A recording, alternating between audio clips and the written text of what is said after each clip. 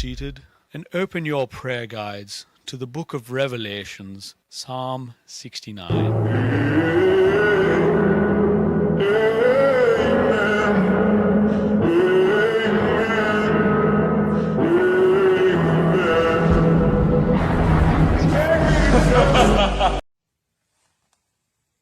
Jack Kirby, who art in heaven. Stanley, be thy name. Our kingdom come, Games will be done. On Earth, as it is in comics. Give us this day our weekly pull. And forgive our top.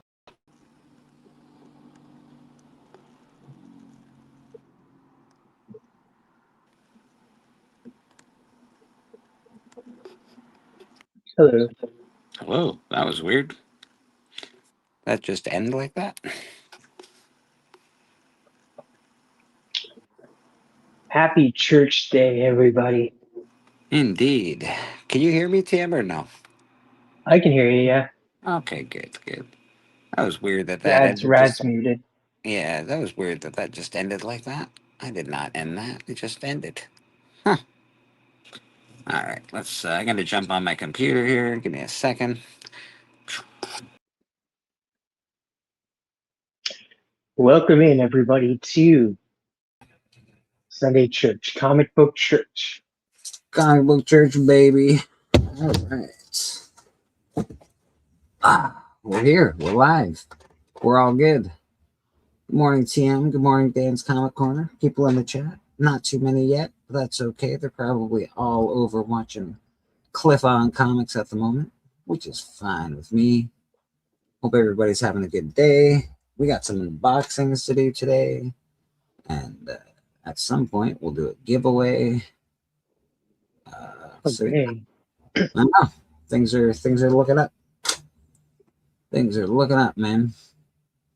Got a lot of news in comics this week. A lot of trailers people are watching. What today? Is today the Green Lantern?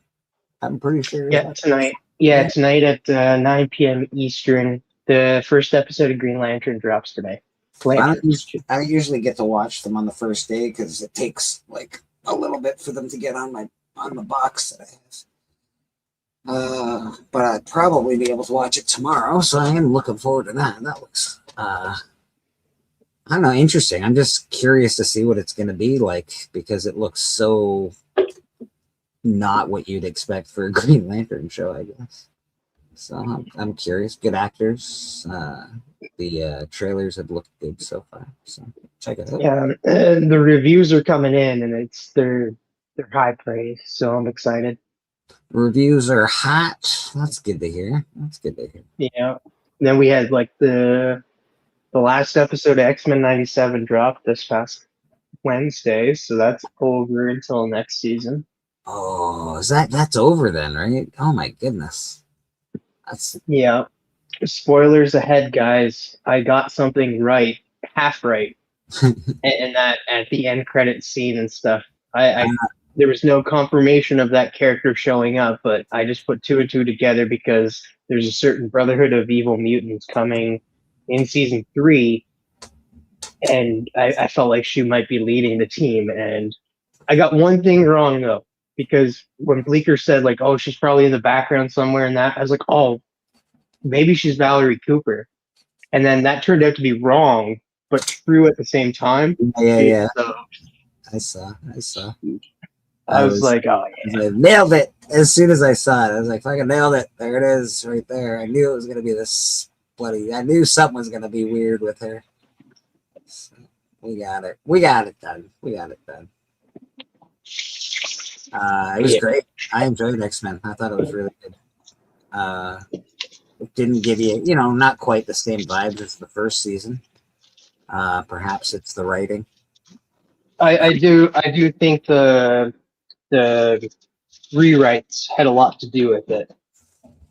I think so. I think firing the initial writer probably didn't help either. Which, I'm not defending him like I'm not what's the word I'm looking for? I'm not like saying he shouldn't have got fired because like he was warned Yeah. and stuff. Like it's just like any job and stuff. You got to listen to your employer. Um, so like he kind of did it to himself, but at the same time, he is a great writer. So I wish that didn't happen. Yeah, I'd have to agree with you. I wish that didn't happen too. Show off a few things this morning while I got some time.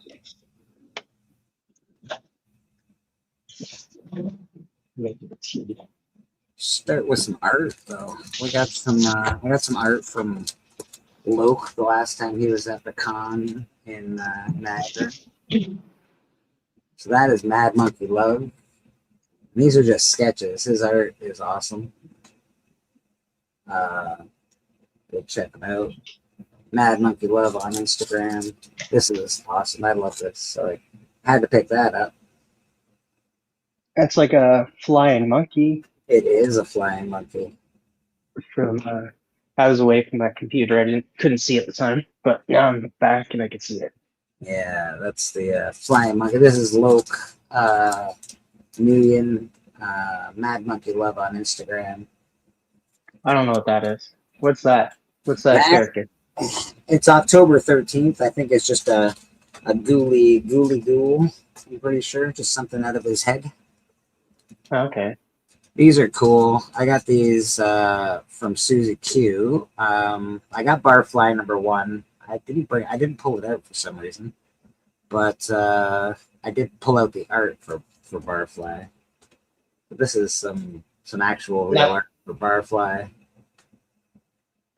That was a wicked episode of Treehouse of Horrors. And this is actually signed by Patton Oswalt, right there. Oh, nice. Yeah.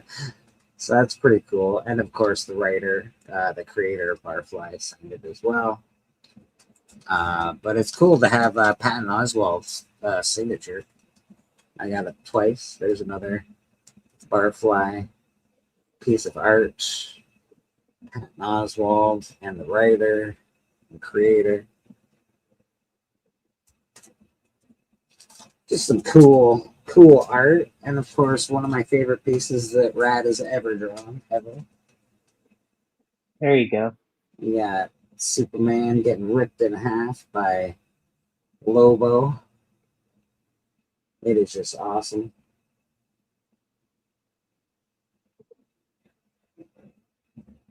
Just wanted to show some cool art first thing this morning. I got some comics to open and boxes to open and things to give away today. So you know what? Stick around. Tell your friends. I didn't put on the other stream today. I should have. Usually I get a lot more viewers when I put on the other stream. I suspect, like I said, a lot of people are probably watching Cliff on Comics at the moment. I don't know what's going on over there because, well, I'm over here. But, hope everything's working out. Had me at Superman being ripped apart. Yeah, man, it's an awesome. So there's the Superman, real like Superman fans. They're not so happy with that one. Brad knew when I asked him to do it that it would be controversial to say the least. I know when Biggie sees it, he's like, "Fuck off, get that shit out of here." Which is, it is what it is, man. I enjoy it because I like Lobo. He's one of my favorites, one of my all-time favorites. In fact, when I first got back into comics and buying bigger books, he was like, he's not a big book because it's not very expensive, but he was like my first, like, I'm going to spend over $2 on a comic book. I think I spent $65. It was like probably an 8.5, I think it was. So, Yeah, that book it ended up going up, but I feel like I haven't looked at the prices recently, but I feel like the book might have gone back down after the movie. It is a book that has that tendency. Lobo goes up and down with the wind. If there's some Lobo news, it'll go up a little bit. As soon as that's out of the public eye, it goes back down to you know, it's like I said, it's about $100 book, $70 book raw. There's a leak that What's that? said that there's a leak that's saying that for the Supergirl movie, DC used AI to design Lobo's suit. Oh, that's not good. Looks good though. They had leaked images of behind the scenes showing the producers using computers with AI systems. AI to design a suit. But Yeah, then, so it'd be like just to design the suit and stuff, not the like. Basically, all of them. His whole design was based on AI. His makeup, his hair, his costume, everything was all AI designed. So it wasn't No AI in human the movie, touch. it was just designed by No AI. human soul. That's why Lobo didn't look right. I knew his trench coat shouldn't have been long. His eyes weren't red enough. My first complaint, he didn't look right. He was fun in the And movie. DC Whether he talking did about look they right or weren't not, going to but- use AI and still using AI. Jim Lee even said DC will never use AI. They just got caught I don't using know, man. AI. I think every studio is going to be using AI secretly now. for some part of their production, I don't think they're going to be. Are they using it for special It's effects? okay for some things, but like designing your main characters, no, it's not cool. For what you're asking, Bleeker, it's they didn't use it in the movie. They just used it to design his unit. Like I know that the big deal with what was the end of that show with all the kids where they were. Oh, Stranger Things. Yeah, I know that there was a big blow up of them like partially like asking AI how They to used AI for the script on how that. to end the series. Like it's just like what the Yeah, they use Yeah. Chat GPT. Yeah. How do we end this, Chat GPT? And It- Chat GPT spit out an answer. That's It did That- not go I feel good like- for the producer's reputation. Mhm. no. I feel like can you name a show that ended well? Yeah, I That's can name a lot. Because I like think- every I show, think like I always hear of like Lost ended terribly, Supernatural ended terribly, Game of Thrones ended terribly. Game of Thrones. Yeah, I'd say, it's just like- it's 50-50. Like, Yeah, I I feel like it's really hard to end a show.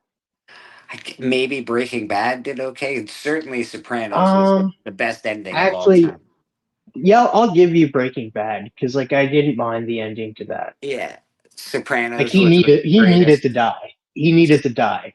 you have Sopranos, Netflix, the TM? greatest ending of all time, even though it's very controversial, it's still probably the greatest ending to a show ever of all time. So, I don't know if I still have Netflix. Let me look.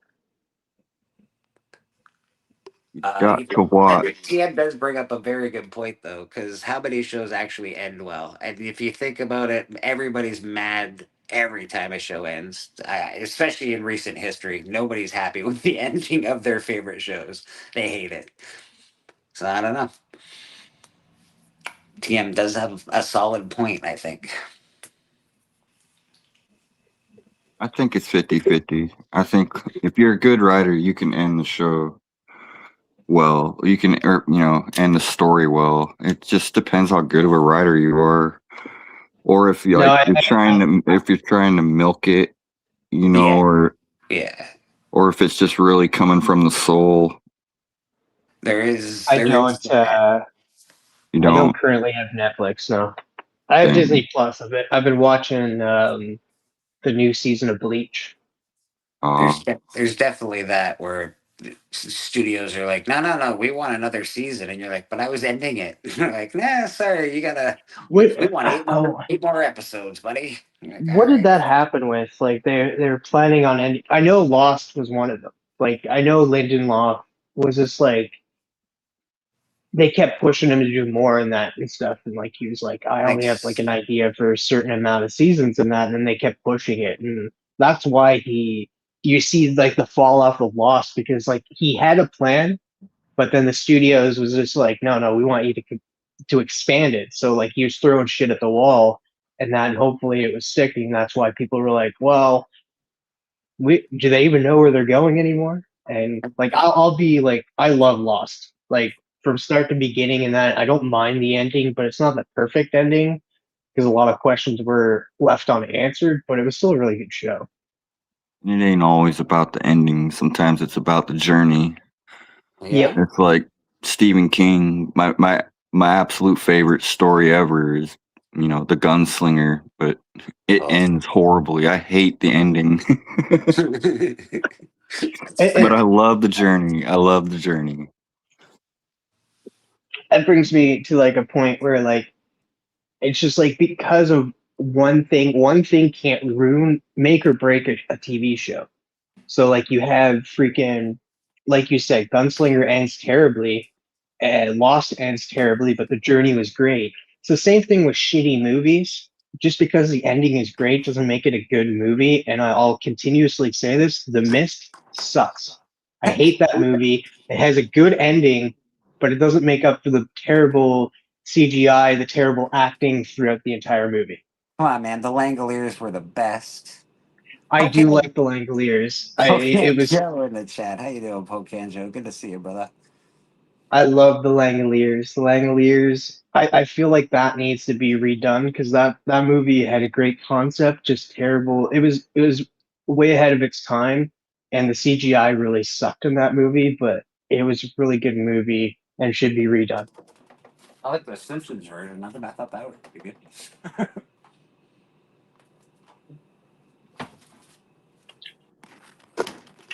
Yeah, that Langoliers movie was just a terrible movie. I think it just had something to do with the effects and all that, but Yeah, it had a good concept to it. well, Stephen King, it better have a good concept. Oh, I got an unboxing I'm gonna do. Yeah, a couple unboxings actually. But I'm gonna do this one. Big box. Yes, Big box. it's a big box. Boom, boom, boom, big box. All right. I'm excited. Rad sent out the pieces to CGC. Exciting process. Oh yes, yeah. I love the fact that he's got a 9/8 of his copy of Brian's book. And Yeah, you should have cracked that open, signed it, and sent it in. Nah. Keep it as the 9/8. They're jerks. Don't do it. Yeah. But Is got his name on it on the bottom of it. It's really cool. yeah.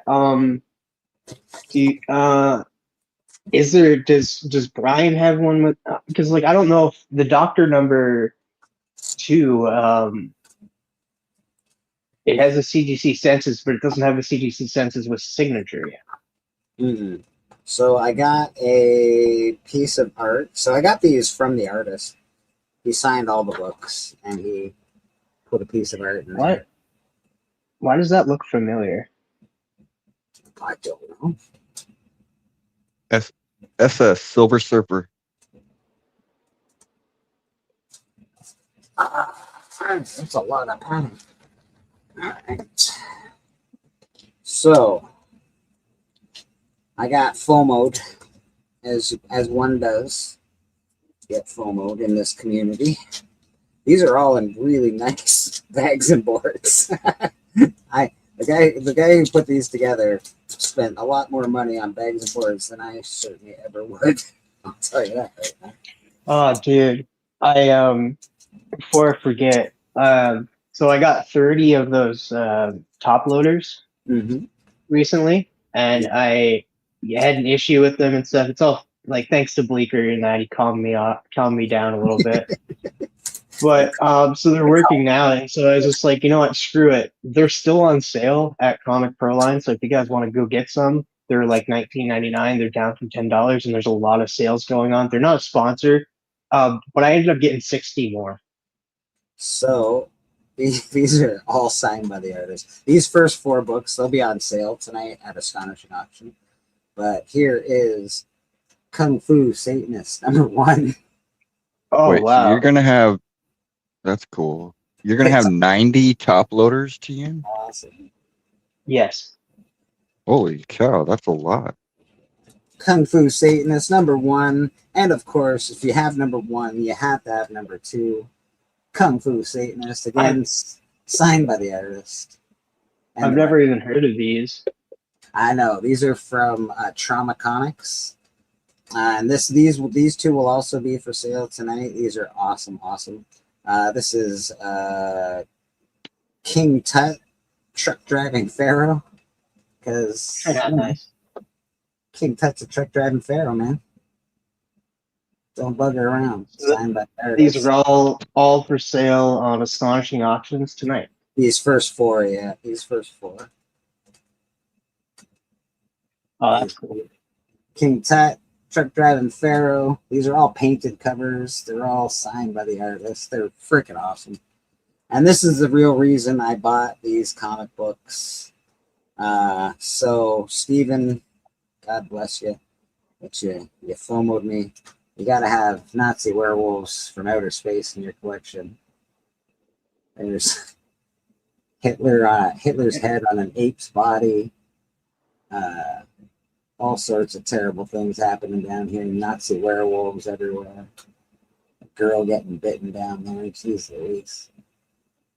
The backgrounds are awesome on these. Look at the spaceships in the background, the fire. It's just cool. This is number 2. This is a needle cover. So she's not naked. AI. She got a shirt on. You got a horse with a human face on it. A Nazi werewolf sticking a needle in this poor gal's eye. Pretty awesome. This is number 3 to that series. Guy covered in spiders. Of course, they're all signed. Everything is signed. Hitler on a horse. He's cool. There's a lot going on in that cover. Like Hitler's on a horse and that. There's alien spaceships coming in. There's body dysmorphia. There's all sorts of stuff going on here. There's Hitler's head in a jar down there. Put another head on that body. Nazi werewolf in the background. Number 6 is special, but this is number 5. Number 5 is awesome. Again, these covers are just super sick, and how can you not want Nazi werewolves from outer space in your collection?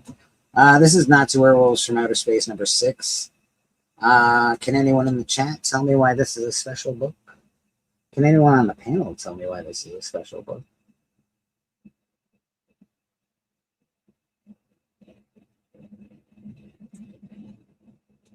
A Conan homage? It is an homage. That you are correct. It's not a Conan homage, but it is an homage. It is what do I call it?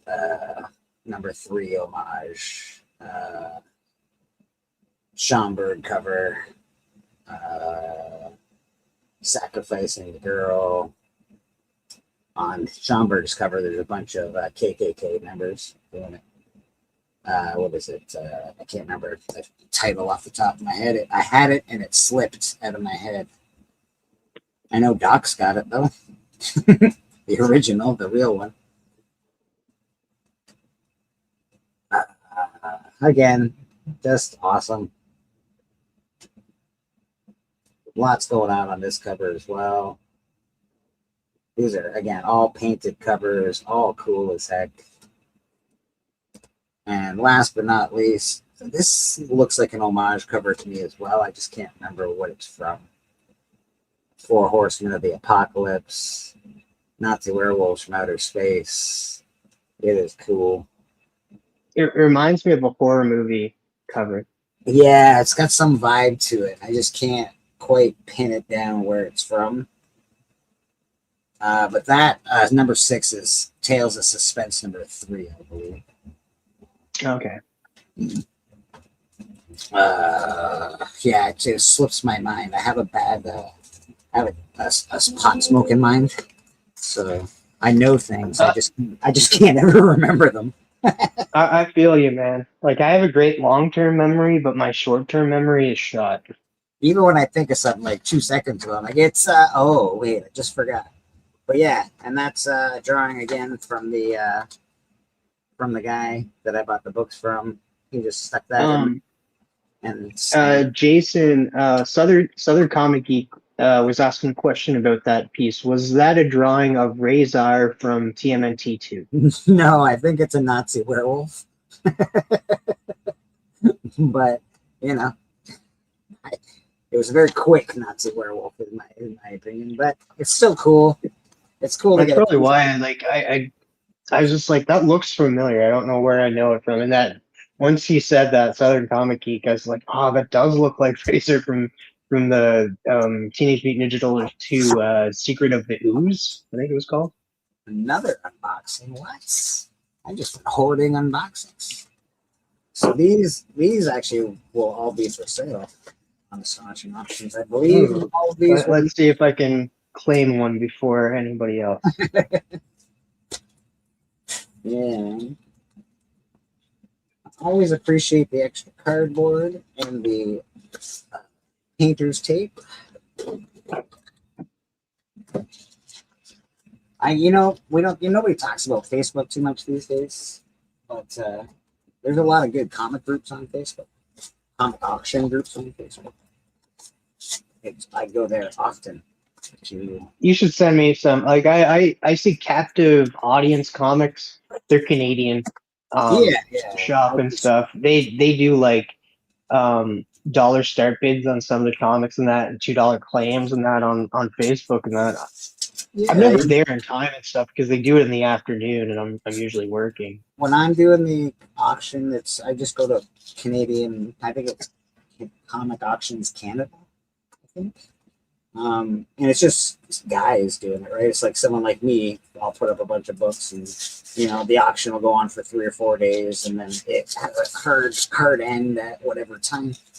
But Canadian auctions.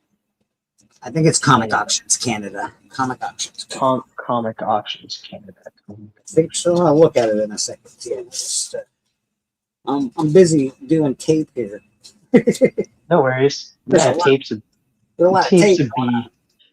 Yeah, Live Comic Auction Canada. There we go. Yeah, I got her.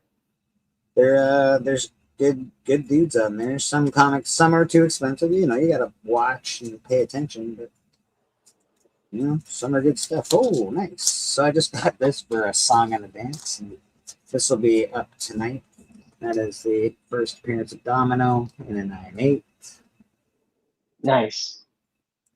Deadpool. I think it's a, what is it, the third appearance of Deadpool, maybe? The early appearance of Deadpool. What issue is that? Like 3? 11.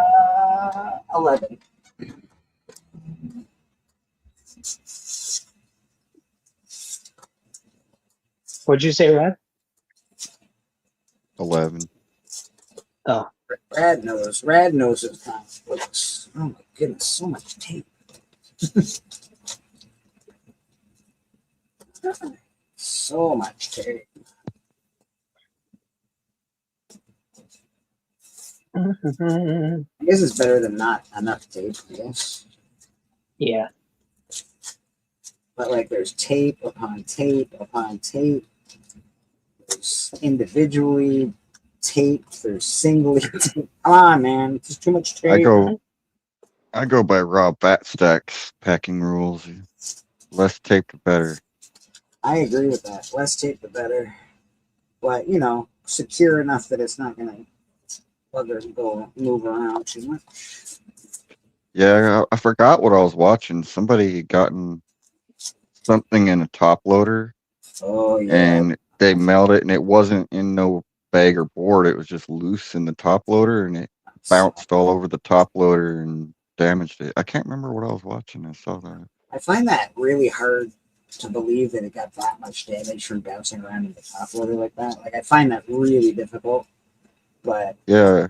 I guess Yeah, that's- because they're pretty tight in there. yeah, they're not. It's not like your comments. I don't know. I find it really hard to believe that actually happened. I It know was a that big book too. I I know. can't remember. I saw it. I saw the whole thing. Oh, okay. Yeah, you know what I'm talking I about. just find it difficult to believe that it's. I It don't was know. just that. Yeah. Yeah. I wonder if he grabbed it. I don't know. I don't know though. I've seen some books. Like it depends like how tight your top loader is. Like if it's a modern top loader or a Silver Age top loader. But he didn't even put it in a bag and board, did he? He just had it in. No. Ah, Yeah, it was just. Oh yeah, loose never in there. mind. Yeah, wait, like the bag and board is like the board itself is the one that really keeps it like. Well, bag and board, Moving. yeah, keeps it really stable inside of it. If it's not in that, yeah, I can see it bouncing around.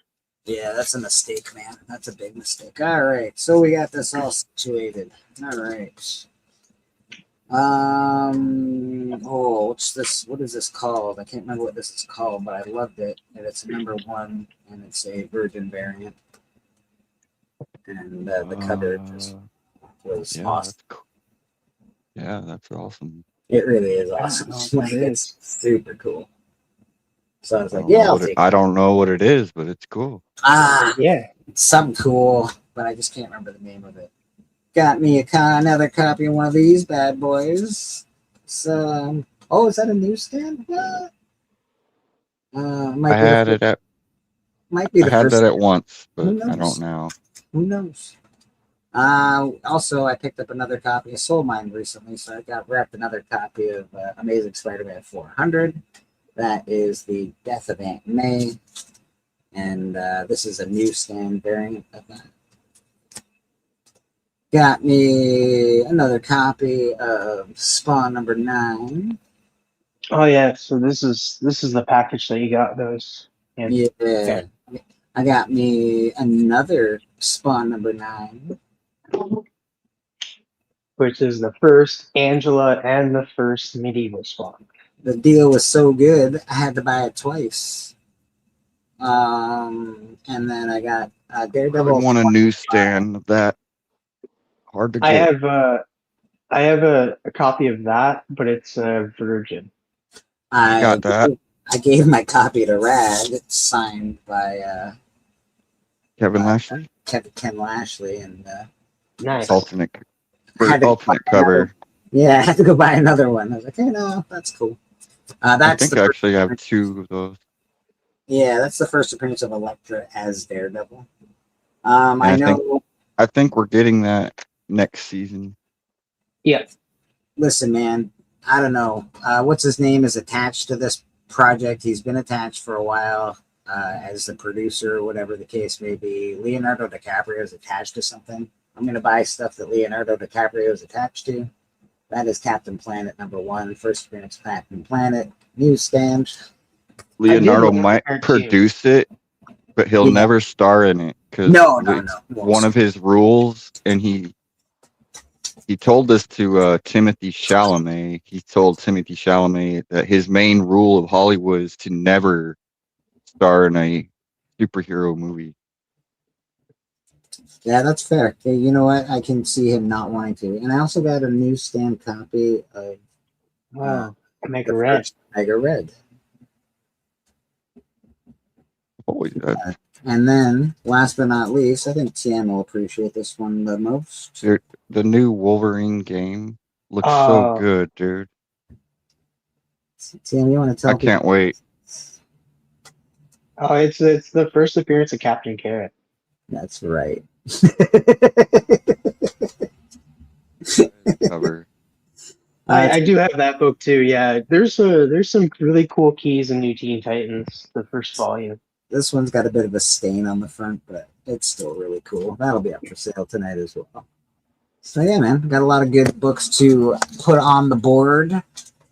Back up for sale. As you can see, I've replaced a lot of the stuff in the last week. Yeah, I there's noticed tons of that. stuff up there. And I got one more unboxing, and this one is for me and for me alone. I'm curious. clean them You all. don't have to. You don't have to say if you don't want to. But what was the value of Omega Red right now? I know the last time I saw that book, like it's been years since I looked it up, but the last time I remember it was like $40. It's well, I paid way less than that for that. It might have had a little bit of resurgence. I figured it dropped a little. No, they're about $40 if they're like really near mint. But usually they're about $20. Okay. But also, like he showed up in X-Men '97, so like he might come back. I remember now. Yeah, it was Wink Inc. Remember that guy? Oh, I do remember that guy. Yeah. He was hasn't been always around for, talking. like, a while. Yeah, it's been a long time. He was always talking about that Omega Red all the time. Oh, that's a hell of a thing to put this in, but I appreciate it. Holy smokes. This is like he put this in like a really, really hard backer board. I don't know how I'm going to get it out of here because it looks not awesome. All right. What is it, a record? Yeah, I don't know what it is, but that's that. Oh. That's cool. So what this is, if people don't know, everybody thinks that the first appearance of Boba Fett is in 44. Star Wars comics 42. This is the actual 42. Yeah. Sorry. This is the actual first appearance of Boba Fett in comic books, and Yoda as well in this. So yeah, pretty cool, man. And I got that for my collection because I'm a Star Wars nerd. I will argue that that's a magazine. It's a Marvel Super Special magazine. It does say magazine right on it, TM. You might be onto something. But it would be considered the first publication, kind of. Actually, wait, no, wasn't there books before? It would be considered in comic format or comic adjacent, I guess, because this is truly a comic book. Like it's like all comics inside. Like I can show you, same with the Super Special for Blade Runner, same with the Super Special for Raiders of the Lost Ark. They're all pure comic books. There's no magazine anything in there. So it's just a big comic book. I can't remember what Steven calls them. Like comic book adjacent, but he uses a fancy word for it. So what they consider that is an oversized comic book magazine. Which makes sense, but technically, hey Matt, how you doing, brother? Oh, you know what, dude? That's 6. No. What issue was that again? Or a specific 16. size. This is Marvel Super Special Magazine 16. All right. Well, it's not just Boba Fett. It's Yoda as well. Lando Calrissian and Lobot. Yeah. And you also got the first cameo appearance of Emperor Palpatine, Bossk, Forlorn, Danger, and IG-88, and first team appearance of Rogue Squadron. So like that has a lot. Did you see the trailer for Ahsoka? I did not. It looks good. They show her young with Anakin. Yeah. They show her and Anakin young, like in a flashback. Looks pretty badass. They did that in the first season too. Oh, they did? Yeah, there was like what was her name? Arya Greenblatt, the girl who plays young Gamora in Okay, I got you. Infinity War. Yeah, she plays young like her. Ahsoka. She looks like her. Yeah, she's older. Well, she's a little older than the Gamora little girl, but it looked good. It is. Yeah. What threw me off is like it showed Balin. I just took this out of the bag because the bag was gross, and now it looks way better. So I'm gonna have to find a different bag to put this in. But this looks really, really awesome. It does, man. It showed Balin, like the new actor playing Balin, like the. There must be a replacement actor. Yeah, the guy that played Ray Stevens. I'm blanking on the name now. Yeah, the Admiral Payette. Bleeker will be able to tell me. The guy that was like he was the Mountain's brother, the Hound. The guy that played the Hound is taking over the role of Balin in Ahsoka season 2. I was wondering. I was like, how does Balin in there? I thought they were gonna remove him as a character, but I guess they're gonna No, keep they him going. replaced him and stuff.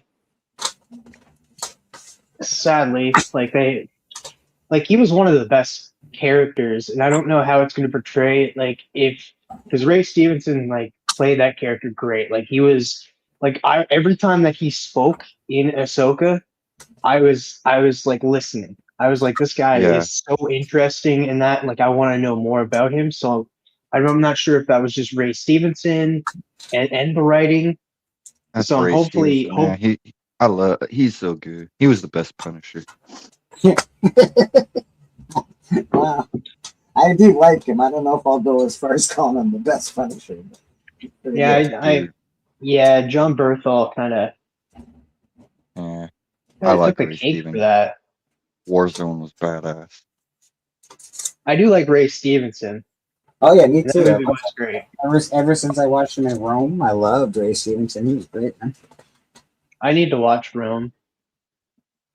Oh, cool. I think that'll be for sale tonight, people. So, what were you trying to get me to watch on Netflix? Because I could probably find it, Brad. The Human Vapor. The Human Vapor. Oh, It's so that good. might actually be hard. It's so good. It's Japanese. I'm guessing. Yeah. See, that's what I'll give it to. It's a thriller series. It's I'll give it to Netflix. They do a lot of foreign Yeah. shows and movies and stuff, and that bring it into America and Canada viewing. Really, really, really good. One of the best shows I've watched this year. Warzone was my favorite. Me too, Tennessee. Me too. A death on live TV, a culprit who turns to gas. Behind it, a secret project that used and discarded the vulnerable. One detective pursues the dark truth. It's so good. Dude, you This know what's been part so that- good? Made me tear up a little bit. I was like, golly, why did they do that? Pulling the darn heartstrings like that. You know what's been really good? I haven't watched the last episode yesterday. I've been really tired I got to sleep in today, so I'm like a little bit awake. But like I've been tired the last few days and stuff. I missed a lot of trailers. I did watch the Vision Quest trailer, but I haven't watched the new episode of Bleach yet, but I've been loving that. Like it's crazy. Like we get a full Kenpachi, like literally just using his Bankai, and it's so sick. I've watched some clips. I haven't actually watched it, but I've watched clips of it. And then like I will say like Yoruichi, like for all you Yoruichi fans out there He's that like- likes the It was talking about how he's been hiding his Bankai for thousands of years. He comes out, he looks like a werewolf or something. who Kenpachi? Yeah. He's it's hard to say, but like I forget her name, the little girl that's like with him and stuff. That's the lieutenant of squad. What are you talking about? Yeah. 12. She's not real. She's his Bankai, like the spirit of his Bankai and stuff. That's why Right, she's always following him around. Oh, I didn't know that. But I know that he didn't know his Bankai's name. That's why he couldn't never call it. Yes, like he named her. You and guys are stuff speaking because a she foreign came- language, is what you're doing. Nobody understands anything you guys are Foreign language. Sorry. Yeah, We'll talk about but it later. I've been really enjoying that. So I gotta watch the new episode and that later. But So I do have a little bit. That book that I bought, the first Boba Fett. I actually bought another copy of it for even less money than I bought that one for. And it happens to have a weird little star stamp on it. So I'm waiting for that to come in to see if it is what I think it is. Mark Jewelers. Yes, sir. It could be a Mark Jewelers star stamp for being on the base for the soldiers. So I actually has the exact same star stamp. So I'm very curious. A random Batman and the Outsiders book I picked up ended up turning out to be a freaking Mark Jewelers.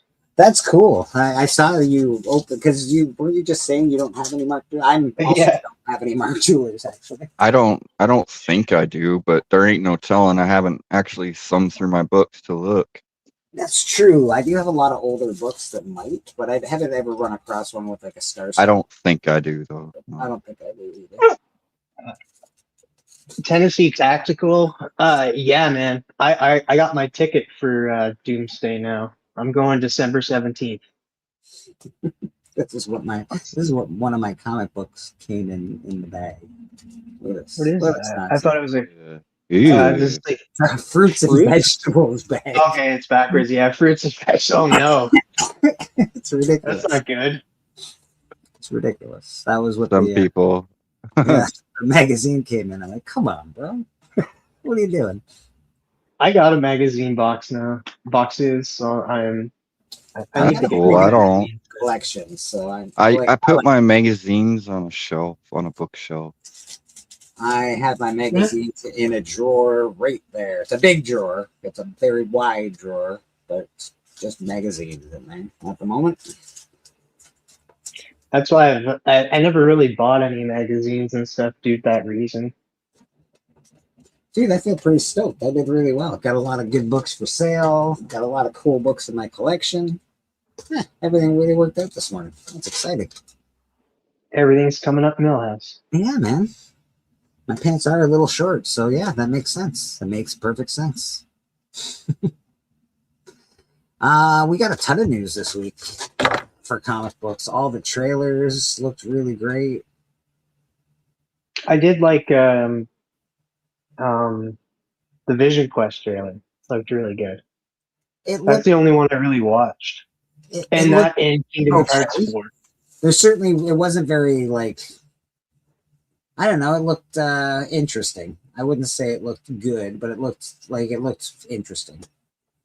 Well, yeah, kind of like Wonder Man looked interesting. Yeah, I'm curious about it.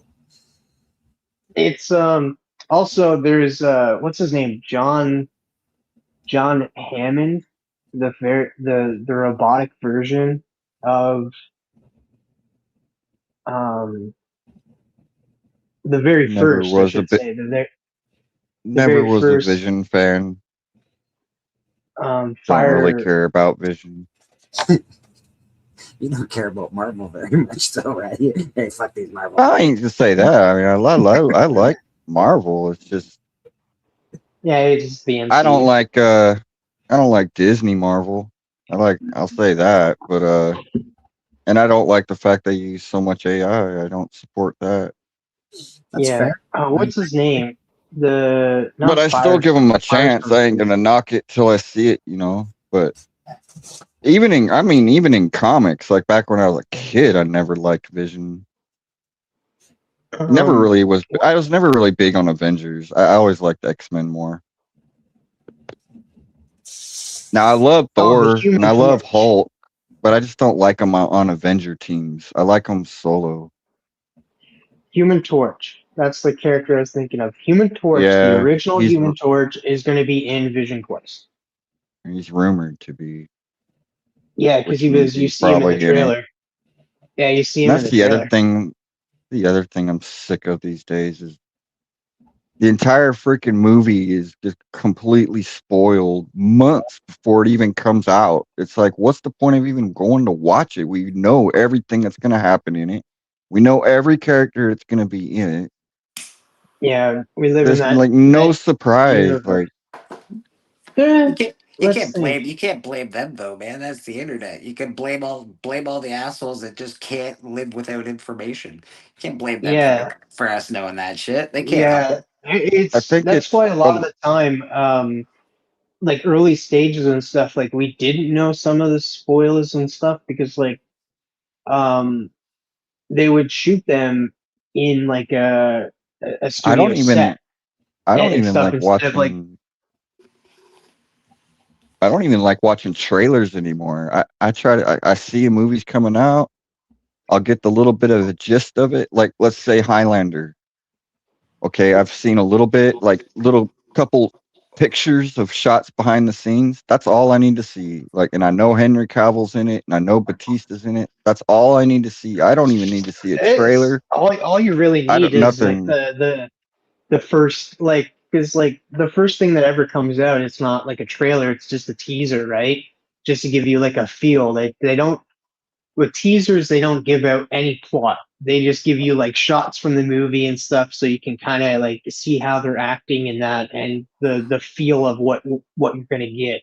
No plot in that, and I agree. Like the more and more trailers that play, because we get a teaser, a trailer, and then another trailer for when the Usually it's movie kicks trailer off. one, trailer two, final trailer.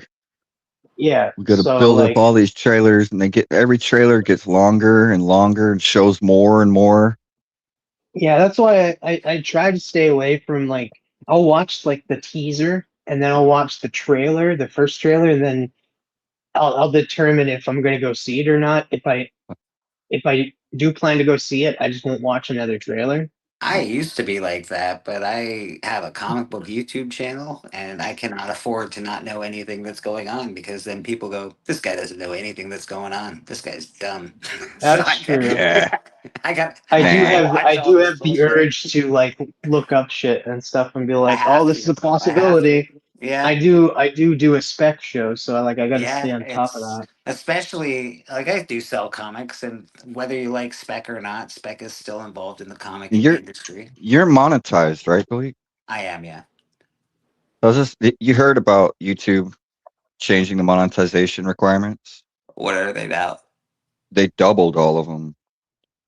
It's okay. So all the monetization requirements are doubled. It's not like it's gonna be so hard for a new comic channel to get monetized now, like especially comics, like because they're so Yeah, niche. yeah, But yeah. like it was I've grown at a snail's pace, 4,000. bro. It was 4,000 watch hours. Yeah, I You think I had have you had to have 4,000 watch hours, 1,000 subs. Now you got to have 8,000 watch hours. 8,000 And watch hours. That's a the lot. shorts have jumped up to like 30 million short. You got to have 30 million views in shorts. I don't really focus on shorts too much anymore. Like it's a great way to grow your channel quickly, but they're not viewers that stay. They're not viewers that watch on a regular basis, and they're not viewers that will give you Yeah, multiple minutes of their time. So it's yeah. just sort of it's great to like get the subs, but it's like, oh, I got 10 subs. Oh, I lost 12 And subs. Oh, I got with 12 subs. Oh, I lost 20 yeah, subs. It's weird. with that new change, Yeah. it's even more not important to do shorts. Like I Yeah. think shorts is just a way to like get you a few extra subs here and there if you want them. What I But really like should be I doing, do I I should be do doing shorts videos. sometimes I do whenever you're them not like a I want lot. to just when I you're just want to not gonna like I get don't want to your make a video. I don't really care. I don't want to do a video or something showing off books I got. I'll just stack them and do a quick little here's what I got right quick and stuff, and then I'll drop it and stuff. It's not about like, hey, I don't want to get views and stuff. It's more of like I'm just too lazy to do a video, or I getting just don't That's have enough time to do a video. eight I know getting 8,000 watch hours is gonna be hard that's because gonna like be I know a almost Oh lot of people impossible. struggle just with 4,000, That's gonna be almost yeah. impossible. Actually, it's next to So impossible. and they're doing so it because did all it these people change are the making 500 thing? Like remember like for a while it was just like you can do the like, if you get the 500 you can like do the super chat things but you can't like get the no, AdSense. you have to have 1,000 subs. The subs stay the same. But You have to have a when did thousand subs. Yeah, and but you when have did to that have. change? Because like the 500 used to be a thing. When did they stop doing that? It actually Oh, used to I be a don't know. thousand. It used to be 1,000, then it went to 500, and Yeah. apparently it's going back Now to it's 1,000 again. yeah. Now it's 1,000. Okay. You got to have 1,000, and you got to have 8,000 watch hours I assume unless you're grandfathered in. or 30 Yeah, million you're already short in Fair views, Baker. Yeah, or your grandfathered they in. actually Yeah, paid me a check for Christ's sake. So I they're think I'm doing good. it Yeah, because because YouTube doesn't want to have to pay AI channels because people are making channels off AI or Yeah. using AI to yeah, create channels, and YouTube doesn't want to have to pay those. Wow, that's not And gonna. so That's they not gonna. said Hold on a the other second. thing.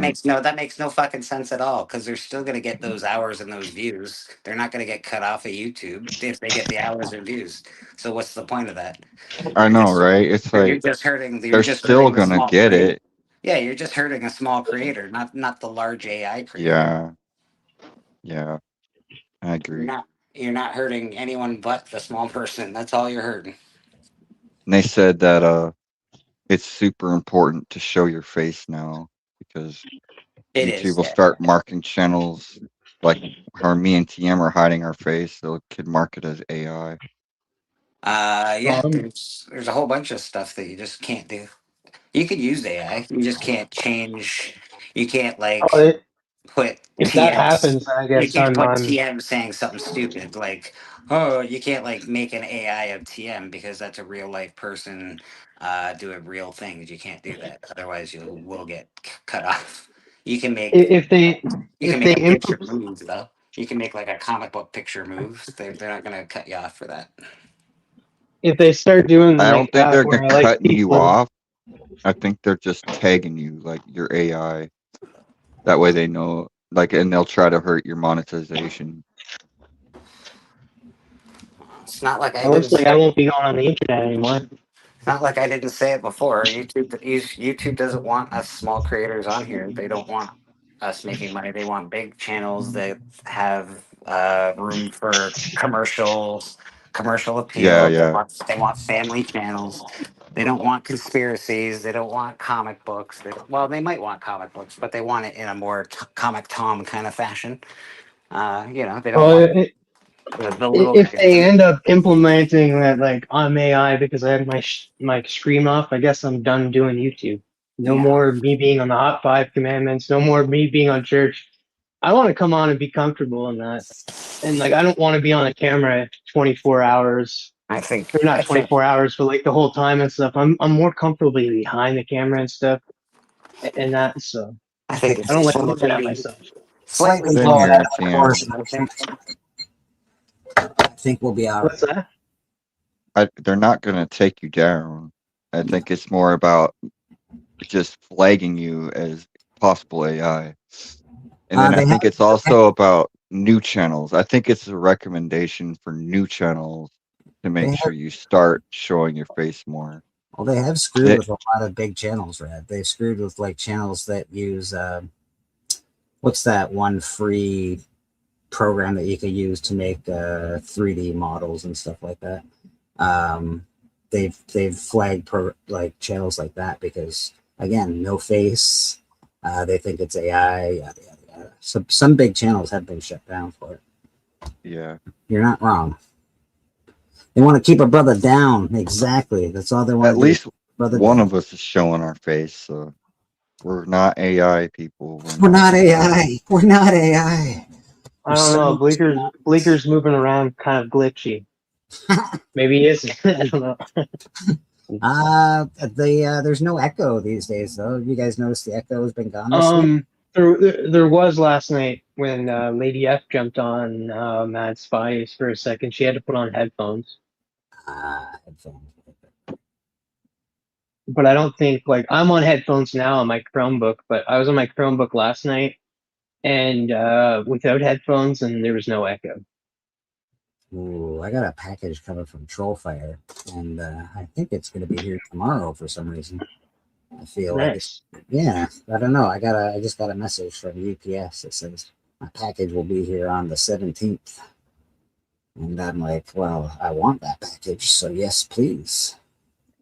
It's got to be signed for, though. Good thing it's going to my work where there's somebody at the desk that can sign for it.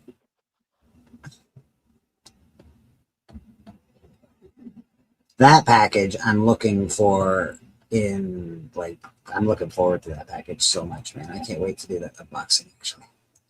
I got some cool personal books in there, man. They're awesome. What else happened in the news this week? Anything good? What do we got? I have more of a reason to buy a PS5 now because there was a game. This game, I really like this game series and stuff. It's another game that I played when I was young and stuff. Like I played the first one and that it blew my mind. I scoffed at it at first and I was like, this is kind of weird. But then I started playing it and the gameplay was really fun. The story was really fun and interesting in that. But Kingdom of Hearts 4. They ruined it, TM. They ruined it, TM. No. That game ain't no good no more. They It's ruined good. it with Kingdom Hearts 3. They ruined it. I didn't mind Story Kingdom Hearts 3. It was good. It was alright. and the game and the gameplay. Don't worry about Rad. That's why I think that's why they're doing Kingdom Except Hearts 4 and stuff is to make up for Kingdom Hearts 3. Rad hates anything unless it has Asians in it, apparently. If it's Korean, Rad will love it. Anything else? Oh, it's so Kingdom Hearts. It's Square and Disney combined. So it's like you get like a lot of the Final Fantasy characters crossed over with the Disney characters, and like you get to play as one of my favorite Disney characters, Goofy. Like Goofy is the goat, guys. He's a dog, but he's the goat. Yeah. Oh, But like, yeah, I will agree. Like my favorite Kingdom Hearts game is 2. 1 and really 2 were like good. Then they ruined the story. But like they had a lot of games because like Kingdom Hearts, what they did was they did 1, and then they did Kingdom Hearts 1.5, and then 2, and then they did a Rechain of Memories, and then they did. Yeah, I'm looking 2.5. forward to Wolverine, September 15th. that's- I'm gonna buy it on day that one. looks good, Looks too. so good.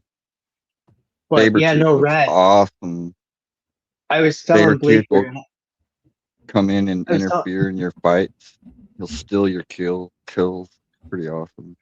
I was telling Bleeker backstage, and I don't care if you guys know out there and stuff, but I've been saving money, and I have 1,100 put aside for a PS5 Slim, 1 terabyte. It's cheaper than that, and I'm You could waiting get for it to go I on could Black get a- Friday sales. I was gonna say I could get a PS5 Pro for $1,100. Well, yeah, but I don't want to spend that much. Like it's Yeah, you'll be able to buy games and controllers and Yeah. headsets. You'll be able to get all your extra stuff. Yeah, well, I don't need I just need one controller that'll come with the system. Then a headset would be good. Because, like, you know what? I might start up a separate YouTube channel just for me and do what you do and stream me playing it. Some of the Final Fantasy games, Kingdom Hearts games, and that just for fun.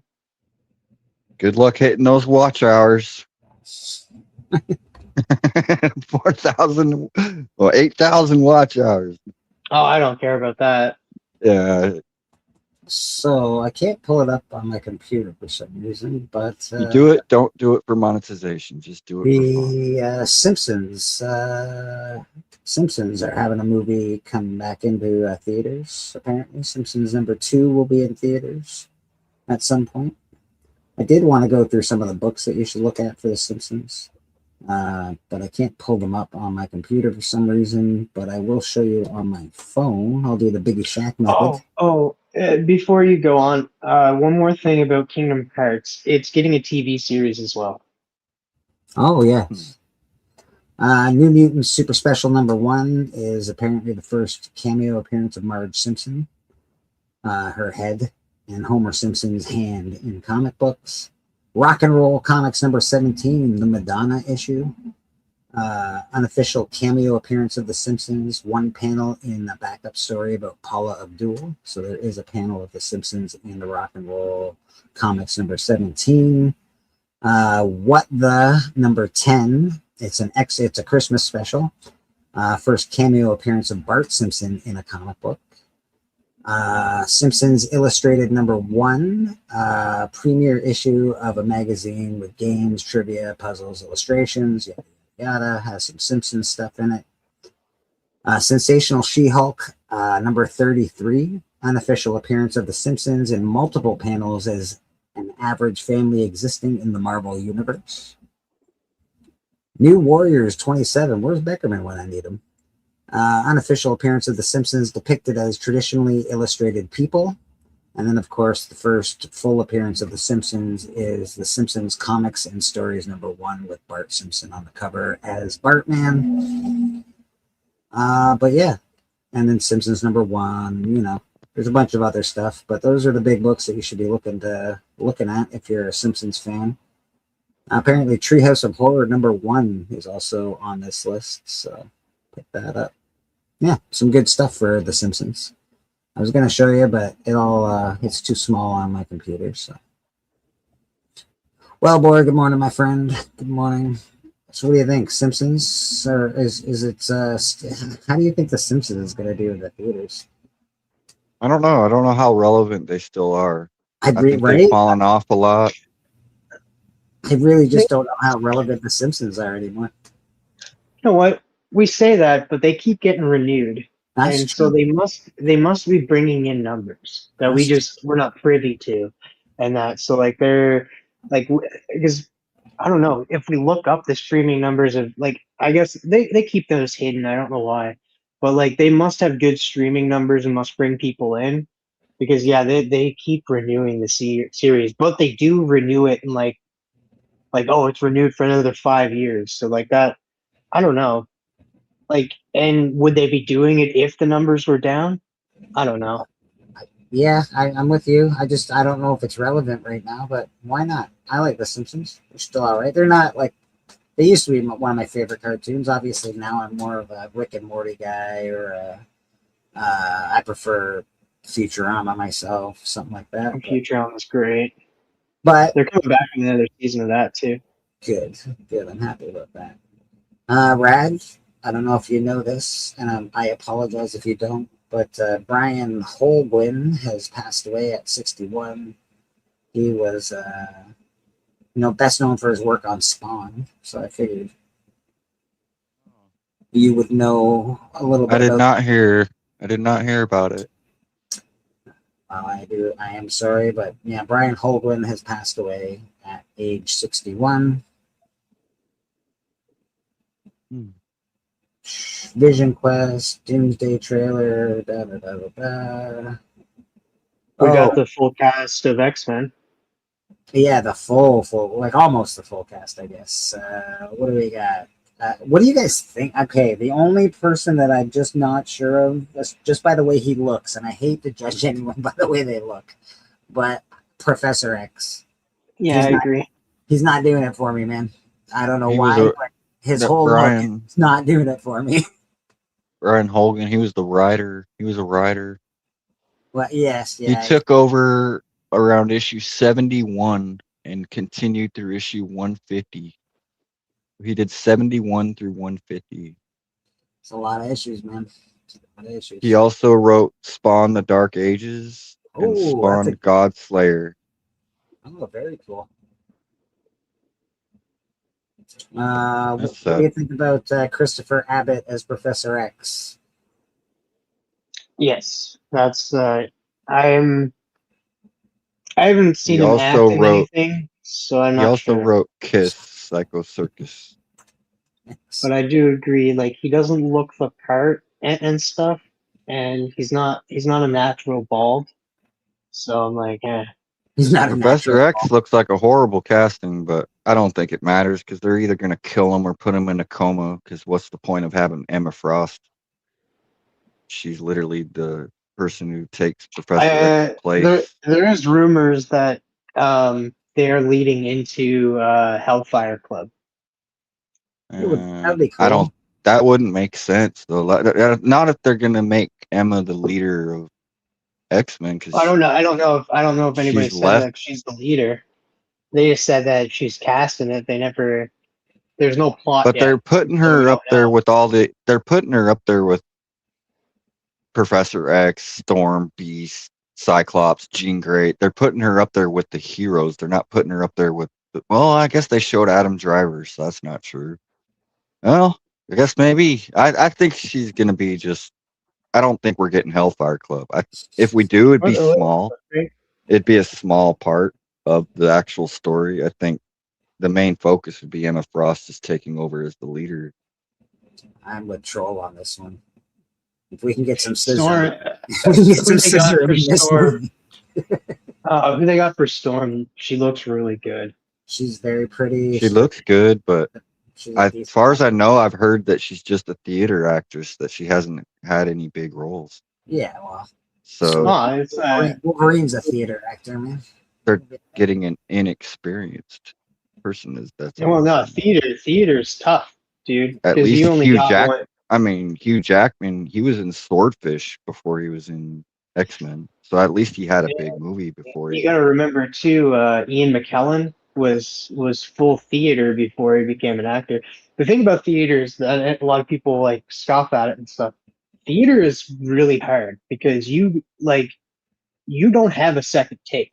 You don't have like, okay, that wasn't good enough. We'll move on to something. It's a Right. one take thing and stuff and you're playing that yeah. character for multiple times a week, right? They're So- they're under more pressure than a normal actor. And let's be honest, Yeah. as somebody, most people in this community, not TM, and not a couple of people, but like a lot of us have no idea who this cast is, so I can't say anything bad about the cast. The guy that was I can only cast, judge them on their looks, on if they look the part, and she looks the part, man. She looks the part. the guy that was cast as Professor X, I've Does not seen look him the part. before. I can't remember what I watched him in. I want to say he was a vampire, but I can't remember what it was. I watched something with him. He was a good what's actor. his name again? Christopher Abbott. Can't remember. Yeah, Christopher But Abbott. I don't think we're gonna get a lot of Professor X personally. I don't think so.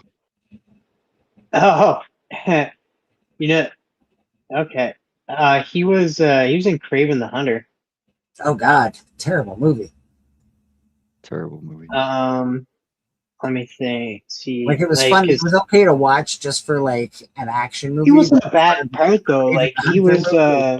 Craven was remember so bad that it's free on Tubi. Do you remember the character, the Foreigner? He played the Foreigner in Craven the Hunter. Okay. Not doing it for me for a Professor X, bro. But he might be awesome. He might be awesome. They might be able to prosthetic him up and make him look great. I saw him, like I said, I've seen him in something else. I think it was a no. TV show. I think it was a TV okay, show. so the last couple of TV shows that he did in 2023, he did The Crowded Room. He did another show in 2022 called Rami, Intergalactic, Catch 22, The Sinner, Enlightened, I think it was Girls. The Sinner. I think it was The Sinner that I watched. He was good Alright. though. He was a good actor. He doesn't fit Charles at all. No, he doesn't. He just doesn't feel like a Charles Xavier. You need a bald person to play Charles. Oh, he was also a one of the theater actor balds. too. You need someone Yeah, who's bald dude. at 18 years old. 18 years old and bald. Yeah, That's a Charles. like you do. You need a bald guy like Patrick Stewart. He was bald. They didn't have to shave his head. Imagine if Kingpin, they cast a guy with hair. Just showing off. That some- wouldn't have worked. That's all. You guys keep talking. I'm just showing off some of the books that I got today. You couldn't cast a Kingpin with an afro. No one would have fell for that as Kingpin.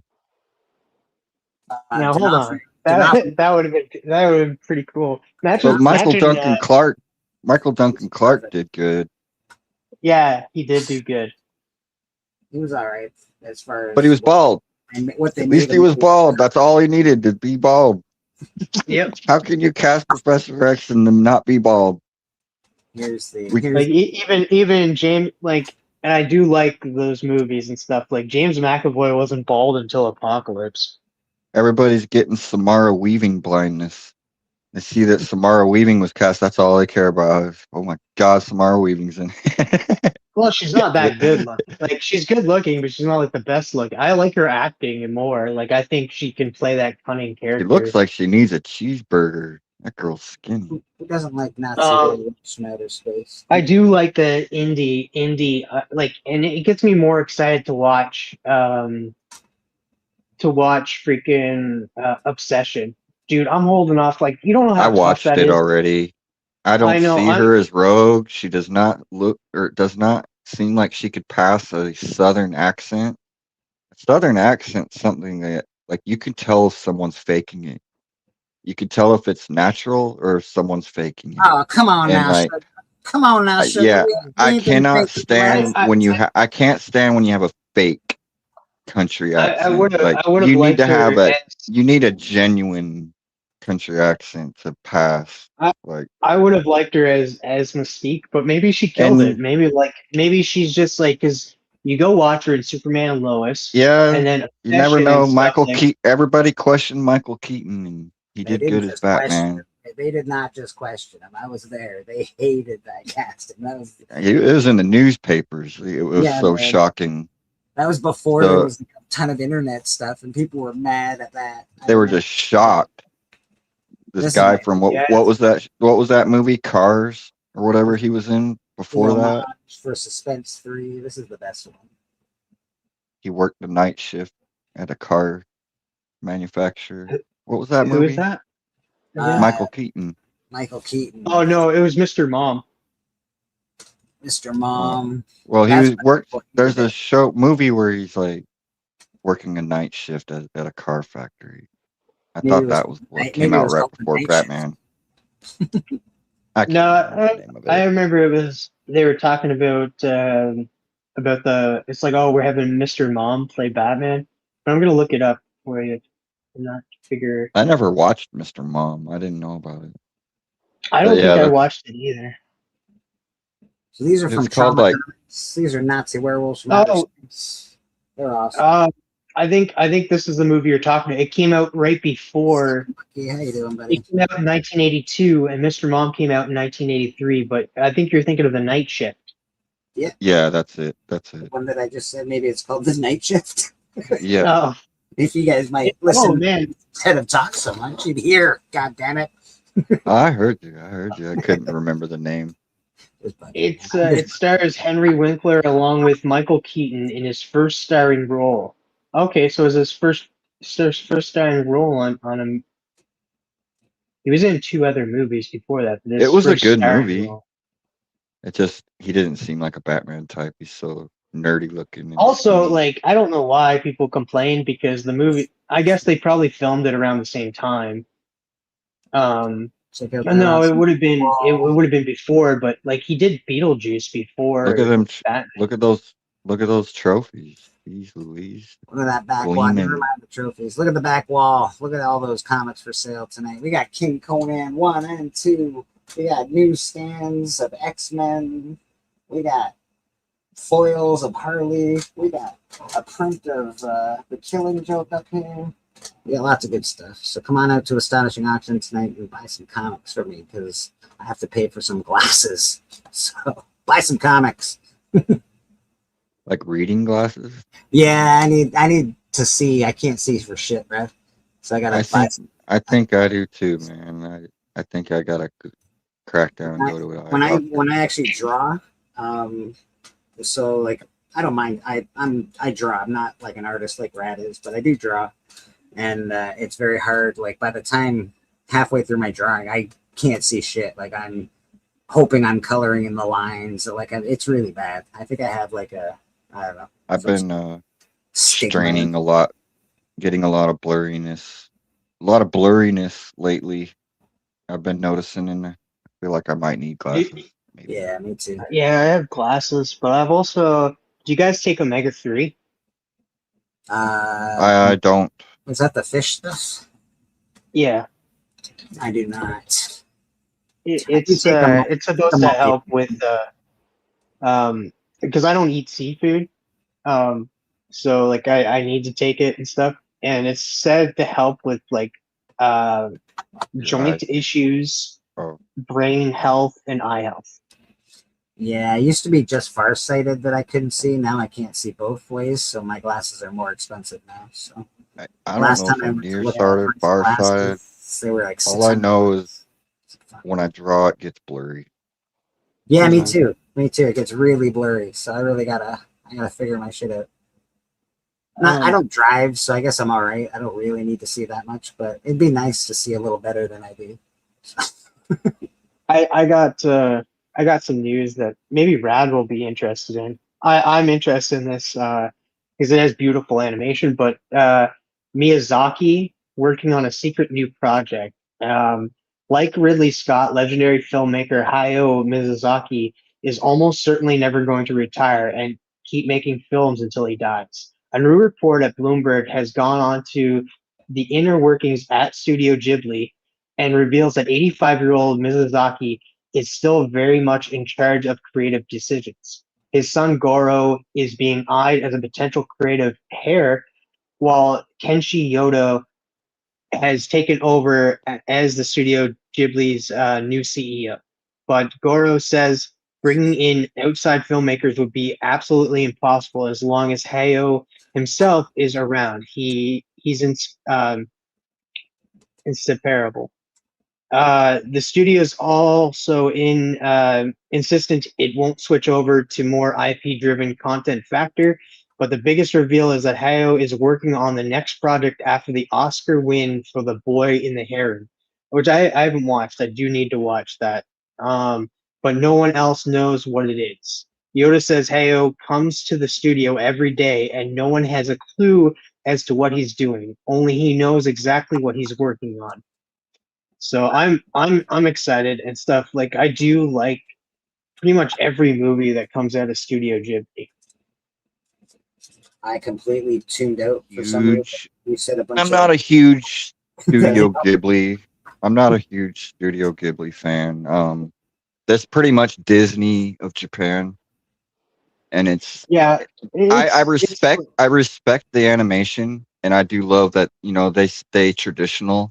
They don't use a lot of CGI. That's mostly hand drawn stuff.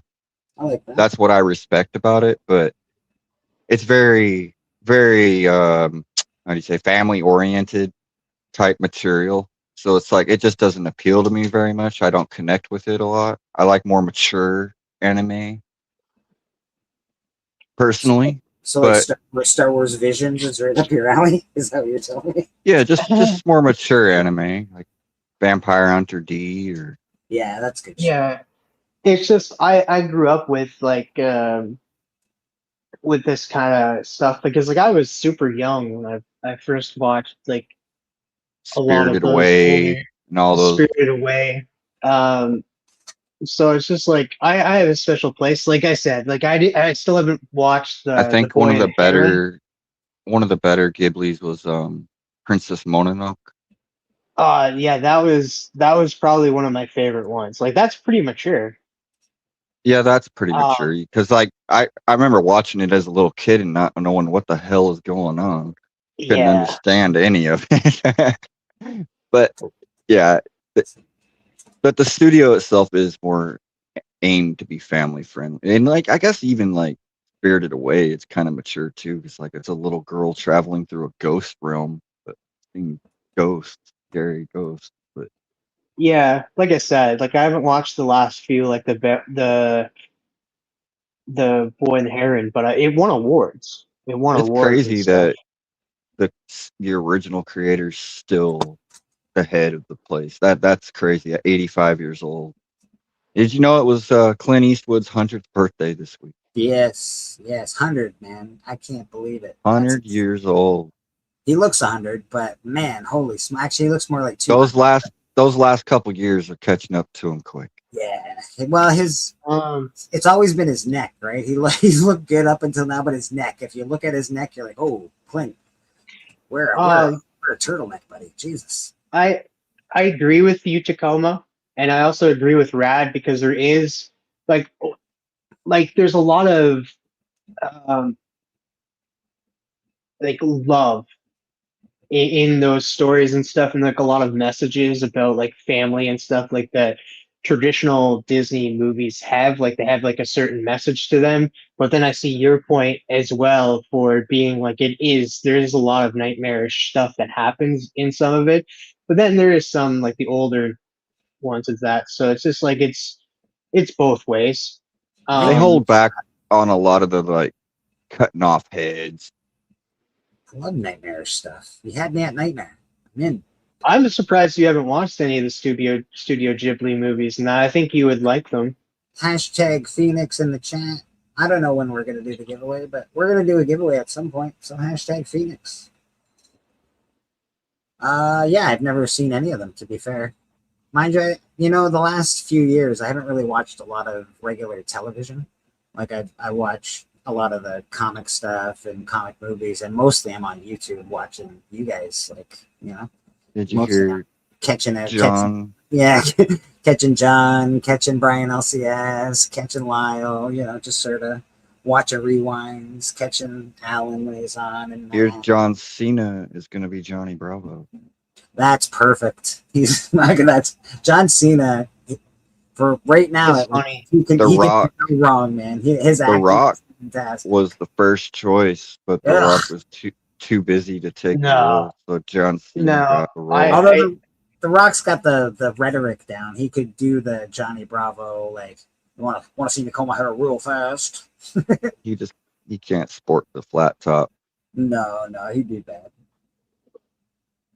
Yeah, no, that's and I don't find The Rock funny. I do find John Cena funny. John Cena's timing is impeccable, man. He's great. He's so good, yeah.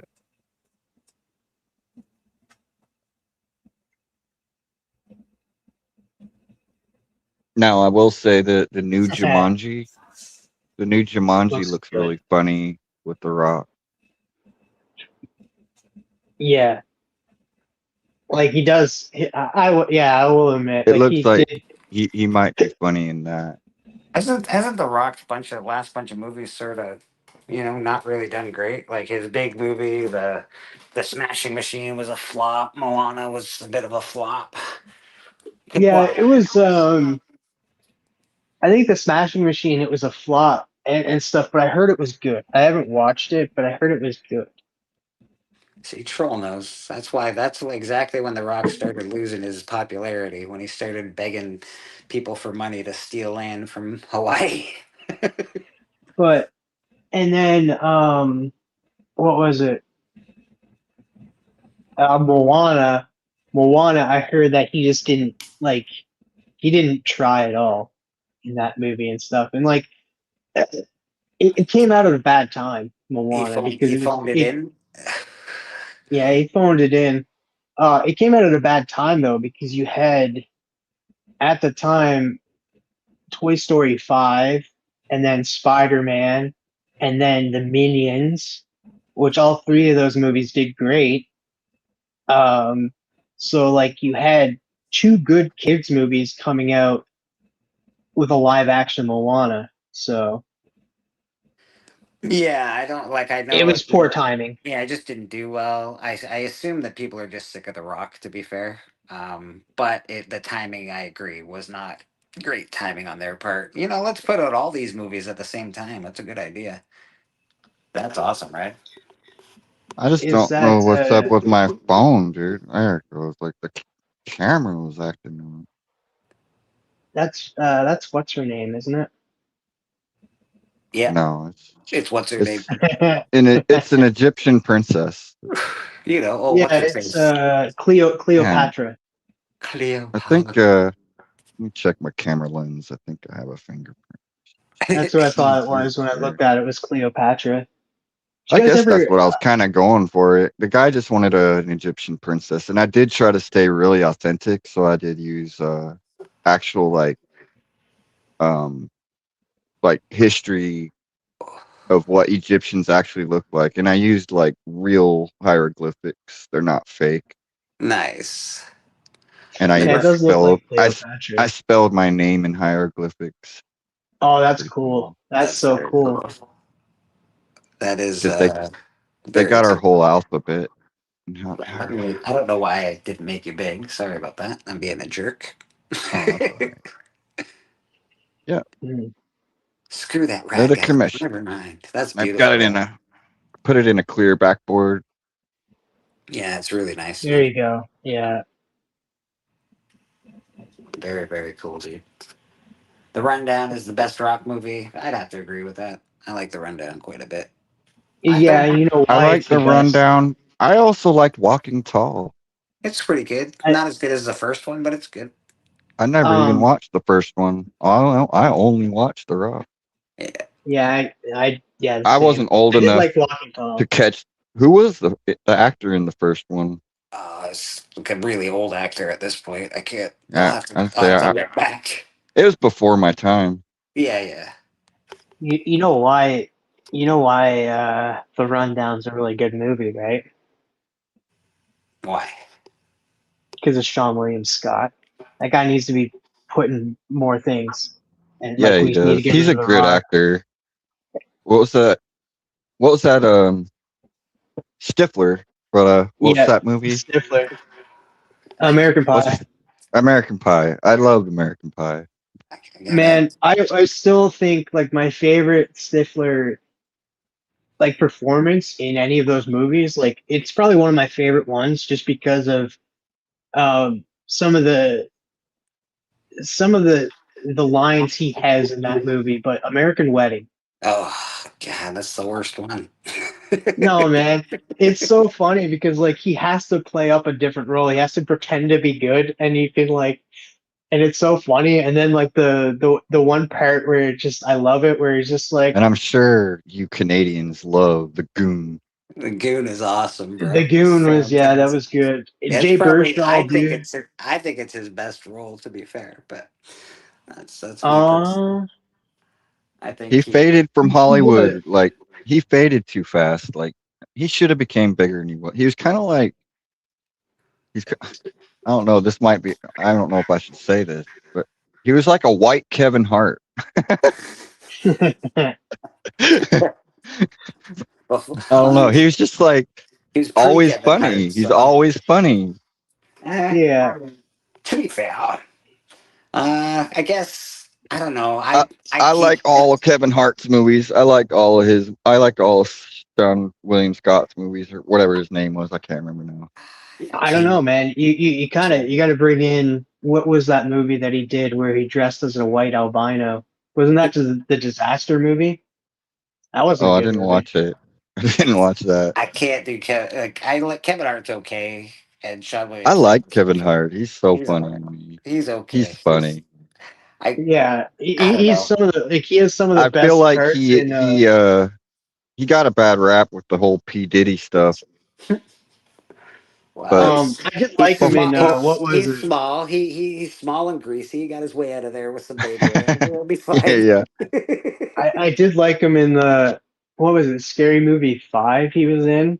Yeah. And they're telling the story about how he was like him and the other guy that was like a Brokeback Mountain thing, and then it comes back and it flashes back to him. It's like, yeah, I like that. And the guy sniffs Kevin Hart, and then the guy walks away and stuff. He looks at Kevin Hart, just looks at him, and is just like, it's like, why would you do that to me when I just freaking met this guy? Like, I don't know. It just killed me every time that scene.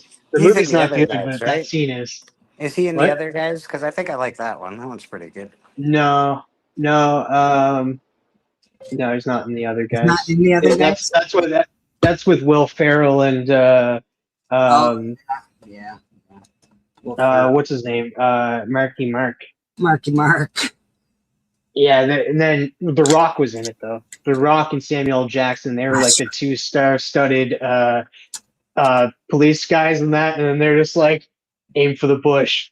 They jump off the freaking building and then like die. I'm like, what a stupid idiot. Funny, man. I laughed so hard the first time that happened. Oh my god. Like you didn't know what was happening. You were like, it just took the movie was like straight laced until that moment. And you're like, no, they wouldn't do this, would they? And the whole part where he takes Mark Wahlberg where Will Ferrell takes Mark Wahlberg to his house to meet his wife. Yeah. Eva Mendes. Yeah. That was so funny. Who is this? Who is that? Shut up. Who is this? Who is that? Yeah, and the way, and then like how, like, and then you get introduced to his ex-wife later on and stuff, and she's just as hot. Like you're like, what the fuck? That is like funny. Gator The don't other play guys, yeah. The It's other a guys great is movie. movie. Are we echoing or are we just talking over each other? I'm sorry. What? No, you're all good. I just wasn't sure if we were echoing or just talking over each other there for a second. My dog's also barking. I'm trying to get him to settle down. Weed eating the Yeah, grass out here, and he's going crazy. You guys, I don't know if you guys were watching Astonishing last night. Those guys went past 2 a.m. in the morning. Yeah, I did No, watch him actually. I saw MT Comics was teasing the hell out of me with those beautiful X-Men books. He had a That's- big X-Men lot I wanted really bad. I just didn't have the money or balls to pull the trigger on it. That's my only problem with the auction last night. There's so much X-Men. Like X-Men is primarily not what I collect. So it's like, I gotta stay focused. I mean, I do love my X-Men, but I gotta finish Spawn before I work on those books. I do every Yeah. now and again. I'll like grab a few like there's some characters I like, so like I'll grab the first Omega Red, or I grabbed the first Sauron recently because I really like him as a kid. But I connect to the X-Men a lot because I grew up with them. As I was going to school, I would watch the X-Men cartoons every Saturday morning anxiously as they came out. I was just the right age when it came out. So the cartoon sunk X-Men into me. cartoon was big, that's for sure. I'll give you that. Before X-Men, they weren't the first though. Like before X-Men, it was Spider-Man, and then before Spider-Man, it was Batman. The cartoons, Yeah. and those are what really initially got me in comics. Was first Batman, and then Spider-Man, and then X-Men, and then Spawn. Definitely Spider-Man for me. When I was a kid, Spider-Man was the guy from the 60s cartoon and then the 90s cartoon. Of course, X-Men came in the 90s as well. That was awesome. Batman was so good when that came out. Yeah, I got really spoiled with how all those awesome And I grew up shows. in Montana, and so we didn't have any comic book shops. Like we were like last probably in the country to get a comic book shop. Oh, I wouldn't be allowed And so to bookshop when I was a kid. There's no way. My parents would never let me go into a comic book shop. No. yeah, it was a long time before I ever got to see what a comic book shop was even like. Like I always got my comics at the gas station.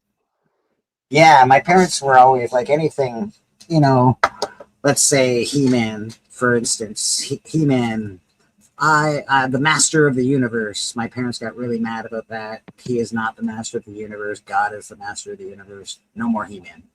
So like anything that was kind of outlandish or not any like directly related to religion, my parents were like, no way, buddy, get out of here. I didn't like any of those cartoons growing up. I didn't like the X-Men. I didn't like Spider-Man. I didn't like Batman or the Teen Titans. They're all terrible. Nice. Yeah, definitely wasn't allowed to watch that stuff. I did, thankfully, but I wasn't supposed to. I had a little sister, so I always had to find something that we could both watch. And like X-Men was a good fit for that because there was male characters and female characters, so I was always able to get away with being able to watch that with my little sister. He aggressively has a very nice X-Men collection, is my guess. I don't believe him. I have a little one. I don't have a big one. I have a little one. You know what though? It's coming along nicely. You got some cool books from Griff. You got your own stuff that you've been picking up. Like your X-Men collection is coming along pretty nice. Yeah. It's starting fine. You got the first Sentinels for Pete's sake. That's a big one. Yeah.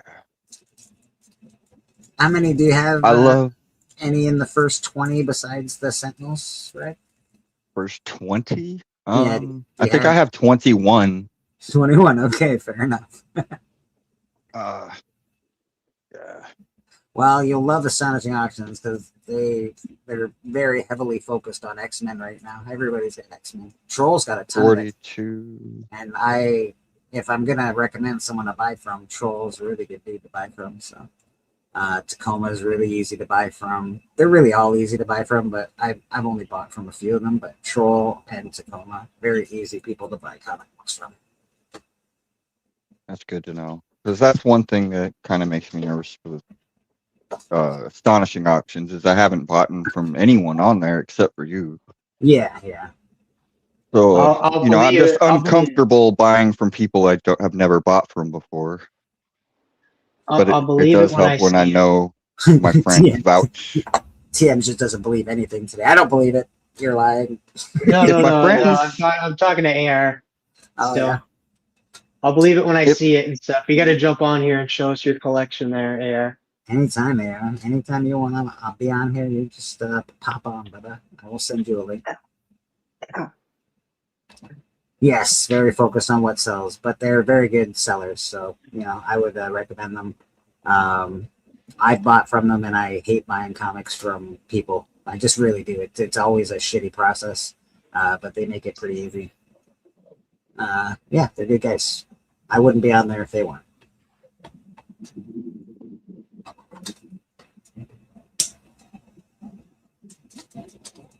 I'll be on tonight with a ton of new stuff for sale, which is really cool. And I know I'm trying not to buy anything while I'm waiting for CGC to go through before I buy anything. I don't know what it's going to cost at CGC. So you sent your thing out to CGC? What? Right, like within the week you've sent it out? Yeah, I think I sent it Tuesday. And how many books did you send? 8. 8. And it's about, what is it in the States? I think it's about $35 a book. So It's cheaper with blank sketch covers, and me being an artist with an artist account, I get a discount. yeah, but I just mean with shipping and everything. I think it works out to With be about- shipping and all. Yeah, I don't know. think it works out That's what I don't get, because like I have to ship it there, and then I have to pay to ship it back to me, and then I have to pay to ship it to whoever I sell it to or give it to. So the book's got to go through shipping 3 times. And the shipping gets more and more, because when I ship it down there, it's just a raw book. But when I ship it back, it's a slab. And then when I Yeah. ship it out again, it's a slab again, which is going to cost more. It's all working there, though. They tell you what their shipping costs are. It shouldn't be extraordinary, but it'll be a bit. Like I said, it's about $35 a book, so just do the math. 8 times 35. I'm just guessing. I put like $200 back for it, because it's $20 a book for me to slab, and then whatever the shipping is, and they ship them together, so that makes it cheaper. But then when I ship You them see out, I what gotta Tro- ship them out separate, which costs more. I would put about 2. You see what Troll says? Troll says you can set it up to ship direct to the customer of CGC. Oh, where CGC will send it to the person. Oh, That's I didn't know that. Cool. I've actually never done that before, where I've sent something away and then sent it to them. I've always And done it to me. the only other thing is, like, I kind of wish like I did a quick press and clean on them. Yeah. Even though they're blank sketches, like I was just a little nervous because they're drawings. I don't want them to like start erasing my drawing as they clean the cover. But You're gonna have to get a press, right? yes, and Even if you just want to cold press stuff, like you're gonna have yes, to press at some point. yes, I think Just to I'm keep, gonna. because I know when painting or using inks or whatever the case may be, it can really. Being this was my first time, I didn't care. I was just like, I already know they're probably not going to be 9/8. Like I wasn't planning on these books being sent in. There's like 1 or 2 I think have potential to get a 9/8, but the others are high grade, and then a couple are going to be low grade. you know, or mid grade, mid We grade. got to get you on Astonishing Auctions at some point, Brad. I know that Matty Freeze does very well on. I think he's on the Wednesday auction. But you know, you have some. You're an awesome artist, bro. We got to get you on. I there. just gotta, yeah, I gotta figure out the loop. And to Yeah, be honest, I'm gonna be stepping back from commissions a lot here in the next couple months because I gotta focus on the comic book. So Focus on the book. Hey, did you? I read don't know if I'll even be here at church, but yes, I did read your Oh, book what'd you before. think? What'd you think? Really good, really good, Thank you, really sir. good. I wrote the fourth part of Murder King recently, so 4 parts of Murder King are completely done. Callie and I are writing the 5th part together, which is really cool.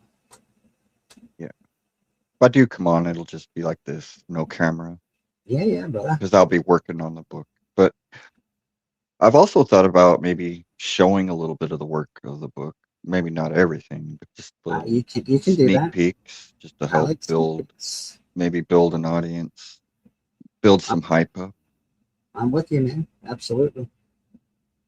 The story But gets. that'll be later when I get further in. Yeah. I know. I think Drac, he's been busy, so he's working on the first book on Murder King right now. Obviously, he works and he's got commissions and all sorts of other things, so he's been a little busy. We're still really hoping to get it, have it out have the campaign open up by October 31st. Hopefully, that's still the date and still the goal. But yeah, man. Hopefully, yeah, I'm hoping that by that time I'll be about like, you know, a quarter of the way or further into book 2. And if you didn't know, we do have ash cans available. This is a Murder King preview book. It is awesome. Really well done. They're really, really, really well done, actually. So, you know, if you want any copies of the Murder King ash can, you can contact Rad Art and Comics. You can contact myself. You can contact Callie. And you can contact Actual Dracula. You know, we're pretty easy. We guys. got books. We got books. We got some talent on this end. We're gonna take our talents to Todd McFarlane. We're gonna tie him up and do a Spawn movie for him because he's being a dick, and I think we can do it. So yes. I got 4 of the ash cans. Yes, TM got the quadfecta of ash cans. I have 2 of TM's ash cans in my hand. Ooh, nice. One from Callie, one from me. Yes, that's really cool, actually. Yeah. I'm not sure how Callie signed his, though. Did he sign his on the inside cover? Because it's not on the front. It's not on the front. He might have signed, and maybe he signed on the back. Who knows? Maybe it's on the back, because it is in a back. You can look. You can look if you want. See, and TM's like, you Let me better look right now. I need to know this. Yes, signature. He's got. Okay, he numbered the back. Okay, stickers in the way. Okay, he signed the back. He signed the back. All right. Okay. And you got number 9. That's all right. You got number 1 with me. And kind of with Blake. He signed the back. Correct. And he signed in silver. Okay. Oh, that's good. I like the silver. Yeah, I signed them all in gold. I guess Callie's doing his in silver. I had a red one, but it's just too dark. Yeah. It just Silver. I just silver really goes with black, I feel. I signed it in gold for the king, you know, gold coin. His signature does look good. His signature looks good. Nice. Now I just need to wait on CGC. Yeah. Because you got 2 coming from CGC and 2 books here. TM's a busy yeah, and if you need help with like the shipping and that, on the like the Oh, you're covered. You're to covered. to TM. me. Like it's like just let me know. You're good. Hashtag Phoenix in the chat. If people want to win the giveaway for today, that's the hashtag we're going with. I don't know when we're going to do it, but we're going to do it at some point in time. Let's check out maybe new comic books and keys of the week. See if we can't figure Dang, out what to buy. the freaking drag. Yeah, Drax awesome. He's just like, I signed mine in invisible ink. You can't see it, but trust me, it's there. I know it's there.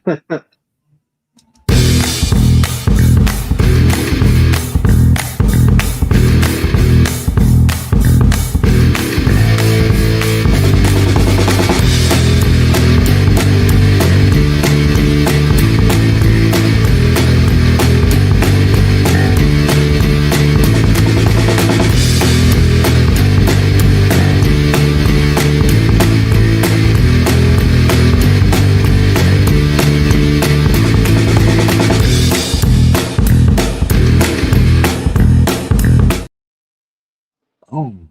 Just like that. We're doing keys of the week. See what's going on with keys of the week. See what's trending.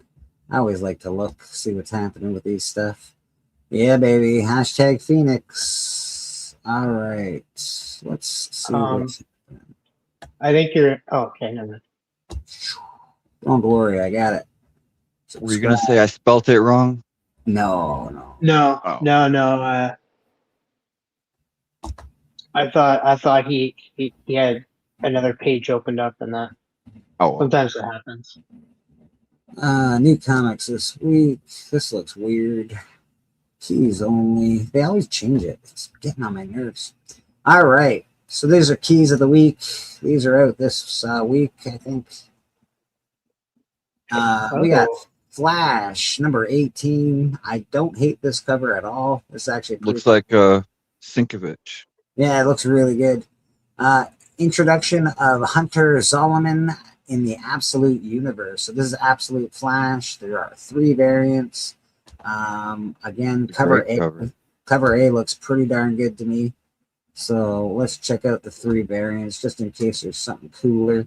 But if you're just after cover A, I'd say, dang. It's good. I'm curious now. So like because like they did this in the comics too, like they introduced his character and then he became Zoom later on, which is Barry Allen's, or not Barry Allen's, Wally West's arch nemesis and stuff. Like he's the reverse Flash to Wally and stuff.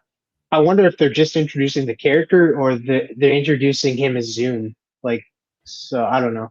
Curious. I guess we'll have to In read it to find Absolute out. Universe, the villains are the heroes. Heroes are the villains. I don't like any of these other covers. This one's okay. Looks very computer generated to me. But I don't like any of them. I like A. A is the cover to get. So if you're after the Flash book, be happy in knowing that cover A is good. That's the best one by far. All right. Uncanny X-Men number 34. This is a great cover. Another good cover A. Jeez Louise. First appearance of Repent, the Harbinger of Demons. All right, Repent. That looks like Gambit. It looks like Nathan Zerdy. So this looks like Gambit for sure. It is. I think that could be Zerdy. I don't know. Let's see. That'd be cool. Is already doing an A cover. Luciano Vecchio. Oh. Vecchio. Wow. So cover A on this is really good. Yeah. This is also really good. I don't hate Yeah, that. that's definitely Gambit. Yeah, That's his uniform.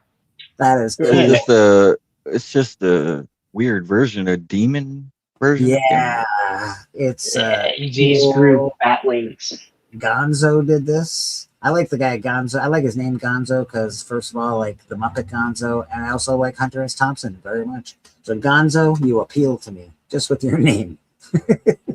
Gambit's okay, but even as an X-Men fan, I have to say I like Grifter more. Grifter is pretty cool. I can't believe you would.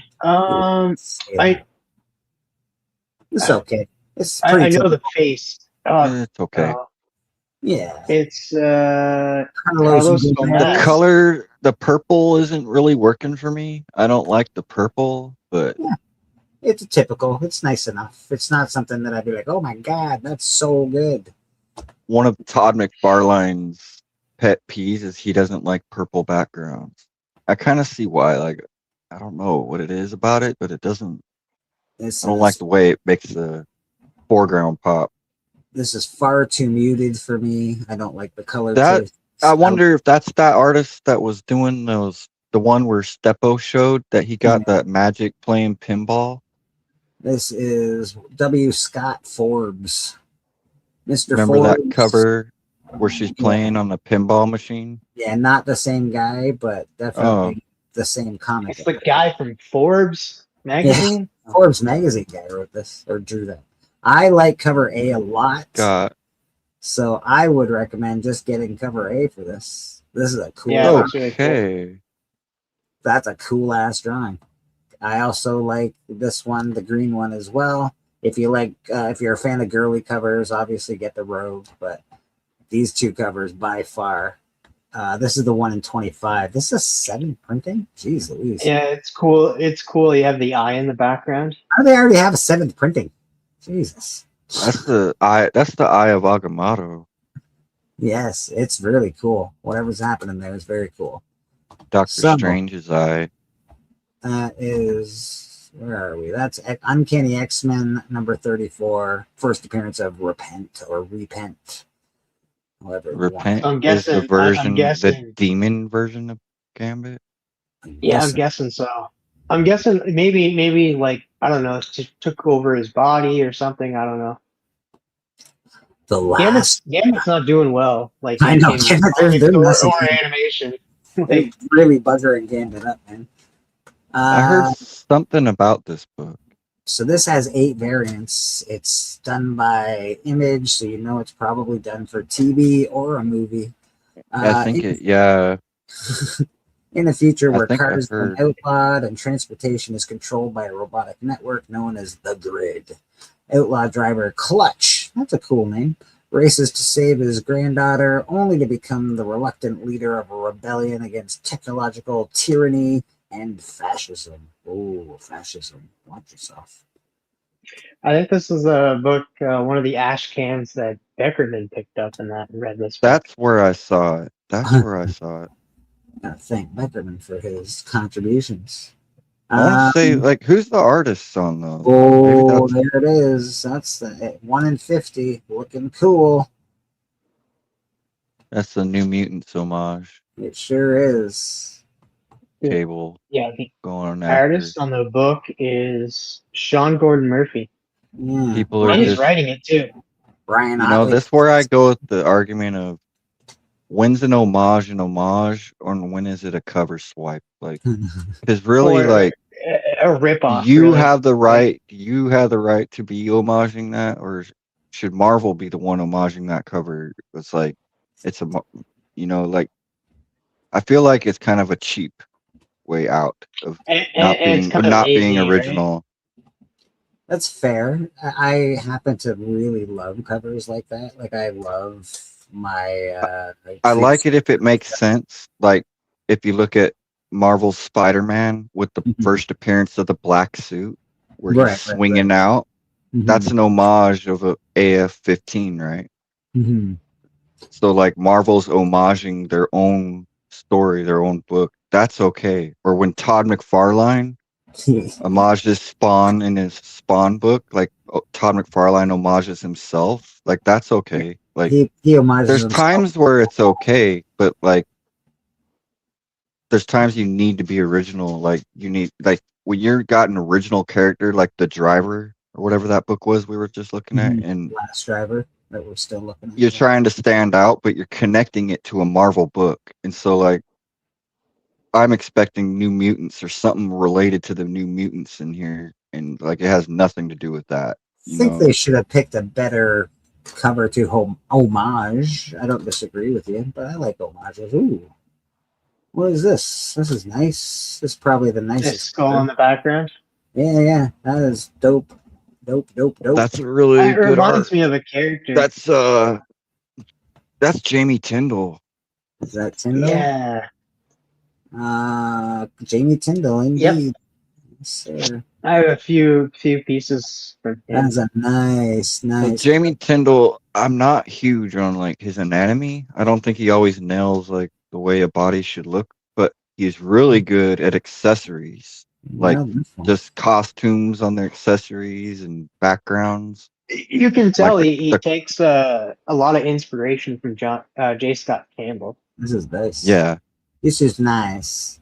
So yeah, I'd probably try and pick this one up if I was gonna get this book. This is probably the cover I would look for.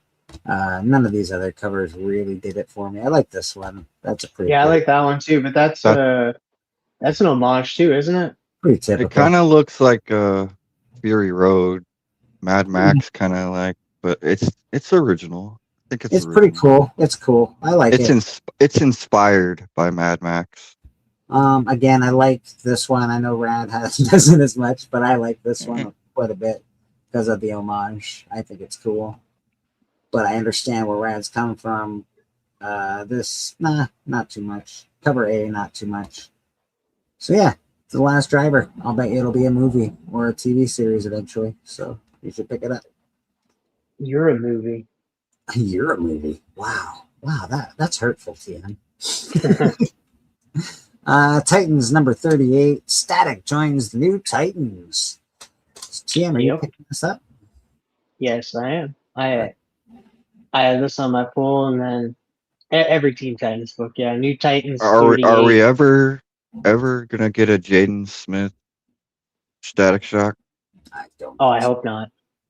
He was cast, to be Static Shock, but I know, but I don't think he wants to just, act anymore. I think the project just kept getting canceled. Yeah, I think the time. You know who would be good, but like everybody wants him as Miles. Is that Caleb? I guess that's Monahan? why he grew his hair out the way he did, is to look like Static X. I think he walked away from acting though too. Yeah, he became like a little punk. Yeah, he doesn't need to act. Rebelling. He's rebelling against his parents.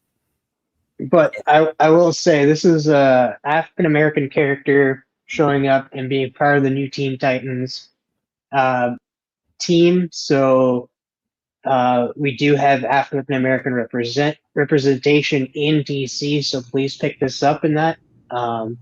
Speaking of what representation you don't have at DC? I'm gonna call DC out on this. Oh no. Where's the Native American representation? Well, I would say that with like all of the comics right now, though. Marvel Comics represents Native Americans. They got Moonstar, Warpath. I can't name a single DC Native American character. I can't name. Well, that's not true. I guess I can't name them. Whoever that guy was that Michael Rooker was in Peacemaker season 2. That's true. And he's not even native. He's not even native. There is some. I know the Legion of Superheroes is a Native American character. They need more Native American characters in DC. I'd say the Super Friends had a patch. I'm just saying. Oh, really? I didn't know that. Well, no, I think that was the guy's name. He was just like he used to just grow real tall, but I'm pretty sure his name was Patch. But can we not make them just native powers, please? Can we not make them like, can we just make like I have laser eyes, or I'm super strong? Like, can we just give them a cool power instead of like, what your power is? You're native. That is your superpower. Here we are. So Dawnstar, that's a character. Legion of Superheroes. Marvel. Also, no, Dawnstar is DC. Oh, gotcha. Yeah. You're right. Equinox, not only Native American but Canadian as well. But how much is he represented today? Is he in any comic books today? The characters you named too of Marvel aren't very representative today either. That's not true. They just came out with Moonstar in X-Vengers. I was gonna say, they've been doing a lot with her, and then I think Kushala. Kushala is my favorite. I will say Dawnstar is pretty relevant in current comics as well. Red Wolf just got like a series or something like that recently for a little bit. It was like a They're- second. They barely get represented though. Let's be honest. Yeah, did you just get the first appearance of Static recently? I feel like you did. I do have the first appearance of Static, but not like recently. I got it from John's Comics with Friends. All right. Okay, we've got The Mortal Thor, number 14, our Legacy number 8. Did I? Yes. I gave you a Static Shock foil too, didn't I? Yeah. Miles. That's a cool book. That's the only Yeah, reason. it is. Say key. I think it was like the Dakota thing. Dakota. It was some Static Dakota something. I like. But yeah, it was a It nice, looks like nice one. that Thor looks like a Alex Ross. I like this cover. I like the Thor in this. Like I don't know. The, Oh, it probably is an Alex Ross. It's issue 800. This is really nice. 800. That's crazy. Yeah, this is really nice. Alex Ross. That's Ross. Yeah. You No can wonder- spot him. If you can't spot Alex Ross, then you don't know comics. This is really good. It's just Yeah. beautiful painted cover. Like it looked gorgeous. All right. There's some other ones though that look pretty cool. So let's get into this for a second.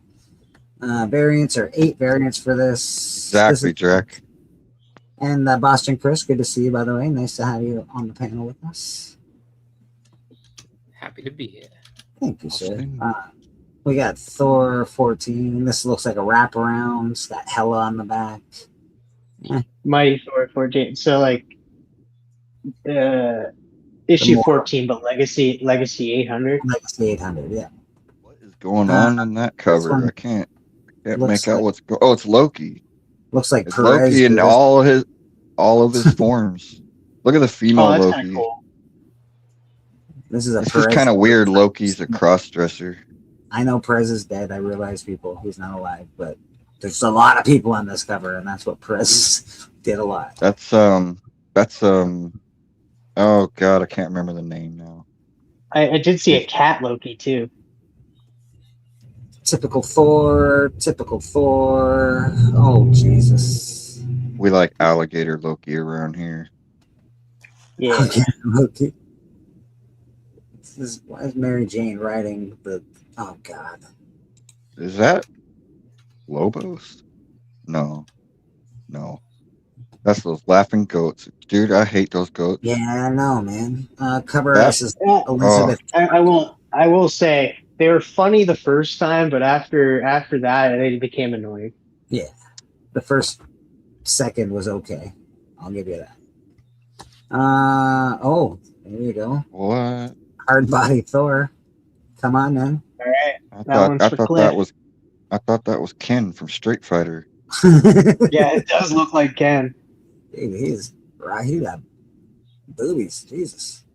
Calm down, Thor. Right. This typical Thor stuff. Typical Thor. I'm not really. I'm thinking cover A is the one. You're gonna get Well, one. yeah. I would get the Ross. Yep. It's cool that they're doing a lot of the A covers. Like usually, like because the same thing Was there a was blank? earlier. There was no blank. I don't think there was a blank actually. Right? Yeah, it's surprising considering it is Legacy 800. It's a milestone issue. Yeah, I didn't see Wow. one week, so not That one. sucked. Not one. You suck, Marvel. I just Just praised saying. you earlier, but you suck now. Spider-Man, Hulk, How can you do my boy Thor like that? Fire and Brimstone number 1. All right, that's cool. I guess it's because the Hulk and Spider-Man just had a big fight. Everybody wants to see them fight. 4-issue limited series written by. Oh fuck! I read ahead. That's why I was laughing. I'm not buying this. This sucks. Oh man, I kind of want to buy it. That would stay. Is You're it not Kevin gonna get that. Smith? It's never gonna be Kevin finished. Smith. It's Kevin Smith. Yeah, it's never gonna be finished. He's gonna write 3 issues. And you're not gonna wait 2 years. No, for they have them all written. I remember talking about I this. They're all just written already. watched Kevin Smith. He just had a video up. It was really good. You should watch it, team, if you haven't seen it. Is it on his YouTube page? Yeah. It's a team up, I didn't get that notification. I'm subscribed. Not a mashup. All right, fair enough. Scotty Young. It was just the other day, like 2 days ago. I like the Scotty Young on this one. I'm not always particular to Scotty Young stuff, but it's pretty good. I forgot what he was I talking hate that. about. Why is this even a thing? The only thing I see is from 2 weeks ago. Maybe that. I can't remember. I what did the see subject something was. with him and Jay are Mewes. doing. Yeah, Him and Jason I Mewes did was watch talking. something of that. Ah, look, his stupid face is in the writer's block. I'll share it. I'll share it to you later. All right, thanks, man. Who's of course, who's of course. Godtail? Who? Who's Godtail? That's a stupid This is cover. his That's so cover, stupid. Godtail. Oh, what the heck is that? Like, who's buying? I guess if you got a little 3-year-old, here you go. Well, yeah, I guess your gateway into comics. Yeah, that might actually appeal. You're not wrong. This is. Oh, I like supposed that to one. be I like this one. This one's cool. The yellow, him. Yeah, that's Boomerang. Boomerang. That's pretty cool. And then this, I guess, is supposed to be the big one. I don't think it's. Is that Ramita? That's Ramita. I thought it looks like his signature down there. Yeah. Ryan Stegman is the cover artist. Ooh. Stegman. Wow. I do like Stegman. It doesn't look like Stegman. It No, looks it like doesn't. Ramita. Like Stegman's trying to be like Ramita. Yeah. Or something. I don't know. Maybe paying respect to him. I don't know. Not my. This would be my second favorite, I guess, on that one. Just not a great layout. I like the yellow one, and I like the Scotty Young one. Other than that, I'm good. The Tokon game was the first variant there it was showing. Yeah.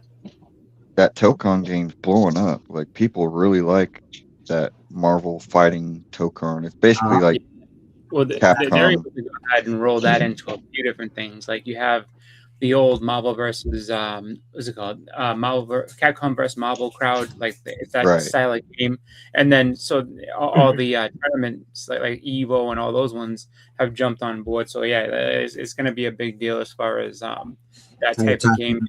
It's been a while. That's why I brought the comic. I was just like, yeah, the comic is going to blow up too now. Possible. Yeah. I mean, the game itself, people love it. Like I mean, just those tag team fighting style games that Do well. you know are in the Hey, Bug Capcom Wars? ones. They love those. Bug Wars is over. No, it's No, it's not. coming coming back? back. This Yeah, part two.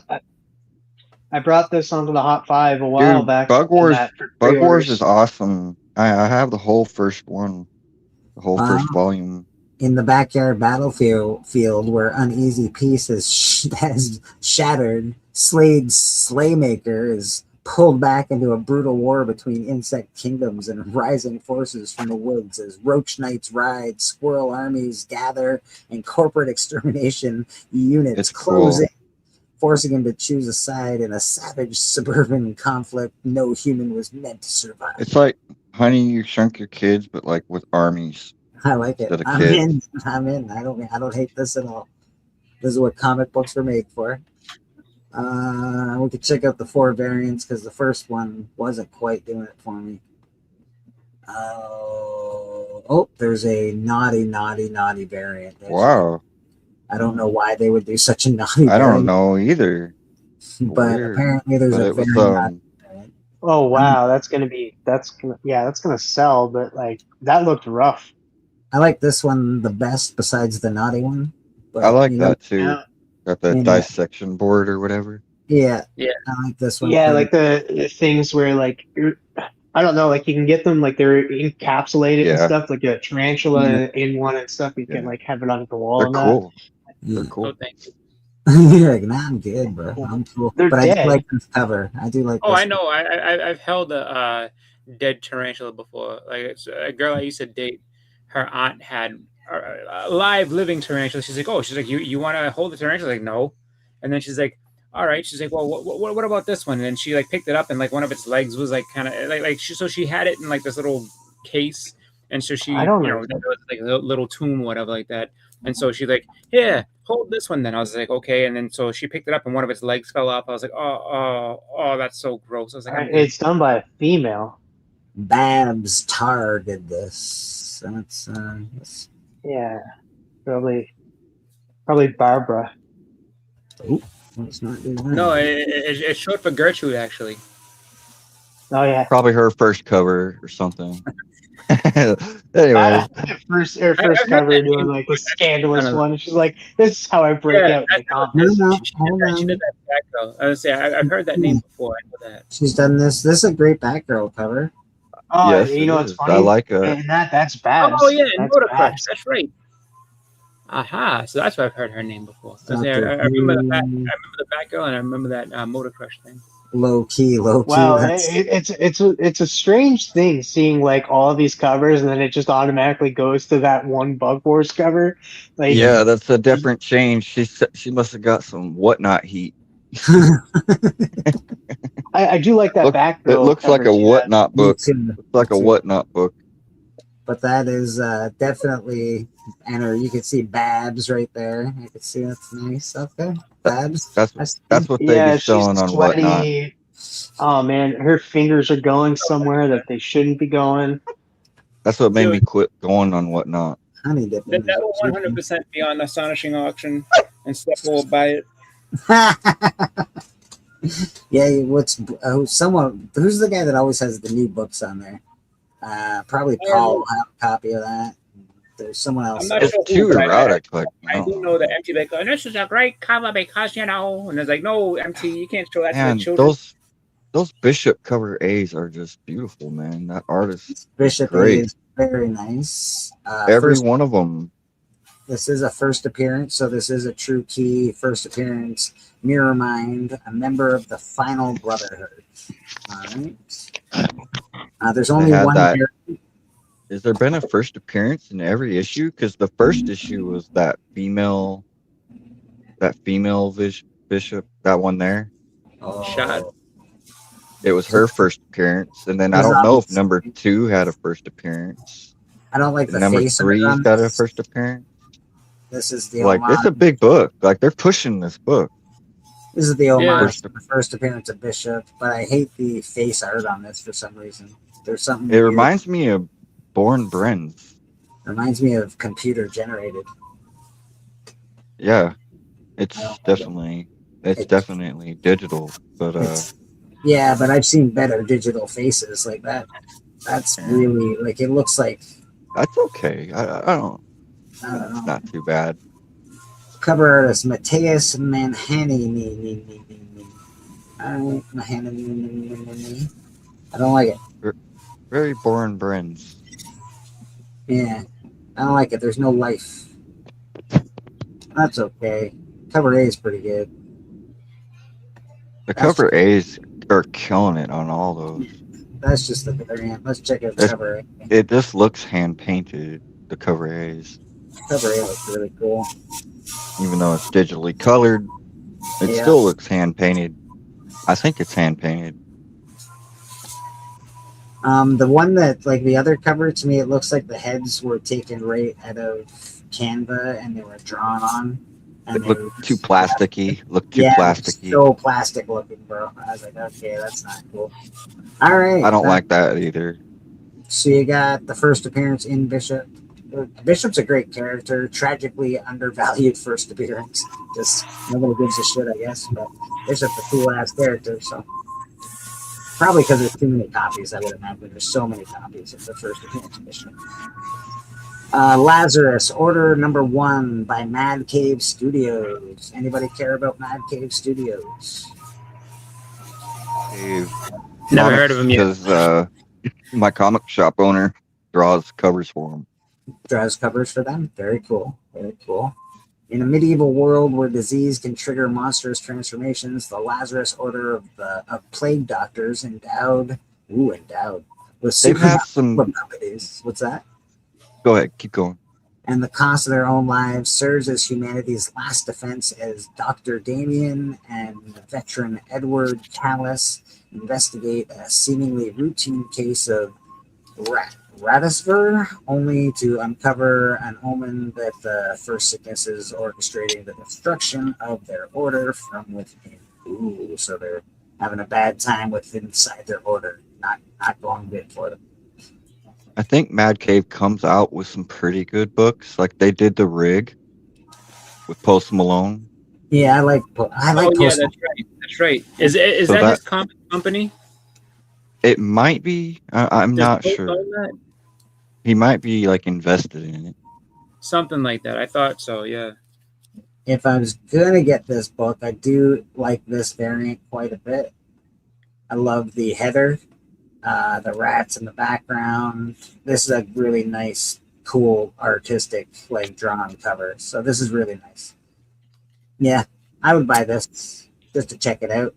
I'm a big fan of the Plague Doctor masks and stuff, so this appeals to my visual sense of enjoyment. So I would probably pick this up if I saw it on the shelf, especially this particular variant. The other ones not really doing it for me too much. It's so funny that doctors thought the plague doctor mask would actually help them from the Black Plague. All they did is put little flower petals in the nose and fill the nose with flower petals and get rid of the smell. What if number one? You know what they're called? They were called flatulence. So that's where you get the. So flatulence is all about stinking and trying to make things smell better. But yeah, What if Runaways? What? Why are they always number ones? Are all the what ifs number ones now? I think That's not right. Yeah, I think so. Yeah. Yeah, Marvel's messing up there. They shouldn't be number one. They should For be everyone that- ongoing. What if should be ongoing? I guess it's because it's not ongoing. It just comes out sporadically. pretty much. Every Yeah. now and then they'll come out with one. You know what I say with that too. It should be ongoing because it's like, you know what, you want to get somebody experience with drawing characters that might be like new and up and coming, and maybe And you're not drawing them in different ways that are normal. Yeah, and you know, maybe you're not on the X-Men or Spider-Man or something like that, but You could be a little more relaxed. Yeah, not as. Yeah, it's like, it is a good way, a good book to break a new artist on. Yeah, exactly. And then you get, and write it too. It's just like, look, we just want you to make this off the wall story with this character. Cool, I'll do that. Yeah. Yeah. I've never been partial to the Runaways. That being said, I never watched it. It was a TV show. I never watched it. I like the first season. The kid that, the kid that was like the Penguin's right-hand man in the Penguin show. I don't know nothing. I don't know nothing about him. Yeah, he plays in the Runaways. They're after my time. They're after my time of Marvel X-Men. probably this is a halfway decent cover. I like the cartoon art on it. It's very comic booky. Pretty cool. It's like Marvel kept trying, or keeps trying, to hit that demographic, that teenage demographic. It's like when the X-Men was out in the 90s, they came out with Generation X. Yeah. That's when you got these younger kids that are pretty much like Runaways. Mm-hmm. And like Marvel, it's like Marvel knows that there's an audience there. They just don't know how to hook them. Right, I guess. They're not sure what's going to reach that audience. They do want to make money, and they do want to continue to succeed. And the best way to succeed is to get the next generation involved. So makes perfect sense from a business standpoint. Superman Unlimited 16, Part 3 of the Kingdom of Zod crossover. Let's see if there's at least a cool. The key. It's a key. Yeah, that's the key. It's Part 3 of the Kingdom of Zod. Yeah, that's not a key. Oh, that's not a key. No, that's a lame ass key. That's nice. Supergirl looks. Yeah, I do really like that. Happy. The hands are a little weird, but At least they look like. the face looks okay. Yeah, she did all right. Writer Dan Slott, he's a good writer, and cover artist is Akko. No, Akko. It's Yeah, that different. guy's I'll give it that. It's different. He's not a real person. He's letters. Oh God, there he is. No, Mark Spears. Mark I don't Spears, like it. boy. Look at that face. Look at that face. I don't like how he draws Superman Superman's or face. Superman adjacent because he makes Superman look freaking stupid. He His looks like he look- has to go to the bathroom. They look weird, TM. They look weird. They got rosy cheeks and a rosy nose, and like they have this really doll has to go. look. They have this doll look to them. Like It's not good. Well, that was the keys of the He's weekend. doing Spawn 77. Or, yeah, Spawn 77 that comes out. The big cover and the story on that. Yeah, he looked like that Superboy looked like he needed to go to the bathroom. Guess what? Yeah, that's Superboy. I'm not partial to it, but I've been. He looked very uncomfortable. So I've never been partial to Mark Spears. So he does a couple of cool things, but the cool things that I like that he does are because I like the homages that he's doing. Like when he does Return of the Living Dead, I love Return of the Living Dead. Of course, I'm gonna like that. So he really knows how to use an existing property to its fullest extent. That's what he knows how to do. I like the Universal Monsters stuff he did, you know. Me too, but that's because I like Universal Monsters. That's Yeah. the reason. If Yeah, anyone else it isn't just his art. Yeah. Yeah.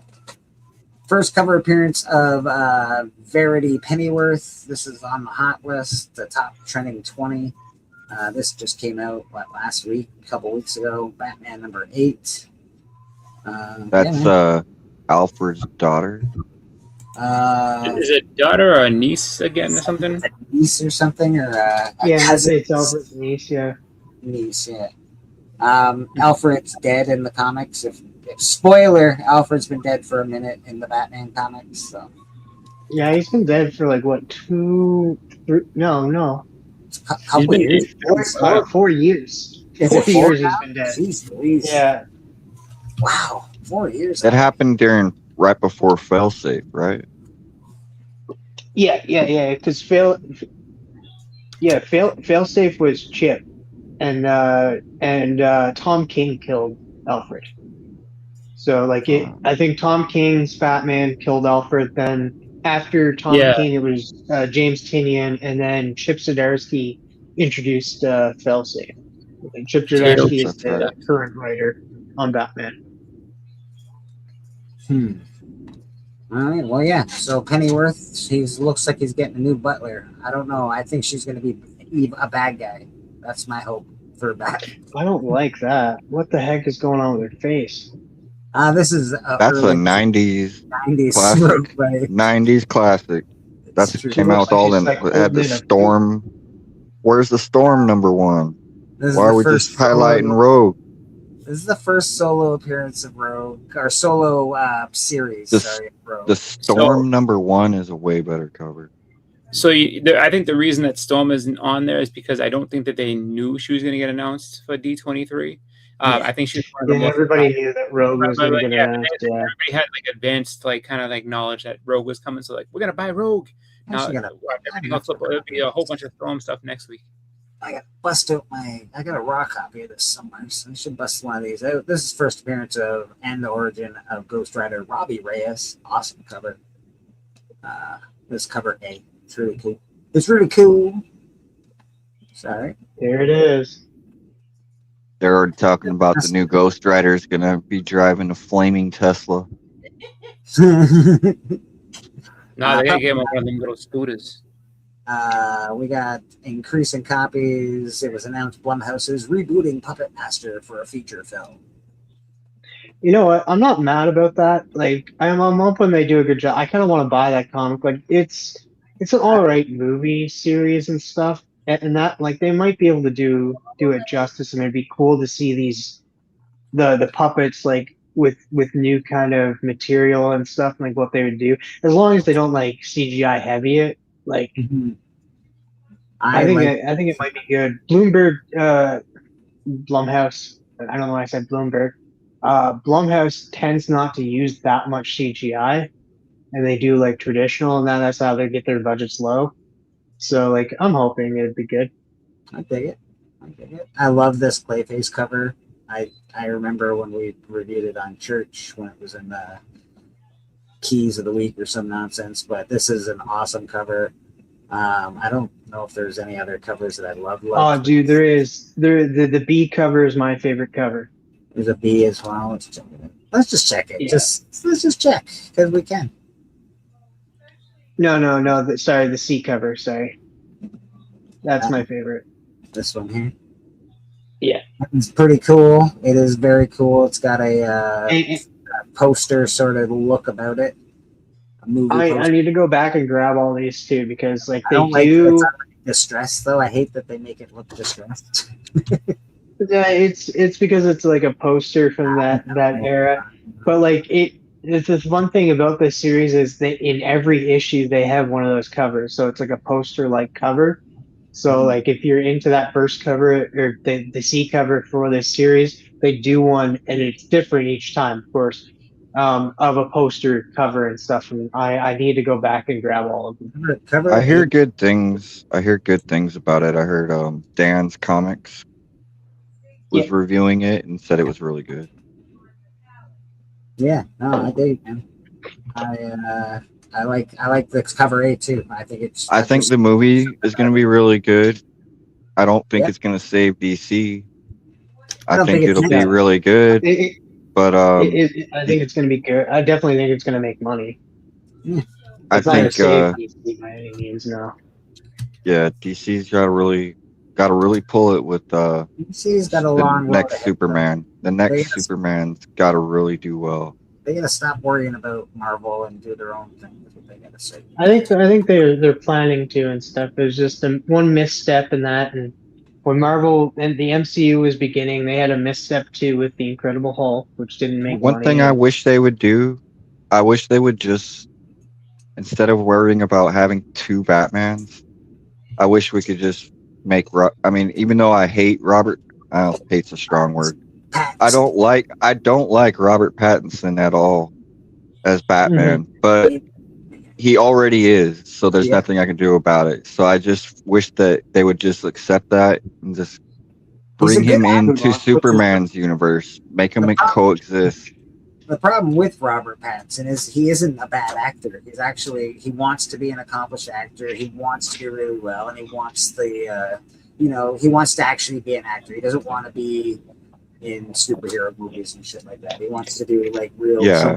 roles. Did you see the preview or the trailer for Primetime? Oh yeah, No. no, you did. I sent it to you, I think. It's where he's going to be playing. Oh Chris yeah, Hansen? yeah. Yeah. That looks like he changed his voice and like he's trying to be that actor and like most people do. Look at Daniel Radcliffe. He like did the Harry Potter and he's just like I'm just going to do passion projects for the rest of my life. He doesn't want to be cast as Batman, and I can understand that. He's just his portrayal of Bruce Wayne and that is just so he's so forlorn, man. I don't know. The best is still the cartoon. It's still the best. I wish that guy was voicing every Batman project of all time. Legion of Monsters, Marvel Premiere 28, first team appearance and origin of the Legion of Monsters, Ghost Rider, Man-Thing, Morbius, Werewolf by Night. Yes, they announced that they're going to be doing a Legion of Monsters. Like they're making a Werewolf by Night season 2. Or special, not season 2, special 2. Yes. Rumors that a sequel special presentation of Werewolf by Night is in the works, fueling speculation that Marvel could assemble supernatural teams such as Midnight Suns or Legion of Monsters. Yeah. Which is good. Werewolf by Night's one of my favorite things that Marvel's produced in the last decade, probably. Yeah, they did that. Fantastic Four 348, first cover appearance of the new Fantastic Four. That's the best Fantastic Four team ever, dude. I'm telling you. I got the Marvel cards of that. I love that team, dude. Joe Fixit, Wolverine, Spider-Man, Ghost Rider. That's the Fantastic Four. I'll give you that, bro. I'll give you that. That's cool. DC Comics presents 26, a million first appearances. This is not a super duper duper expensive book, but it's getting there. So if you don't have it yet, this is a great book to go pick up. Yeah. Lots of first appearances. Raven, Cyborg, Starfire, Changeling, team appearance. So it's a big book. Strange Academy #1. I've got the 5th print of this. As you can see, there were 18 variants to this book. First And a appearance. lot of first appearances. So many first appearances. I don't know if it's still really expensive. I haven't looked at this book in a while. High for $50, not that expensive. This book at one point was like $1,000 book in a 9.8 or something. So I think now's the time to go get one if you want one. I might go get one myself at that price, but I doubt it's $50. Probably pay about $100. G.I. Joe, Real American Hero number 330, first appearance of Laura Croft in the G.I. Joe universe. Did this actually happen, Boston? Yeah, I guess she just crossed over into G.I. Joe. They fit. I mean, she's an easy person to throw in there, like, you know, treasure hunter or whatever like that. So she could, Her and Scarlet could team up against Baroness. Yeah, I'd love to watch. Well, it'd be different for like any other character. Like it would be hard to be like, yeah, let's put in Samus in G.I. Joe. Like Laura Croft is just a regular human. That's different, but yeah, like for her, it's just like, I mean, you think about like Serpentor was like, you know, put together from like a bunch of different people throughout history and stuff like that. So it's just like, you know, they have stuff where they have, you know, gone ahead and done like, you know, treasure hunting type stuff and everything like that. So I say she fits into there. I think she'd be all right. Yeah, she could fit. I could see why she would fit. She's a regular human. She's in the, you know, they're regular humans. It makes more sense than that they're putting her in there as far as like, because you figure like it's all things that have toys and stuff like that associated. If they would have crossed over the Ninja Turtles with G.I. Joe, I would have been like, okay. Yeah, that's a lot. Like it was like, and that's a funny thing because we can all we could, well, I guess it's like it's in a world where, but like we can all agree that Batman and the Teenage Mutant Ninja Turtles is cool. I got that. That makes more sense. Batman and Scooby-Doo is cool. I don't know what you guys are, but that's the cool shit. Scooby-Doo and the who were the basketball team, the Globetrotters, the Harlem Globetrotters. Yeah, Metal Log Lemon.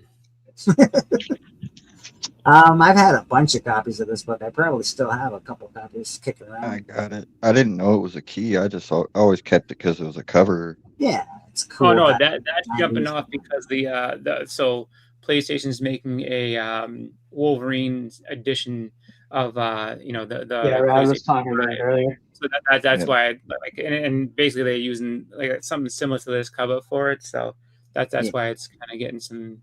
I mean, it's a good book. It's definitely a cool cover. I remember that from. I mean, I have it. It's a resilient cover too. You're not going to find too many of these in terrible condition because it's a thick, like cover. Yeah, it's a strong book. So yeah, I've had a few of these. I probably have a couple still kicking around here somewhere. Marvel 2-in-1 annual number 7. There's an annual for thing.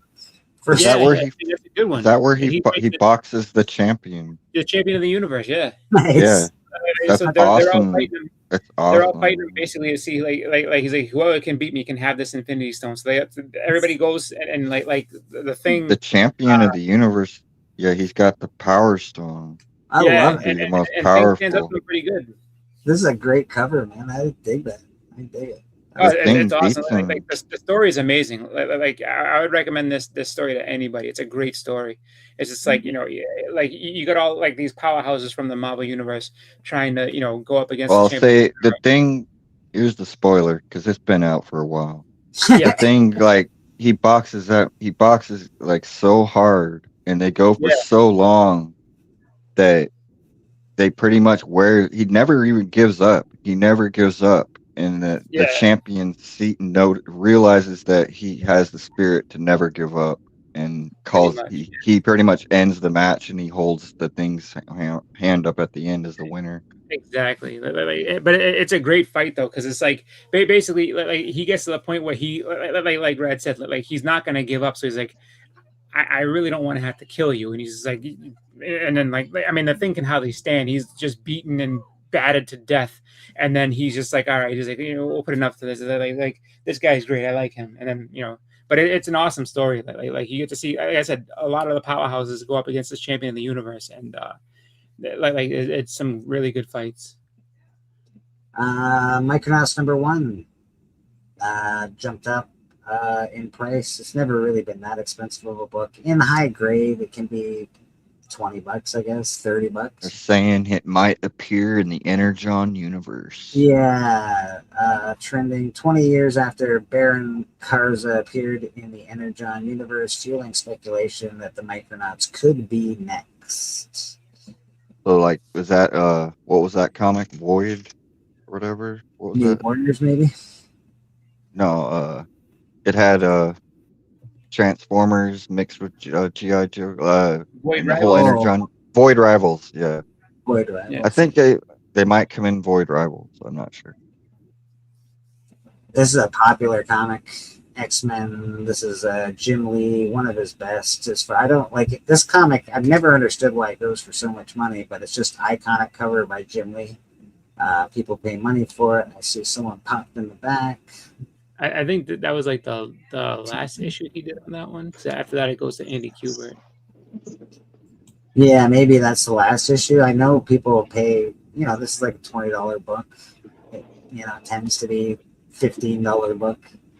But yeah, you can get. There are newsstands of this. Newsstand goes for a little more. Yeah, cool cover by Jim Lee, man. Absolute Batman #10. Killer Croc. Introduction of Clayface. First appearance of Dr. Arkham. This book is going for $120 freaking dollars. Wow. Wow. All these Absolute Batman things are insane. Yeah, It's cool. It's cool. But that's insane. That's crazy. I jumped in too late, so I refused to buy those. I did too. They're expensive. I think I jumped in at like 12. It was like up to like 5th print by that time. Yeah. I was just like, oh man. Boston. I got all the. Boston, I guess you're not a true comic fan if you're not buying it now. Yeah. Oh no, I'm perfectly fine. Just because I tell you right now that I feel like those books at this point is just like, I mean, if you buy them, you buy them, read them quickly, and then put them on eBay as quickly as you can, because they just end up selling right away. It's just, it doesn't like you can buy the trades. Trades, and I mean, honestly, at this point, I might as well just wait for an omnibus, just because I was never a Dazzler fan. She was before my time, before my X-Men days. Dazzler's she's an 80s X-Men. I was a 90s X-Men. I think that if I was going to manipulate something, market on a book, I would try to manipulate this, because everybody bought this book and many copies of it for a lot of money, because they all thought that idiot sick Taylor Swift was going to be Dazzler. I'm shocked it flipped that much. New reports are saying Sabrina Carpenter. Yeah, now they're all going to try and dump it for more money than they spent on a crappy ass book to begin with. This one is because of this one's more because of Adam Driver. So again, like everything you're seeing on here is not specifically for this week. It's things leading into like this week. So this will probably change, other than the fact that so it's the second Emma Frost. Oh, if he's the Black King team, then they very well could said he's gonna be introduce the Hellfire Club. Be Mr. Sinister. But you don't know who he's necessarily gonna be, whether it's one way or the other. So it's gonna be kind of interesting to see. But I think that he gave his name, but he didn't say Essex, like TM was saying. Yeah, he said his name is going to be Nathaniel something. Milbury. Mulberry. And that's not. What is that? What does that mean? And I think they're doing. Just think of it this way: the whole Sadie Sink, thing where they didn't say her name for ever. Like I'm wondering if they're gonna start doing more of that, where it's like, we cast this person, but we won't tell you who it is until you see. Because it builds more hype. It makes people want to go more to know who. To be the first person to know who he actually is. I just say to people out there in comic book land to be careful what you're buying, be careful when you're buying it, be careful why you're buying it. That's all I'm gonna say. You buy what you want, enjoy what you want, but these books are going to be expensive, and I don't think there's going to be a reason for it for real. Second I appearance. mean, it's still a good book. I mean, It's cool book. If you want to buy it, buy it, but don't buy it for. No, I think it's more because it's the first Hellfire Club. Yeah. Well, yeah, and that's the thing. appearance of It's Sebastian still a really Shaw. good book. Yeah. I don't know. Is it the first full Hellfire Club, or is that the X-Men? Just the Black King, just Sebastian Shaw. Well, I think you. I don't think you get all the names of everybody, but you do get just because you have Emma Frost, you have Emma, Shaw, and then you have Jean Grey becomes the Black Queen in there. So it's like the Hellfire Club itself is there. Cause I want to say that 129 I think is the first Hellfire Club. I think so. Actually, no. Yeah, Dude, I wonder, are they going to do that with Jean? Are they going to make Jean No, Black sorry, Queen? 131. I think it is the one with Emma Frost. They're going to make Jean. They're going to make Jean the Black Queen because they've Doesn't already make done the. sense. They've already done the Phoenix so many times. They want to do something different. They're Doesn't going to make make her sense. the Black. Yeah. They're going to make her the Black Queen. I just don't know. I just don't know. Like, when it comes to X-Men, everything's kind of up in the air right now. Just because you look at the cast that they have so far of who they've announced, and then it's like, I'll bet money that that's one of the first things they go for is turning Jean Grey into the Black Queen. Because look how evil she was in Spider-Man. They already came off with her as a villain. No, because they could do that. She could be she could be on her way to she senses a strong telepath, and she senses Professor Xavier, but she's stopped by Emma Frost and Mr. Nathaniel Milbury and stuff, and ends up getting recruited by them. Says, hey, you're not too different from you and stuff, and then they bring her into their fold, which then the X-Men like Cyclops, Storm, had to save her, and Rogue, had to save her. Yeah, You guys I can see that. I can see that happening sooner than we think. Listen, she's going upstate New York. She's gonna sit there and her and her sock puppet named Randy are just gonna run around upstate New York for a while, and then she'll run into some people. No, I don't. I mean, I don't disagree with what you're saying. I could definitely see that being the case. I could see it being kind of like not a bidding war, but a battle to see like who gets her type thing. I mean, because you could introduce them that way too, where it's just like both sides trying to recruit her, and she's not trusting of anybody right now. So it's like. You are right though. Like it's all up in the air because the X-Men whole thing is just it's an alternate. They're not doing what we know. They're doing something alternate because like it's the same. They're calling it Children of the Atom. Yeah. And Children of the Atom is basically like Elseworld. It's the same kind of stuff that was going on when all this speculation stuff was big in the MCU. People are going chomping at the bit for this. They love it. And that's why I say everybody just, I would say, take your time. Calm down. 2 years. I think it's 2 years before the movie's supposed to. I think it was in May of 28. Yeah, 2028. Yeah.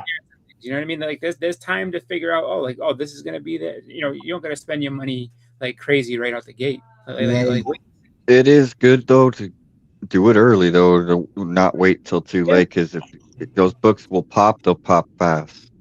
Well, yeah, exactly. What I would say is so you see that Dazzler's on the list, right? Maybe go for some other books that might be within that run that aren't specifically on the list. That way, I got these out the way, and then as the dust starts to settle, you be okay. So they're not going this way anymore. So this book's gonna fall, but I did buy this one, so I'm good. And they are gonna go that way. So that's what I would do. Just kind of hit them where they ain't. You know what I mean? Like if there's no one looking in this direction, go there, buy that book, and then zig when they zag, zag when they zig, baby. Thor number 337, first appearance of Beta Ray Bill, and it's awesome. No real reason this is popping off. Apparently, just people like it. Just a good book, just a good old fashioned book you should have. So this might be an example of hitting it where they ain't. Where it's just like, yeah, you know what, you have just a book that is a popular book that people know, and it just kind of people are just like, oh, this is cheaper than I thought. Let me go ahead and buy more of these. So that's probably just natural progression type thing. Yeah, they came down in price. They were up for a little while. They're obviously down now. So get to buying. Uncanny X-Men 132. 132. That's the one. That is first cover. First. No. That's where you get the whole team. So that's the first time. Yeah, there And we then- go. The Hellfire Club. Yeah. Yeah. First So you get Donald Pierce and all that. Perry That's Wheeler, the book I always recognize. Donald Oh, it's a great book. That one and then 133 is amazing. Like that cover, like the last panel of that book is so cool because like it's like Wolverine's just in the tunnels and stuff like that, and he goes, "Okay, now it's my turn," and he just It's rips also the shit out of them. The next my issue. my personal favorite version of Storm. Yeah, I like that costume. I don't like. And, I'm like, not a big this fan of is the just- Mohawk. I know a lot of people like Mohawk Storm, but I like that I Storm. know. Yeah, John's Comics with Friends loves the Mohawk one. Just that See, this I like one, the way. this one definitely has room to grow because, like, even if Emma Frost is good, it still leaves the door open. Still, like, there's progression where we will eventually see the Hellfire Club. They didn't do it right. Like, I love First Class, but we only got like really 2 members of the organization in that, and yeah. only for that one movie. So like Well, you I know want to what? see more of them. So like the Hellfire Club definitely has some room to grow. Yeah. This is And all actually- based. This is all based on speculation, people. We're Yeah. not saying And anything. you brought up a that's good happened. point, TM, too. Like where it comes to the fact that you said, like, all right, so let's say Emma Frost is a hero. So let's say instead of bringing Jean in, like they're trying to compete. Like what if Emma Frost gets corrupted and leaves the X-Men and goes to the Hellfire Club? Like I mean, there's a bunch of different directions they can go. That's actually the book I jumped on. Absolutely. Oh yeah, I actually own that. Yeah. But of course, that one's not worth nothing. That's not the $100 one. It's worth, Dang it. it's worth $35, bro. It's worth $35. That's the one. That's the one everyone jumps in. So I think this is the easily And that's accessible- Harley Quinn. It's Harley Quinn's cameo. Come on. Unnamed and obscured by a hood, but yes, Harley Quinn. Yeah, Absolute's going to be on here for a while. Spider-Man 2099 #1. Hey, I have that. Yeah, I got that and got that in a 9.8. Oh, nice. I don't have a 9.8, but I have one signed by Rick Leonardi. So So cheap. These books aren't too expensive to buy. You shouldn't they're pay great. more than 10 The bucks. 9.8s are a little pricey just because the foil is hard to get a 9.8 on. yeah, But those- exactly. That's the top 20. That is the trending 20 and the key comics and all that jazz of the week. It was the very first slab I ever bought. Oh really? Wow. It's a cool one. Brittle Page, man. How you doing? Let's get out of here so we can all show our beautiful faces. Hey, there we are. Look at this good-looking group of nerds. Hey, Susie Q. Good to see you. Once he recharges his batteries. When I'm over there, I can't see the chat, so it's good to see people. Sorry about that. Good to see you, Susie. Good to see you, Brittle Page. Yeah, man. Collecto, good to see you, my friend. He's going to return with Alan in September sometime, I believe. They're gonna do a show. Not exactly sure the date, but I'm sure Steven has said it in the chat at some point. But yeah, man, that'll be nice. I hung out with Steven last night. I think it was last night or the night before. Backstage after Collector Club, which is nice. So it's always nice to have Steven around. See, Susie Q knows her stuff. Yeah, man. Did you see any of the what do you think about all the news going on this week, Boston? It's been like just bam, bam, bam, bam, bam. Crazy news for X-Men, Simpsons stuff, comic video games are popping off. Yeah. What are you thinking?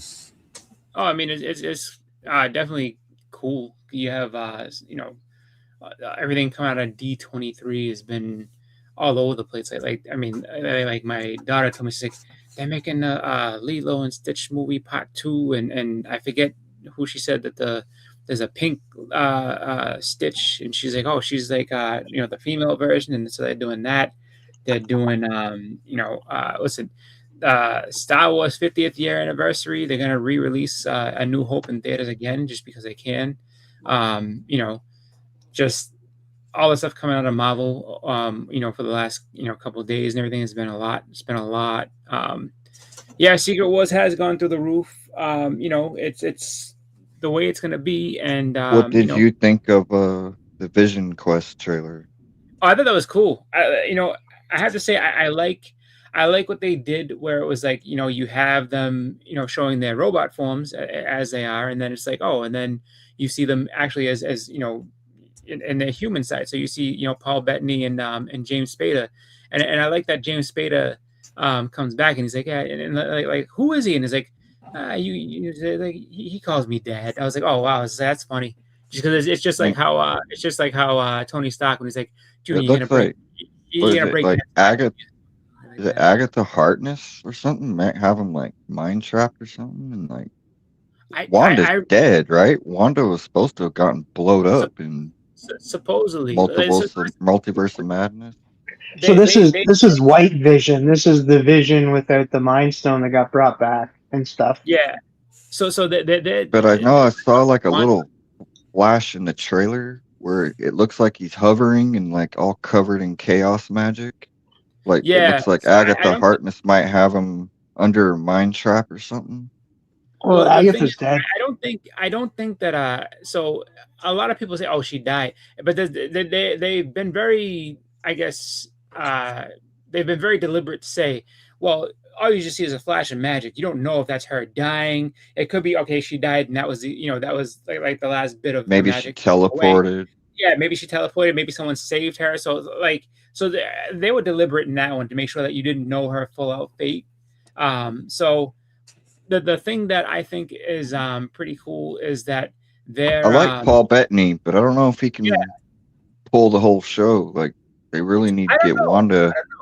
I think Wanda James in Spader. there. Well, I was gonna say James Spader, just having him alongside Paul Bettany, like to go off of, like I agree with you. Like if it was just Paul Bettany, no, but they also have James Spader plus other characters that are playing minor roles. But James Spader is just a great actor.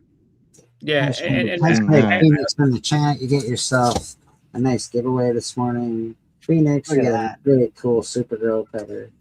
And then you get this awesome Supergirl as well. Oh, yeah. Superwoman, in fact. So hashtag Phoenix in the chat. That'll get you some books.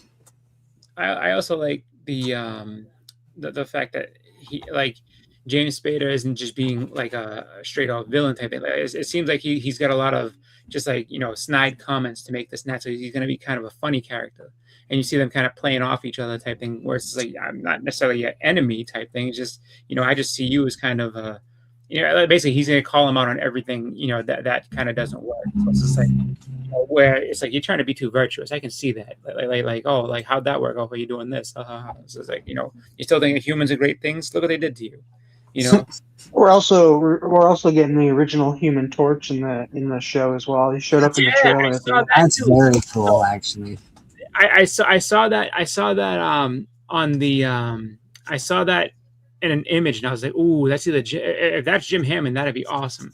And then like, well, it might not be it's him. It's the only one that makes sense because like why have Johnny Storm inside a world where like it's all robotic beings and stuff. That's what I said. I was like and I think that I think when it comes that you have people that are always going to want to throw like misdirection just because it's like, oh, like don't freak out. And I said too, it doesn't even matter if that's truly what's happening. If it's Jim Hammond, Human Torch, that's perfectly fine because none of us can afford Marvel Comics #1, so I have no problem with that. Yeah, you can spec on that all day, and unless you just stumble into some millions, you're not getting that book. So. But it's cool though. It is cool to see that character if they're gonna put him out there, just because he's a character. I would love to see a lot of, some of the golden age, like people that they had from back in the day. To be, we've been around for a long time. Or we can. Oh, you don't have to make them golden age. You can just introduce them as, these are just characters that we have, and then be like little one-offs. Because he did show up in, and it was just his body though in Captain America. Yep. He was in the World's Fair stage thing, like when they were going through. Yeah. Yep. That's true. So I mean, and that I think would be kind of cool to be like, yeah, like, before there was this influx of heroes everywhere. Like there were certain small things that were happening here and there, and like I think Using Captain America. yeah, I think telling a Golden Age story wouldn't be too bad. Like, oh, sorry, with Golden Age heroes, it was just like, yeah, like we got Oh older, man, you know what? It makes even more sense now, because why have the reason why like he's probably in there is because like the reason why like of course Ultron is in there is because like he's Vision's made from programming and material from Ultron and stuff. Yep. But who created the original Human Torch in this universe in the MCU? Howard Stark. Yeah. And so he's a maybe prototype. some of that material and programming was used and stuff, and that's why he's inside of his mind. It's like for us, it's his mind and stuff, but it's like all of his programming. We're seeing his programming. Yeah, no, that would be fun. Like I said, I think it would be fun to do like almost like watching Watchmen back in the day, where they have kind of like the little montage of all the different stuff from When does Minutemen. when does Batman Nightfall come out? I don't know. I think October. Let's see. I thought, yeah, I'm looking forward to that. That'll be good. That'll be really good. I hope they do the Absolute eventually no, is like a cartoon or something. Red? How Well, happy? Let me ask you a question. How highly anticipated is this for you? Like how badly do you want to see this thing? Pretty bad. I want to see the Azrael. Well, then allow me to Azrael is pretty huge. allow me to excite you, because you sir have 9 days until you get to see it. So it comes out Nice. a week from Tuesday, August 25th is part 1, and then part Okay, 2. so it is on September 8th. August. Yeah, so August 25th is when part 1 comes out, released on 4K, Ultra HD, Blu-ray, and DVD. I need to buy the Blu-ray. How many Wow. parts is it? So it's going to be 3, it looks like, and so part 2 is going to come out September 8th. So basically, like 2 weeks later, you get part 2. Wow! But then part 3, unfortunately, does not come out until 2027. So they're gonna make you. They're gonna make you. I love and hate that at the same time, because they're just like, here's number 1. I'm and sorry. then- Hold on. I read that wrong. I'm sorry. No, part 2 comes out in late 2026. So the digital release comes out on the 25th. The physical disc release comes out on September 8th. And then so the end of the year is gonna at some point in the end of the year is gonna be part 2, and then part 3 is gonna be in 2027. All right, I don't mind that then, because like I was just like, what a like. I feel like it's like trolling us at that point, being like, here's number 1. Guess what? 2 weeks later, you get number 2, but you have to wait a whole year for number 3. I'll see you guys in 2029. That's why I wanted to make sure. I was like, because that's kind of weird. I was like, I figure normally, I mean, just thinking about it, where it's like, you sell this thing and then like 2 weeks later you're gonna put up the next one. Like it's like, I mean, thank you, but like But doesn't it seem like they're doing that with TV a lot lately as it is? Like I feel like I haven't seen that Spider-Man show that came out. Like I feel like it's due, and like it's been at least a couple years since I've watched it. Yeah, the same thing with X-Men 97 and stuff. Like X-Men 97, yeah. I think they weren't sure. Like they wanted to see how. Like X-Men 97 was a whole different story, but Your Friendly Neighborhood Spider-Man, I think it was just to see how people perceived it before they moved forward with the second season and stuff. And it was a great representation of a Spider-Man show. It's different.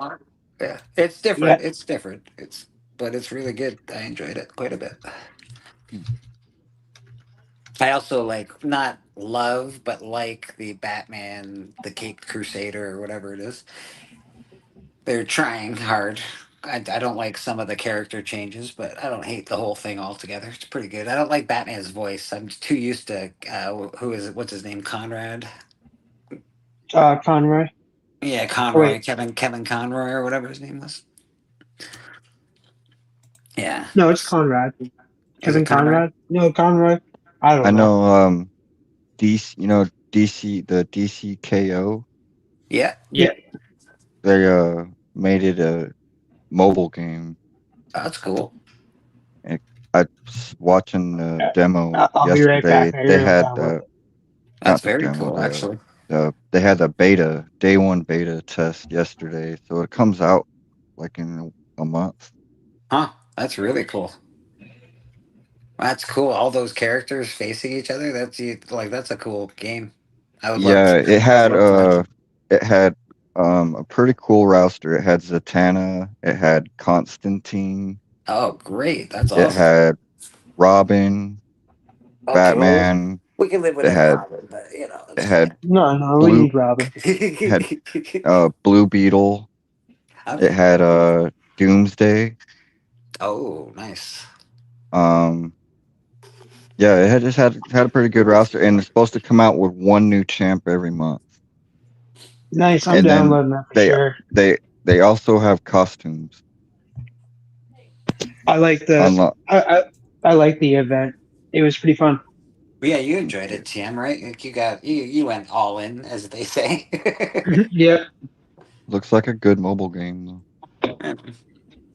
I thought some of the choices that they made in it were wrong, but most of them were pretty good. Yeah, some people I was like, no, that guy can't beat that guy. There's no way. But whatever. I'm cool with it. As Stan Lee would say, who's the most powerful person at Marvel? Whoever the writer wants to be. So I guess that's how it works.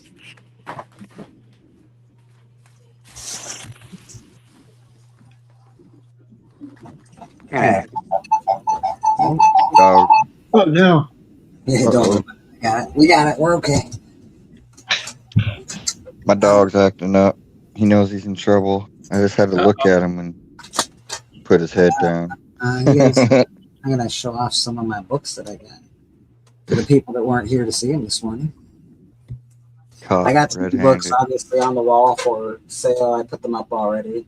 So Captain Planets came today. The Spawn 9 came today. These ones are cool. I'll show you guys these ones. A couple other things came today. The X-Men. How much is the Captain Planet? I gotta price it yet. Yeah, give me a second. You can only pay in recycled soda bottles and cans, though. These are also going to be for sale tonight. That's but awesome. They're just really cool. They're all signed by the artist. This is King Tut, the truck driving pharaoh. Every one of these covers reminds me of a Rob Zombie song. Dude, they're so great. You could pick any random Rob Zombie song and it fits the Sorry, cover. King Tut now drives a truck, and he's just like, you know what? I drive a truck for a living, pal. That's right, man. King Tut, the truck driving pharaoh. All signed by the artist. All in really nice Mylars, actually. Nice. Like really, really nice Mylars. You gotta have. If you have King Tut, the truck driving pharaoh, you gotta have Kung Fu Satanist. Just Yeah, with a Minotaur. Minotaur guy with his leg chopped off. I don't know what's happening on here, but that is also a comic of 2. These will be for sale tonight. That's pretty cool. He's kicking. I don't care what anyone says.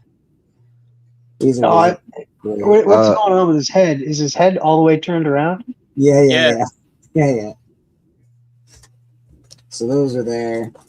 We picked up another copy of Daredevil 25.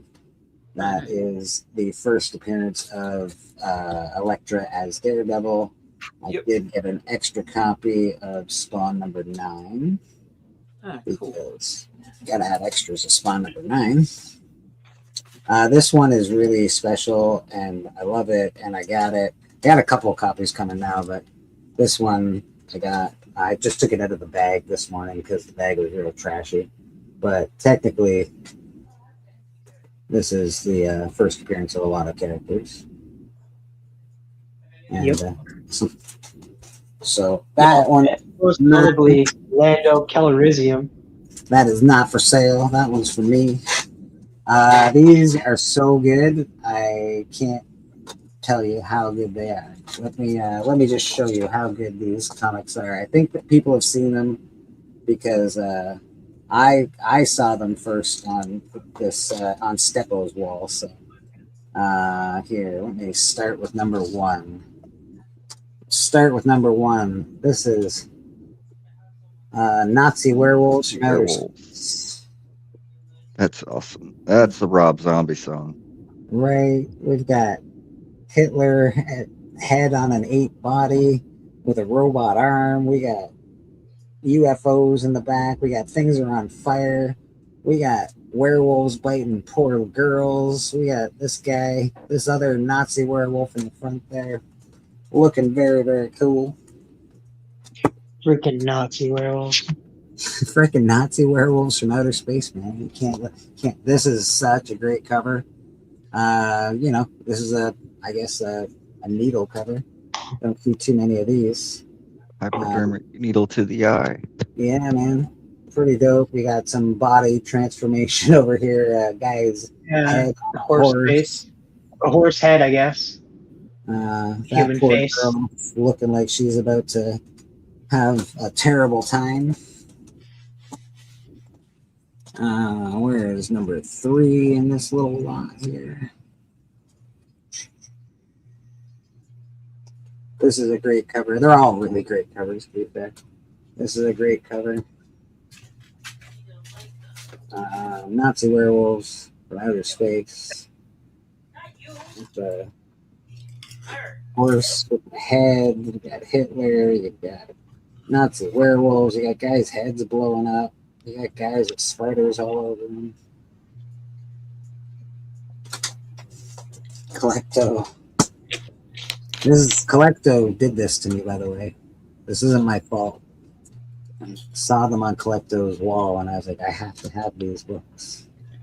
It's all Collecto's fault. I like to blame Collecto. He's got a big set of shoulders. He's a very strong guy, so you could take it. When I buy Nazi werewolves from outer space, it's Collecto's fault. But how can you not love these covers? Look at these. They're all signed by the artist. So you get them. I got them on the artist page. He did send a little drawing with them as well. Not like anything spectacular. Not a spectacular drawing nonetheless. Yeah, man. These are just super dope covers. I love this next cover as well. And I'll end it with number 6 because number 6 is really the big cover. But I really love this cover. This reminds me of an album cover or an homage to something. Like heavy metal, maybe. It's got a real heavy metal vibe to it. I don't know. But it's definitely, the 4 horsemen of the apocalypse, yada, yada, yada. It's got a lot of imagery on there that is crazy, crazy imagery. And then this is the best one in the bunch. And by best one, I just mean it's an homage of a really cool comic. And this is the homage of Schomburg. This is just awesome. Yeah, it is. Everybody in the background. Nazi werewolves, man. From outer space. Gotta have them. And those are some of the books that I picked up for myself. And obviously, I picked up a few books to sell because I am on Astonishing Auctions on Sunday nights. So come check us out. Thank you, Suzy Q. Come check us out there. Hudat is there as well. We always have a good time. So check us out on Astonishing Auctions on Sunday evening. Boom. All back. What do you think, Boston? Nazi werewolves from outer space? Not necessarily my cup of tea, but it was pretty cool. I thought that the truck driving pharaoh was kind of funny. It's awesome. King Tut's falling on rough times. He's gonna make ends meet. He's driving a truck now. Yeah, man. Chariots and sphinxes for trucks and the open road. You're driving a truck. I was curious. What is the House of Secrets you have behind you? House of Secrets. Mm-hmm. House of Secrets, number 121. I can make myself big for a second.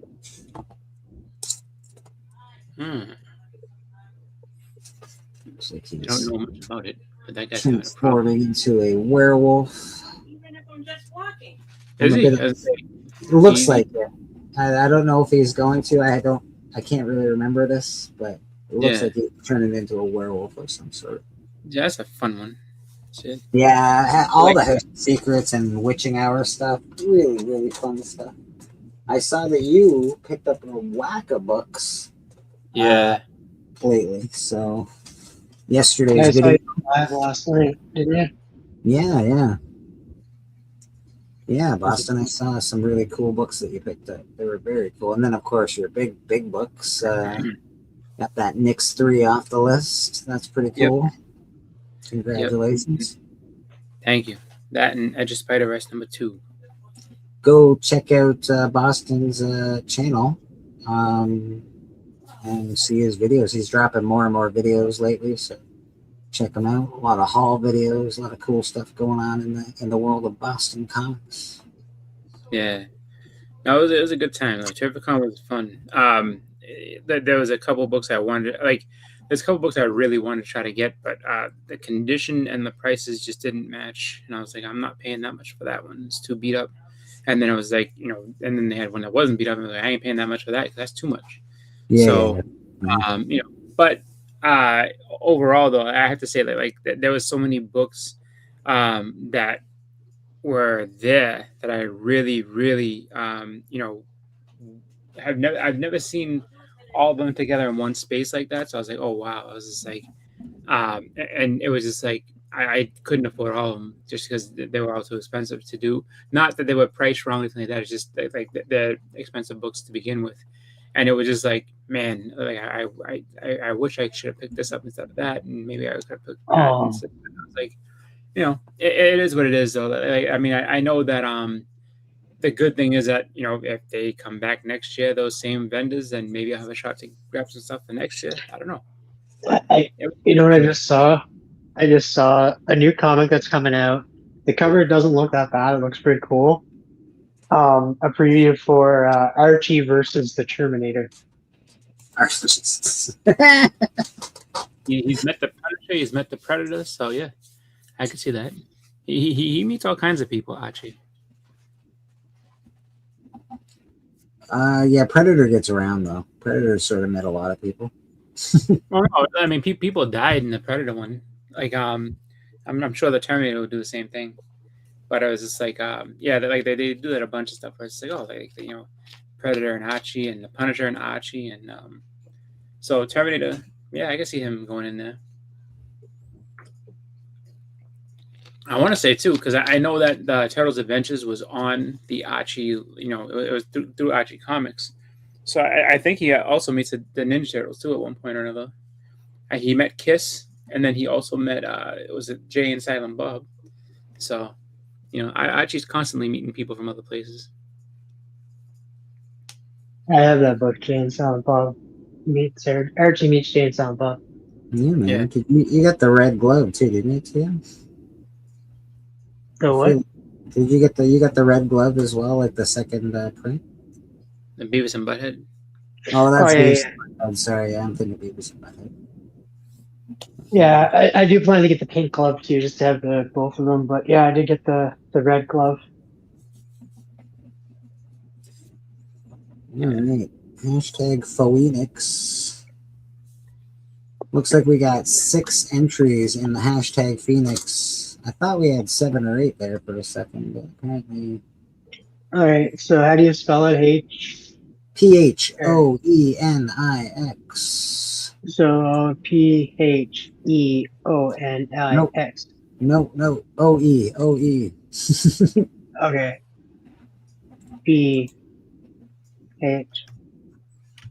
PHOENIX. Yeah, that's the one. That's the one. Hashtag Phoenix. We got 7 entries. I think we're just gonna run this. I like to run it just because I can. Yeah. 7 entries. You told them 3 hours ago.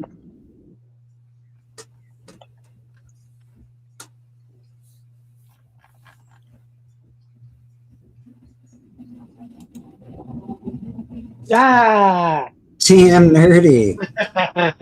the big wiener. There you go, buddy. We got some bets coming your way, man. 2 Supergirl, 1 Supergirl, 1 Superwoman, and Phoenix Resurrection. This is a lenticular cover, by the way, so it's very cool. Lenticular. Lenticular.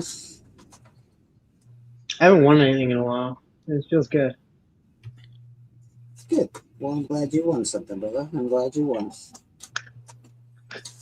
Set that aside for the Mr. TM. Congratulations, sir. I had a lot of compliments on my mustache this week. People are starting to call it legendary, so it's working itself out. You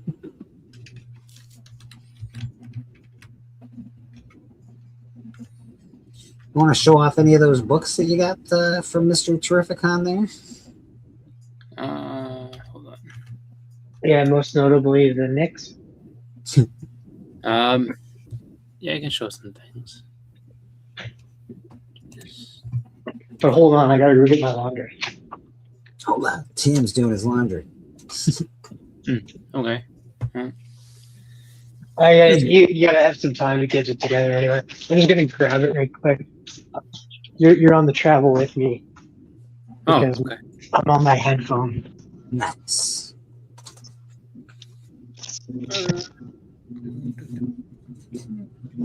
Like I said, Boston's got a video up right now, so go check it out. Give him some love, give him some comments.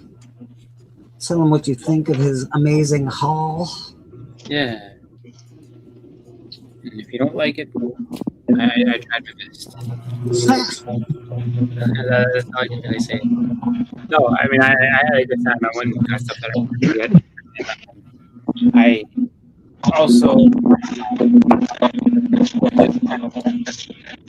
just gonna mute him for a quick second.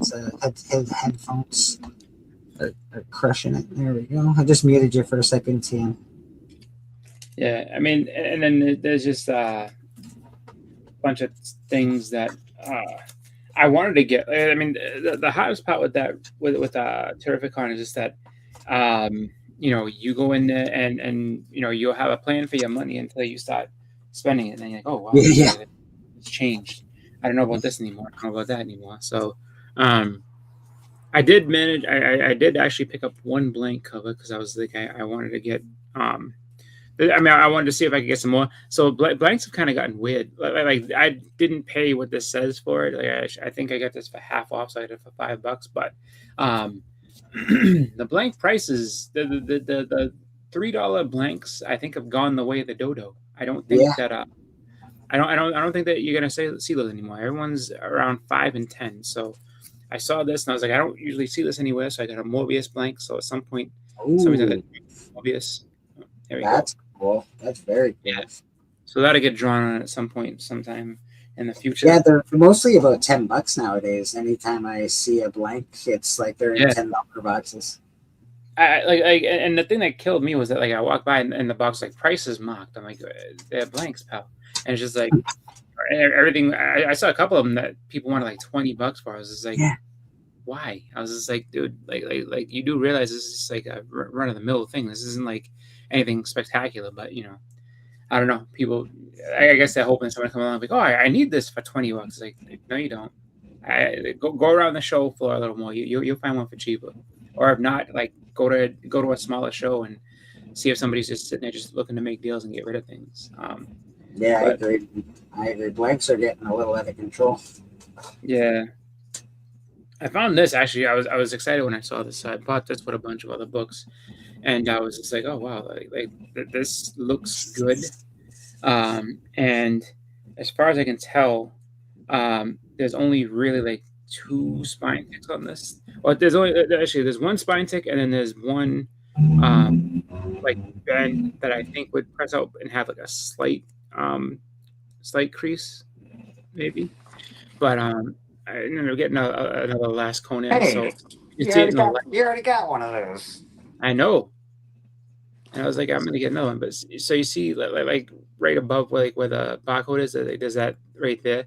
Yeah. I don't know if that, I see it's like a slight color break in there, but it's still pretty decent as far as action. And I was just like, I wonder if someone like does to somebody, maybe press that out, flatten it, and then if it's got a crease, it's got a crease. If it's got a crease, it's got a crease, which is cool. But if not, then I personally love that Conan cover. It's a tough book. It's low print run and it's black. Like the black is just it's hard to find it in good condition.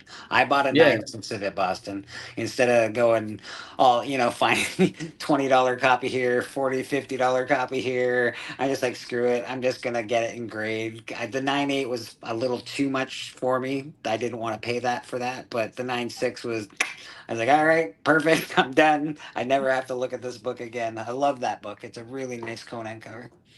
Yeah, I was like, excited for that because I was like, oh, cool. Like, I saw it. I was like, awesome. And I looked a little closer. I was like, that's fine by me. We'll see what happens. Yeah. So it could press out to be something amazing. It's a good cover, man. It's again the last one in the run, so it's not easy to come by. Yeah. And I at some point hope to get all of this run, but we'll see. But I ended up picking up Swamp Thing. I almost bought one last night, Boston, but didn't look as good as that one. Yeah, no, this one's like really nice shape. Like really, that one looks good, bro. That one looks really good. I mean, I'm impressed. I'm on that book. I want that book. Thanks to, again, I'm going to blame Steven, but that's a nice color. That's a beautiful book. It was. I have to say, like, so there were other people that had one. Someone had one that was really beat, and I was like, yeah, I'm not paying that. And then there was one I think that was comparable as far as like condition, but they wanted $85 for it. I was like, yeah, I'm not paying $85 for it. No, not for anything that's beat or mid grade. I'm not buying it. But for a high grade, like a high-ish grade in that book, a 9.2 would be really nice in that book, I think. Yeah. It's not cheap. It's not like we're talking a cheap book, but it's not like super expensive. Yeah, that's beautiful. This is called Elvira House of Secret. So, see if I can get that. Someone had the whole run of it, and I was like, he had it for $200, and I was just like, oh, I could talk him down from that. I know I can, because the guy seemed like super nice and cool, and so I was just like looking at it, and it had a lot of ticks and stuff. I was just like, I mean, it was the whole run, which is cool, but it's like, it has too many ticks. I was like, I can't have that. Yes. So I put it back. I was like, I found somebody that had a single issue, so I'm like, all right, I'll do that instead. Bit of a grade snob over here. Fucking grade snob. I'm with you, man. I'm with you though, Boston. I don't like too many ticks on my books. I don't mind a couple. Found number 2. That's not true. I don't like any. Who am I kidding? I hate them. I look at them and that's all I see. I'm like, ugh, look at that tick. Just staring me in the face. And then it was issue number 9. That's a nice one. 9. Yeah. So happy with those. And then you got some good stuff, man. Where else did I put that? Did you get any drawings done? Like, did you get another Simpsons done? Did you get your Sinister Six? Oh, actually, yeah. Actually, that's what I can do. I would love to see the Sinister Six stuff. That'd be cool. If you don't know, Boston Chris has Sinister Six, Simpsonized Sinister Six comics that he's been working on for a while now, and it's just a cool thing to have the guy do. I think it's a great cool thing. So Ken Wheaton. I'm back. You can start over. The name of the artist is Ken Wheaton, and Ken's a super nice guy. And so I was able to finish that. I got my last one that I needed, which was Mysterio. So there you go. I did see that. Yeah, he killed it, bro. That's what I said. I was like, oh, that's really good. So who else do you need to get? Oh no, that's it for the 6. Oh, that's it. Yeah, that was the last one I needed. So I was like, I got that done, and I now have to figure out what I'm doing next to figure out like with him as far as characters and stuff, because I always have him do Simpsons stuff, but I saw him do a bunch of other stuff too. Like he was doing a realistic Wonder Woman, and it was coming out really good, like for a lady that I asked. So so he can do that naturalistic style. He can do the cartoon type thing. He does like he's done some like Archie stuff. He's done Popeye, and he had a thing going with the Muppets. Like one guy had basically like almost like kind of like box office windows with just different Muppets kind of hanging out. So he had the guy gave him like 3 different covers, and so he had done and he's like, yeah, I just need 4. I just I like do the windows, and I just need 4 characters in each window. So he's all about that type of stuff. Like, he's a really really cool artist, and I'm not sure what I'm gonna ask him to do next. I don't know if I'll stay with him doing Simpsons stuff or I'll have him do something different, but I thought that was kind of fun. Then let's see what else we got. Let's see. Oh yeah, so I got this signed by Sergeant Slaughter. Oh yeah, actually, yeah. 48. So he actually signed it I in the skipped front. it on the sig, man. I skipped out on my sig for him, but that's a nice signature. It really is nice. Yeah. And then he knows where the panel is that like his, the actual first appearance of Sergeant Slaughter. So he actually signed the first panel as well. He did that in the paint pen, but like I'm assuming that he's had a couple of he's had a couple of blooper reel things with it, because he says, oh cool. So he opened it up, and then so as soon as he opens it, I'm like, oh no. So I'm like, and he's just like flipping it, and he gets to that, and he put like a little board under it, and he's signed Yo Joe Sergeant Slaughter, whatever. And I was like, oh wow. I was like, I didn't expect him to do that. So it's signed also on the inside as well. So that's cool, bro. That's cool. Yeah. So that's really dope. And I was gonna have so I was gonna have the books I got signed sent out to CGC. I didn't do that though, just because of the fact that I asked them like so when are they gonna open this? Hoping that they'd be like, oh, like we probably won't get them back there and have them open until probably like late in the week or something like that.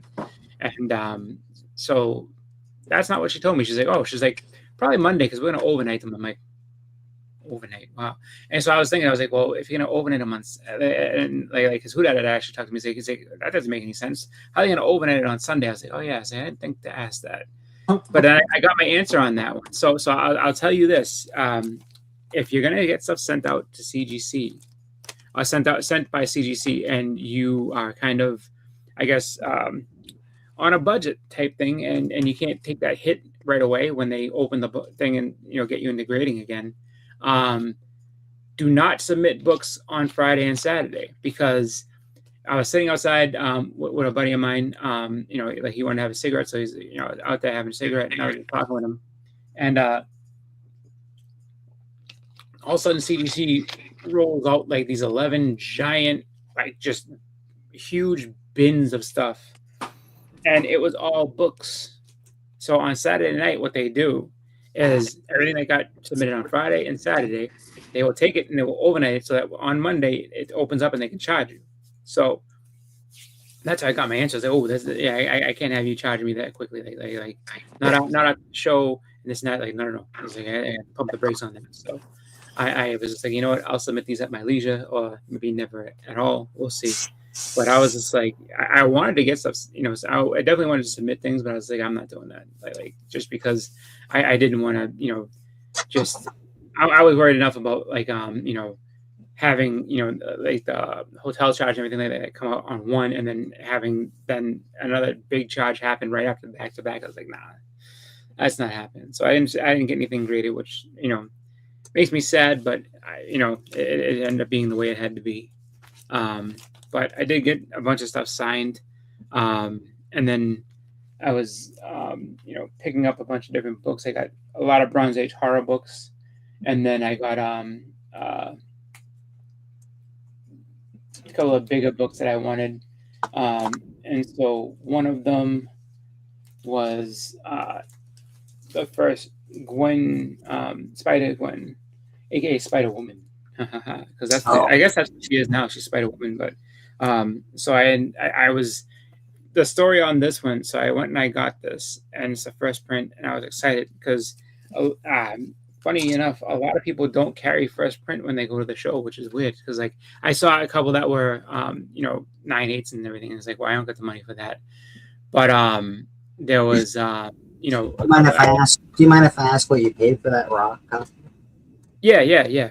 So so it leads into my story. So I went and I saw somebody who had like, I think he's like, oh, this is like a fourth printing. I'm like, well, that doesn't make me happy. I don't need a fourth printing. Like anybody can get a fourth printing. I was like, I want the first print. He's like, oh, I don't have that. Okay, cool. So I was like, I'm gonna go get something to eat for lunch. I was like, this is on Saturday. I was like, I'm gonna get something to eat on lunch. And I'll be back. And then so I was walking and I walked by and I saw it and I saw the price. I was like, oh, that's a good price. I was like, I bet you I can make a move on this. I was just like, let me go eat lunch and come back. So I started walking towards the door and I was like, nope. I was just like, because I know what's gonna happen. I'm gonna go eat lunch. It's gonna be gone. I was like, nope. So I went back and I was like, let me see what this guy would do. So I asked him. I was like, my opening question just about everything I see. Like, oh, can I take a look at this? Oh, cool. Do you have any room on this? Is my follow-up question. I was like, yeah, we can, what do you think? Make an offer to me. I was just like, okay. I was like, $250, and he was like, well, I mean, I could do $270. Yeah, I was just like, all right. Well, I was like, then I'm gonna go. I'll talk to you later. I was like, I'm gonna go get lunch. I'll talk to you later. And then he was like, oh, wait. I was like, all right. I was like, why don't we meet in the middle? $260. I was like, yeah, all right. $260 is fine by me. I wasn't paying $270. I was like, no, but $260, absolutely. Because I was just like, I need to make my deal, and then so I didn't have to do like last year and yell at the guy and say I'm paying this and this is it, because like I got my nerves and I had to threaten him with somebody else. Because that's what happened last year. I got the Constantine, the Uncle Scrooge, and the what's it called? I'm not gonna lie, Boston. I just got that book, the Edge of Spider-Verse #2. I got a 9/6 copy of it. I'm very curious to see what you paid for this book. Yeah, no. So I did that, and I remember last year it was that. It was Uncle Scrooge, and Elsa Bloodstone. Like I got all three of those together, and I said, look, I was like, and I remember I had to not threaten the guy, but it was just like one of those things where like, he was being like really like, oh well, cash means nothing to me. I'm like, oh, if it means nothing to you, then what's the difference? It's like, well, it's the more you buy, the better discount you get. And I was like, well, how about this? I was just like, this, and this, and I'm paying this much for it. And I told him, I think it was like, for all of them, I was just like, because I really just wanted the Constantine and I wanted the other two. But I was just like, if I have to leave the other two behind, that's fine. I just really want the Constantine. So, and you're a little bit high on that, and I know I can get it from. So I was like, I know that this guy over here has it for this price, so I can go ahead and I can tell him, listen. I was just like, I'm willing to go. I think I said like something like either $375 or $400 for all of these. It's like that, and he was just like, that's when I told him. I was just like, look, and he's like, I don't know about this and that. And I was like, all right, well, I was like, look. I was like, that guy over there has the exact same book, so I'm gonna walk over there and get it from him. I was like, because the sticking point was the Constantine. He just didn't want to. He didn't want to make any kind of deal on that. And I was like, well, that guy has it over there for $200, so I'm gonna go over there and get it for $200. He's like, oh, wait a minute, no. And I was like, yeah. And so I think it was like three. It was either I want to say it was like $375. I told him or something like that. I'm almost positive. And I said, that's what I'm paying. I was just like, take it or leave it. I was like, and he just was like, kind of like looked at me. I was just like, all right. And I started to walk. Said, oh! So I was like, yeah. He's like, see, I know what's going on. So, so I got that. On the copy of Ghost Rider 1, by the way. Oh, thank you. I was excited for that. Like that was a lucky buy. Like that one, I was on Instagram and somebody was having a sale, and I was actually asking about Marvel Spotlight. Sorry about that, Boston. I apologize. So I was asking about the Marvel Spotlight 5. I know I can't afford that, but I was just trying to see like, oh, did that sell yet, and this and that, and so I said, oh, like did the Ghost Rider sell? And he's like, oh, we sold one, but we have another one right here, and and he said, 7.0, and he's like, I have it at, I think he had it at like $395 or something like that, And he's like, you know what? First person to type in 300. I was just 300. I was just like, because I literally didn't expect to buy that at all, and I was just like, oh, I'll get that. And that ended up being, before Hall H and everything happened. So because of that, I ended up getting it before the Ryan Gosling announcement happened, which saved me probably another $200 or $300 on that book, because who knows if people would have been asking after that. So I was like, perfect. I'm gonna get Tim a little love.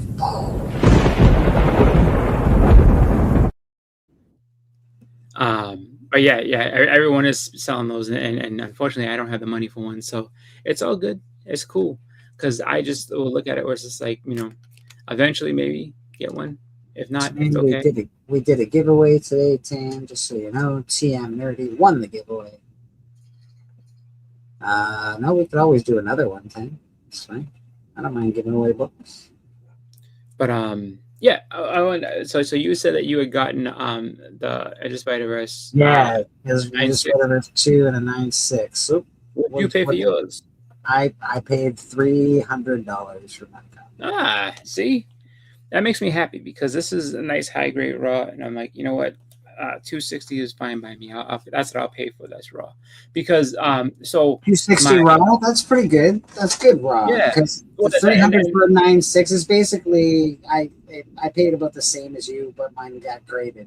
I paid to get graded basically. Exactly, and it was like, and so that was fine by me. And then when I was at the show and everything like that, I was just like, I wanted to get a NYX3, and so I saw one. I'd seen a couple different ones, and it was just like, was sitting there and just looking and talking to people and everything, and so I had seen just the whole like just crazy range of prices that that people had them at, and so there was a 9.8 that was, I think they had it like at like 1,200 or something like that, and I was like, yeah, I ain't paying that. And then there was 9.6s, and so I was like, all right, I'm trying to settle in on a 9.6, so we'll see. And so I looked and I saw that there was one place that had it, and it was like that person wanted 600 for it, and I was just like, yeah, I can't do 600. And I knew I had seen somewhere in the range of like a 500 somewhere, and I was just like, all right, like that's going to be where I kind of start my negotiations from. So I went to another place. They had a raw for $450, and then they had the 9.6 for $600. I was like, yeah, that's not happening. And then another person I went over to, they had a 9.6 for $650. I was just like, you're smoking crack, because I ain't definitely not paying that much for that shit. So then I kind of kept walking around, and I eventually found the person that had it for 500. And so I same deal, walked up to him and said, hey, how's it going? I was like, you mind if I take a look at that, that NYX3? And he's like, yeah, cool. I was like, you have any room on this? And he goes, yeah. I mean, now, as opposed to the Spider-Gwen guy, this dude was like, yeah, I have a room. Like, make me an offer. Like, so he, was like, make me an offer. And I was like, shit, we haven't even met yet, and you just want me to make you an offer? No, it's just like, but it was like, he was excited that I was, trying to buy it. So I was like, $450, and he was just like, yeah. I mean, it was an instant, no fight, no nothing. He was like, $450, perfect, boom. So I gave him the money, and I was excited. I was like, all right. I felt like I had just won at the casino, so I was just like, all right. I kind of walk off the floor. I was like, all right, no more buying right now. No more buying. I was just like, I had to show everybody what I did. So I have it here. So this is it. So now I have one, and I'm excited. That is awesome. Congratulations. Yeah. 9.6 in that as well. Really great. Yeah, which is like, for me, I think for that book, that's kind of like the sweet spot, just because 9.8s are very expensive. 9.4s are just really expensive. Really expensive.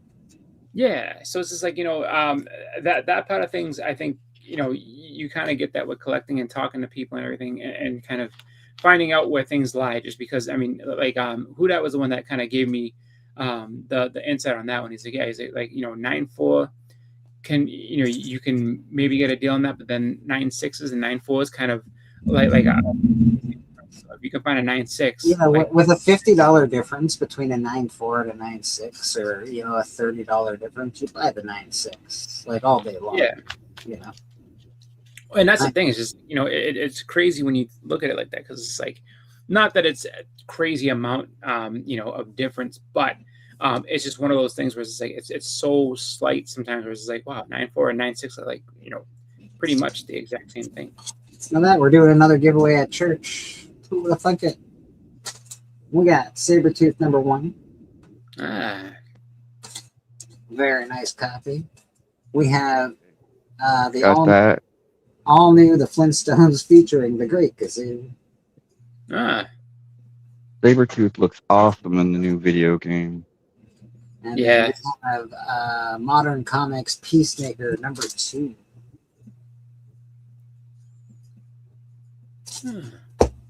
This is actually a really cool little giveaway, man. What? So- Doing another giveaway? Yes, sir. Yeah. Yes, sir. So far, Sorry, I had Yeah. to step away for a second. That's okay, brother. That's all right. TM People Nerdy in- won the first giveaway. TM Nerdy won this morning. TM Nerdy won. Oh, nice. TM won the Phoenix. He won the Supergirl, and he won the Super Woman. Nice. So congratulations to TM on the first one. Hashtag Gazoo will get you into the giveaway. There you go. And we'll do it before we get out of here at some point. yeah, Or maybe we won't. Who knows? what was the other thing I was saying? Hashtag Gazoo will get you in there. My meat man had to stop by. Meat Man. My meat man. Maybe. By. Maybe you guys are dropping the link or the hashtags for no reason because we're just going to run it next week. And Bleeker just fooled you guys all to drop it right this week. Nobody knows. Yeah. Nah, we'll get her done this week. Hashtag Gazoo, get you in there. It's a really cool Peacemaker book, really cool Flintstones book, and the Sabretooth one is awesome. I know Rad bought the whole set off me recently. Within the last Oh yeah, couple so months. do you know that man too that I saw that I bought that from showed me, like, and I see it. He's like, dude, he's like, between you and me, this is probably a 9.8. Like, he goes, if you look at this, and so there's some definite pressable defects on this. It's like nothing, no spine ticks, nothing like that.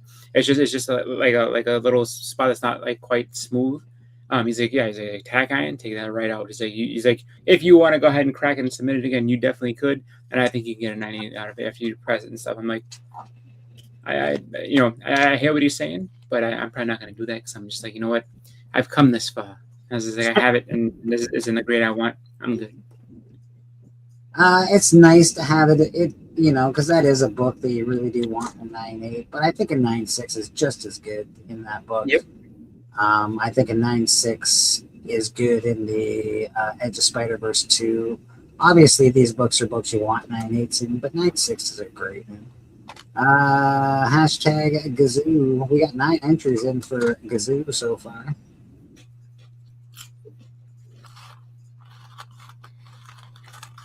Yeah, man, some cool Yeah, books. it's super hot today. Yeah, you Cooking put, outside. is it 93 degrees where you're at? Yeah, but it feels like 100. Oh, We are in a Mhm. wonderful area where right now it's like in the 70s, and I'm like, I'm cool with that because it's been very hot, and so we're getting a little bit of cool down this week, which makes The cool down humidity today, this weekend. cooks yeah, you. humidity's a big B word. It's like a Last wet weekend- hot, dude. It's like Yeah. a steamy. It's like a steamy hot. Like trying to breathe in a steam room. Oh yeah, it's like drinking the air is terrible. That was all Oh last week. man, I kind of want to buy these because, like, If I ever buy a these press, Blu-rays. I don't have to pre-steam my comics. They just Yeah, that's get true. steamed in the air. I kind of want to buy these Blu-rays because they're like $9.99 each, and one of them's the Flash movie, the other's Black Adam. Oh, dude, Black Phone is for $9.99. Like, that's a good movie. I got an air You know, conditioner that I run in dry mode.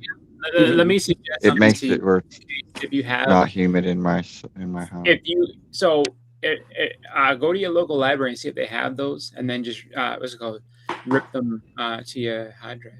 If you get a press rad, I'll walk you through pressing stuff. Yeah, I'm definitely gonna be on that. You should get one just for what you're doing. It's just because I know when you add paint and all sorts of shit to the cover, they always curl and stuff like that. So Yeah, I want to be able to do that myself, where I can adjust it as I need to. Dude.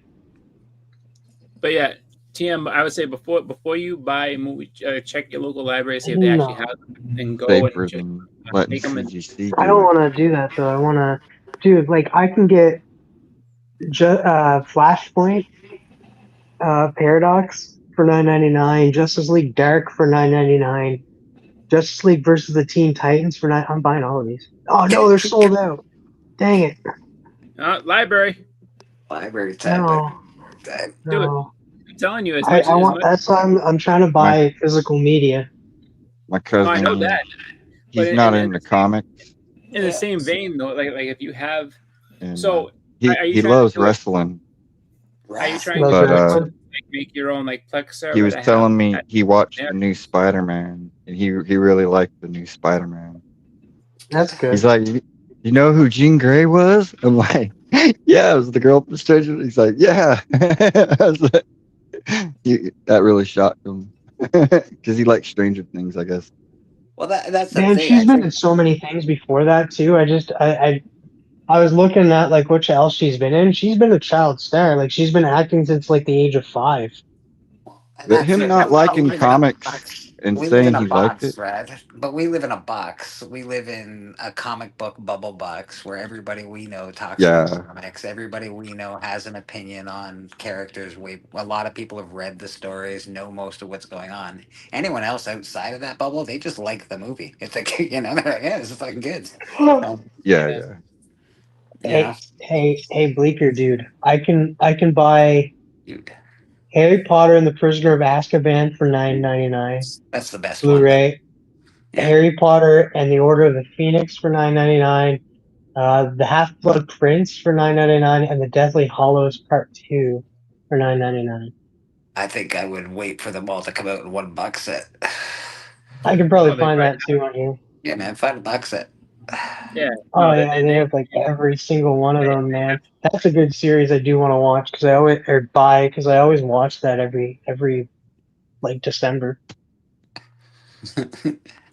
I'm with you, Tan. I like movies when they make my books go up. I hate movies when they make the books I want go up. It's annoying. Thankfully, I already have the Ghost. I don't have Ghost Rider 1. I need a Ghost Rider 1, but I got Ghost Rider 2, and I've got the Spotlight 5 thanks to Steven. So thank goodness for that. I'm gonna buy this. Batman Under the Red Hood Blu-ray for $9.99. Yes, sir. What is everything just $9.99 on that? Do you have any sort of like Oh, look at this! Look at this! The Man of Steel, $9.99. Nope. That's the best part. If you have not I wouldn't say a thrift shop, but if you have stuff like where it's like discounted stuff. Yeah, I'm gonna go down one of these days, probably on Thursday. I'm gonna go down to because we don't have like what's it called, Value Village, pawn shop, a pawn shop and stuff. They have a lot of Blu-rays there and stuff, and yeah, that's what I'd recommend, just because it's like you don't know what you're gonna find in there. Sometimes you find really good stuff. Like I found a Point Break. It was never open. Like I don't know why this person even bought it, but they never opened it. So I have it there. It's still wrapped and sealed and everything like that because that person didn't care about it. And I was like, oh, and I got it for $1. That's a setup. It's like that works for me. Pawn shops get such a bad rap. Like, don't get me wrong, I don't want to sell anything to a pawn shop or do that. But going into a pawn shop to buy stuff, they got lots of good stuff in there, man. And they're usually good deals. What's TM showing off up there? Or is that No, Rad? that's rad. What's Rad showing off up there? Oh, The there's the doctor. name. It's got Rad's name on that label, by the way. It says Yes. I got my first slab out of, I think I got like 25 slabs. Those are all my slabs right there. And it's my first one with my name on it. Yeah. that's pretty Hey. dope for Rad. You can't. That's all. That must feel wicked. Yes. Yes. Very happy about it. And it must feel awesome, dude. Honestly. Got my first Mr. Sinister. Make sure Steppo gets to That's a see good it. book. That's a good book to have. My stack of blanks. Collector says no yellow label. Well, he didn't sign it, Steppo, so he didn't get a yellow label. But Yeah, I didn't sign it. His name is on it. It says cover. That's just it's not a sketch cover. It's the actual cover. Yeah. Yeah. That's cool, man. You got some. Oh, that's a nice Ghost Rider down there. That's cool. My Ghost Brian Rider, Boland. yeah. That's wicked. It's Aaron Greenfield. I do have thoughts on like blanks going up in price. Like they're blank covers, they shouldn't go up in price, and the only ones that are suffering for that are the artists that are drawing on the covers. So like why raise the price? They should be lower. Is that just a Frank Frazetta book? It's a Frank Frazetta art book and a Brian Boland art book. That's awesome, bro. Frank Frazetta. Number one, baby. Number one, baby. Yeah, you have a great setup. You got an awesome setup, Brad. Oh, look at that Zoom mask. That's cool, bro. Little X-Men. Iron Man. Jared Leto Joker. The big heads. Dang big heads. Those are metal. Like they hurt your foot when they fall down. J. Scott Campbell sign print. Witchblade statue. Crystal ball thing. He's got some cool stuff. Oh, more Mr. Sinister. Steven loves that. It's his favorite. Got to have Spawn. Oh my God! Everybody's got You think Mr. Steven? You think you've seen the Mr. Sinister covers? Wait till like Sinister's just been announced in cast, so all those books. Yeah, it's gonna be hitting the trending next week for There's gonna be sure. so many for sale. So Hold up, puppy. Hey, no, I just think like because like Rad, like I get what you're saying, Steven, but like most artists just buy blanks just because like most artists just buy blanks to draw on and give away and stuff, and that not to sell, and they just want a blank cover to have in their collection, and that, or the buyer who is actually bringing it to an artist to do a sketch on and stuff. So like it's just I don't know why they're not just lower price, like because they're just completely blank and stuff, right? I can see them just being cover price seems to be. It seems like I don't know. Stop upcharging for blanks. I get that people are getting artists to draw on them, and that's what they're for. But they should just a regular cover price. Like if they're $6 book, it's a $6 book. If it's whatever the case may be. Yeah, I mean, at a convention, I mean, you definitely have people. They always have people that are just gonna try to be like, oh, like you can get a sketch on this today, like come buy this. Yeah. So I understand it that way, but I do think that and on the one hand, so I would say it's a double-edged sword because a convention is a great place to buy blanks, and it's also the worst place to buy blanks just because the dealers themselves might be like, oh, I'm going to try to make money off of all these, and it's just like I mean, and sometimes they'll start off high on a Friday, and then they'll drop it down.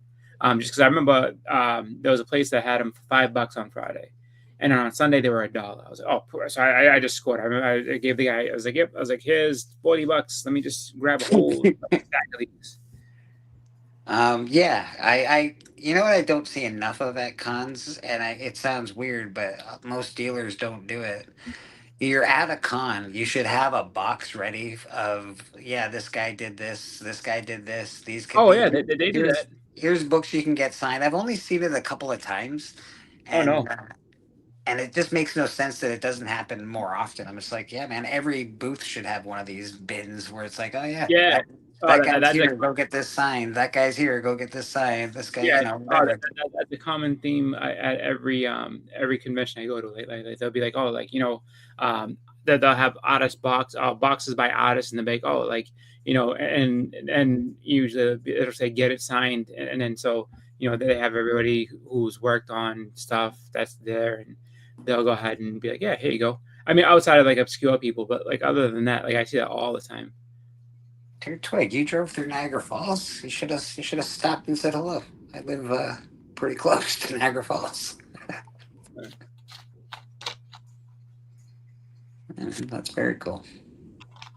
Yeah, I think for me, as far as conventions are concerned, like there's one show in October it's a free show to go to, so I'm just gonna go because I can. Well, you go to a fair amount. You go to at least 2 or 3 shows a year, like a comic crawl, a couple of big ones. Like you do a fair bit of. It's good around your area. I get one, and then if not, I have to go to Toronto to do the other one, and that one's, I don't know, 2 hours away, and it's a pain in the ass. Parking is a ton of money. It sucks. Yeah. The convention's all right, though. It's a little packed, but it's too far away. There's a bunch of so I always try to keep an eye out for just like small shows that are that are around. So the next one is Wicked Comic Con, which they usually do 2. So they have one I want to say usually around like April, and then I guess they've started doing a second one in the fall.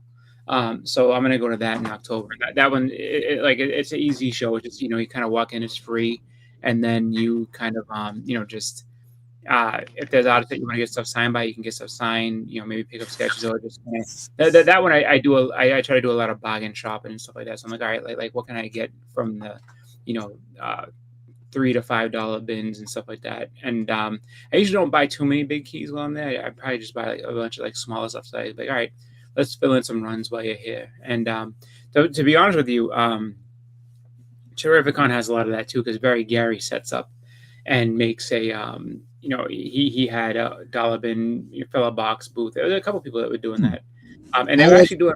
Oh, I like that. I know that Cliff on Comics was fucking. That was Cliff went to 2 different spots, and he was filling up books. Like I mean, when I first saw him, he probably had about like 30 or so books in there. He's like, and he was just doing his thing. And then by the end of the show on Sunday, when the show had closed, he just had this giant long box just stuffed to the brim with books. And it's funny because Gary's dad, Very Gary's dad, would be like, come on, Cliff, you can put some more in there. We could fit 5 or 6 more. Let's go. So he tries to get him to put as many books as he possibly can. It's great. So yeah, I can't leave Connecticut to be in Canada during Terrificon. Yeah, I mean it's one of those things where Terrificon was a great show, and I mean it happens. Like there's times where there's a show you want to go to but you gotta miss, and I can tell you Toronto Fan Expo 10. Be prepared to be squished and feel like you don't exist and feel thin and like you can't get into anything. Like it's so. I thought I looked around this expo the last time I went, and it's like a fire hazard waiting to happen, man. It just thinking about that, I was like, everybody in here is dead if a fire happens. It's not good. It's a bad spot. They're upstairs. There's about 4 or 5 whatchamacalls to go down, up and down the escalators, and then there's thousands of people upstairs to have to go down these four escalators that are going. And I'm like, this is not good. we're all gonna die. So I felt really uncomfortable there, to be fair. Good show though. Awesome crowd, awesome artists, and cool booths and everything. Just it was expensive too, very expensive. Toronto is super expensive. So that's okay though, because that it's funny. When you kind of get that ability to go in there and hang out a little bit ahead, like because he was mentioning that he had a vendors pass, so he was able to kind of go, get in there a little earlier, go and see the vendors, get stuff taken care of. I would say anybody who, I mean, especially since your channel is a little bigger, anybody who's got the credentials, get a press pass, because then you're able to like just kind of get through everything pretty quickly. You don't have to worry as much. You just kind of can, make your way through. I don't know if you necessarily can get early access. You might be able to get early access and kind of get into the show a little earlier, so that saves you. I can usually here in Niagara Falls if I don't go with friends, and because usually there's a group of people I like to go with, and if I don't go with them, I can get in. I can get I have friends that have vendors passes, so they just run outside, give me their vendors pass, and then I run in the show. It's not difficult for me to get in the show. It's just Toronto. I don't know anybody really. I probably know some of the artists in Artist Alley, like Mad Monkey Love. He hangs out there, but to get in there to hand off passes and stuff would be really difficult, I think. Well, yeah, I mean, I would say, if you can get a press pass, you'd be okay. I mean, you just have to film the show a little bit, and then press pass is expensive, bro. It's and a pass is what, $100 for the weekend, $120 for a weekend, and then the press pass is. Well, no, you're talking the free one. Is that what you're talking about? Actually. Yeah. If you can get, because I'm pretty sure like the press pass, they'll pay you for that, so you don't have to pay to get in specifically. They made it really difficult for Niagara to do that, but there are cons that you can get them no problem. All you have to do is show that you have a YouTube channel. You're like, oh, no, I'm part of the press. Yeah, just because I'm sure there's some price associated with it, just because you really can't do much without getting shot. Like if you get a vendor's pass, then you have to, you have to pay for the space that you're vending at and everything like that, and then, I think. Once the vendor gets through, you can sit there and say, okay, like what's the cost of the booth? And then say, how many do you need? And then they'll be, all right, well, here's your, vendor pass. Vendor passes are, if you know vendors, it's pretty easy to get them. But, you got to know the people. But Tan's telling me his vendor buddy could have probably got me one. But, I don't really know him. So it's not like it'd be awkward. Yeah. I did drop Tan's name though when I bought my Amazing Spider-Man 101. And I was like, hey, my buddy Patel sent me here. He said you guys are good folk. Like, Patel, who, what? And Tan. Oh, Tan, I love Tan. Tan's a great dude. Okay, well, now let me see what you got. Show me your Spider-Mans. Yeah. Oh no, that's what I would do. I've already said, what my master plan is going to be. Although we'll see what happens with that. Just because I guess, my master plan was to, is to go to Canada, exchange money, just because ours is worth a little bit more than yours, and then buy everything possible, and then go back. Look what I did, my riches from Canada, my spoils of war. But apparently, on Wednesday, there's, I guess, new tariffs going into place. There was an artist talking about it on Instagram. So there's new tariffs going into place, and I guess, whereas before it didn't affect like original artwork and stuff, it does now. So I don't know if that extends to comics or not, but I do know that if you're going to get like stuff, I guess, commissioned from people that are in Canada, they're gonna have to charge you a little more because they're gonna get hit with a 50% tariff. So, it is kind of a something to pay attention to, just because, where if you're selling stuff, from Canada to the United States, the other way around, I don't think you get hit as so if you're going to buy from the US into Canada, you're fine. But selling from Canada to the US, I think, is about to get more expensive. No, it's always hard to buy from Canada from the US to Canada. If the seller doesn't know what they're doing, you end up paying taxes on it, like lots of taxes usually. There's a handling fee if they don't know what they're doing. There's a handling fee. There's all sorts of stupid stuff that they can do. So, I'm assuming, he was saying, with art, like specifically with art and stuff like that, like that was. To be fair, for me paying shipping from the U.S. to Canada is way more than shipping from Canada to the U.S. It just is.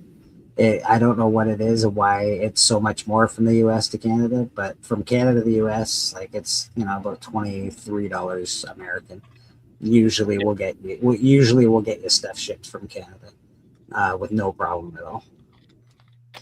$25 if it's a big thick package, $28 because it's usually about $36 to $40. Yeah, It's I mean, beauty. I'm just assuming that just something to keep in mind, I guess. Just because I guess that goes into effect on Wednesday. So, you know, like I said, I know it was a Canadian artist that was saying that, like, you know, if you're gonna buy, so he was trying to sell, you know, stuff that he had done, like commissions and stuff. It's like, it's like, you know, I'm trying to sell these now to get rid of these to you know, give you guys, you know, I guess a good price, because after Wednesday, I'm gonna have to, you know, make things more expensive if you're buying from the U.S. because of these tariffs that are going to get levied against us. So, when it comes to the comics, I don't know if that's going to be included, but we're going to find out. Because I guarantee you, if, you know, once it goes into effect, people will notice right away, and there'll be a whole bunch of videos or something. Oh my God, I tried to buy this book from Canada, and look what happened. Or the other way around, like I tried to buy a book from the U.S., you know, into Canada, and my God, is it expensive. So That's I have to really be careful when I buy books from the U.S. to Canada, because I have to get them at a good deal. The shipping, the this, that, the other, it can really, and the exchange rate is really important too, right? Yeah, I got that part of things. the book for $300. Well, that book actually cost me $500 in, you know, Canadian. So, you know. Yeah, like so when I do try to execute my master plan and everything, like I have to say, I think I am going to have to maybe drive in, so I can, because I don't know, like on a plane, if I, like, especially if I buy a lot of things, I don't know if I'm going to, I have this short box full of stuff, and I need to get on this plane with my luggage and everything else. But if I drive up, then I can, all right, I'll just put it in the car, like, you know. And then when they ask me, do I need to declare, I'm like, well, no, just that I had a really good time in Canada. Thank you. True Twig says he lives up near the Thousand Islands. My favorite dressing, actually, especially when I was young. Thousand Island dressing, delicious. Did MT auction off the Werewolf by Night 32 last night? Man, I slept last night. I fell asleep, I don't know, from like 9 o'clock to 12 o'clock.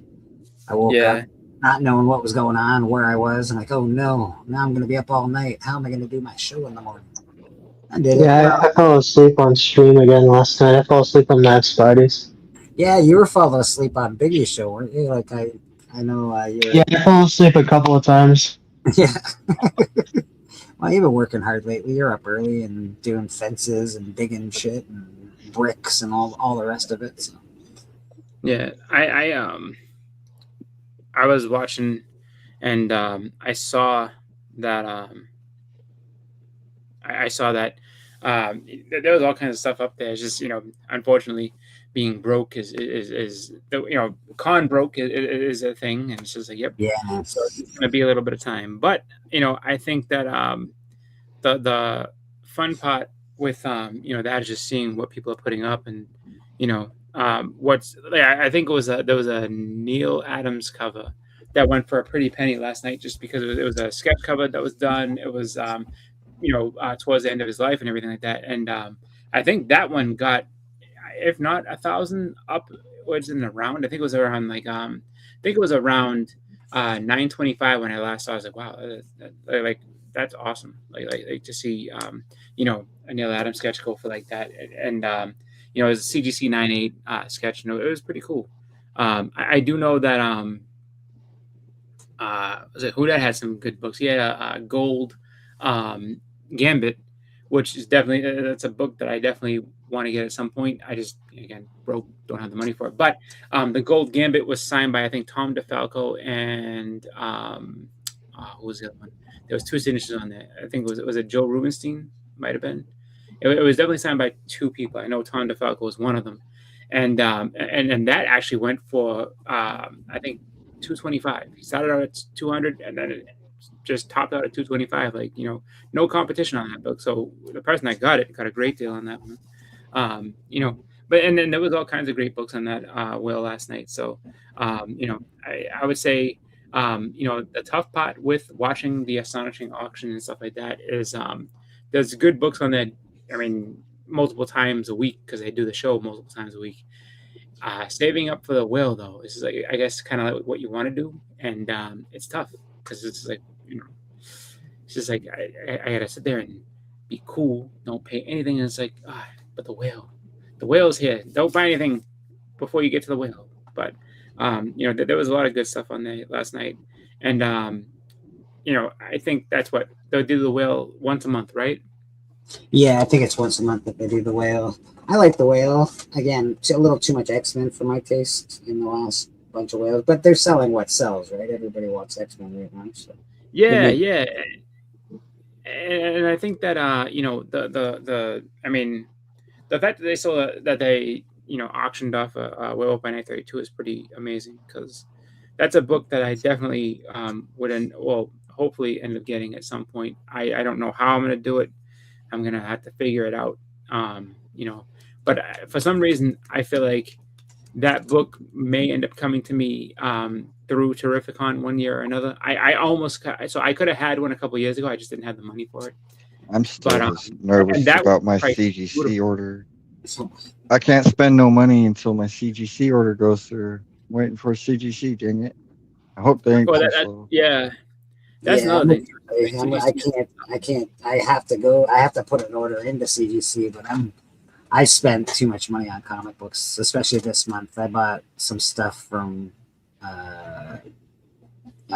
Troll. I bought some stuff online.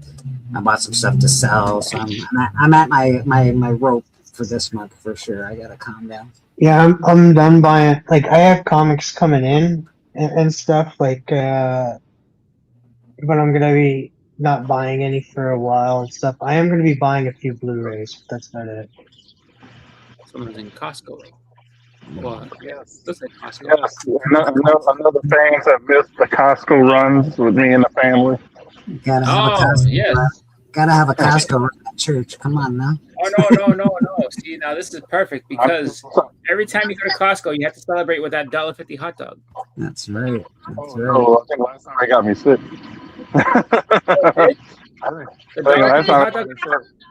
I think last time they got me sick.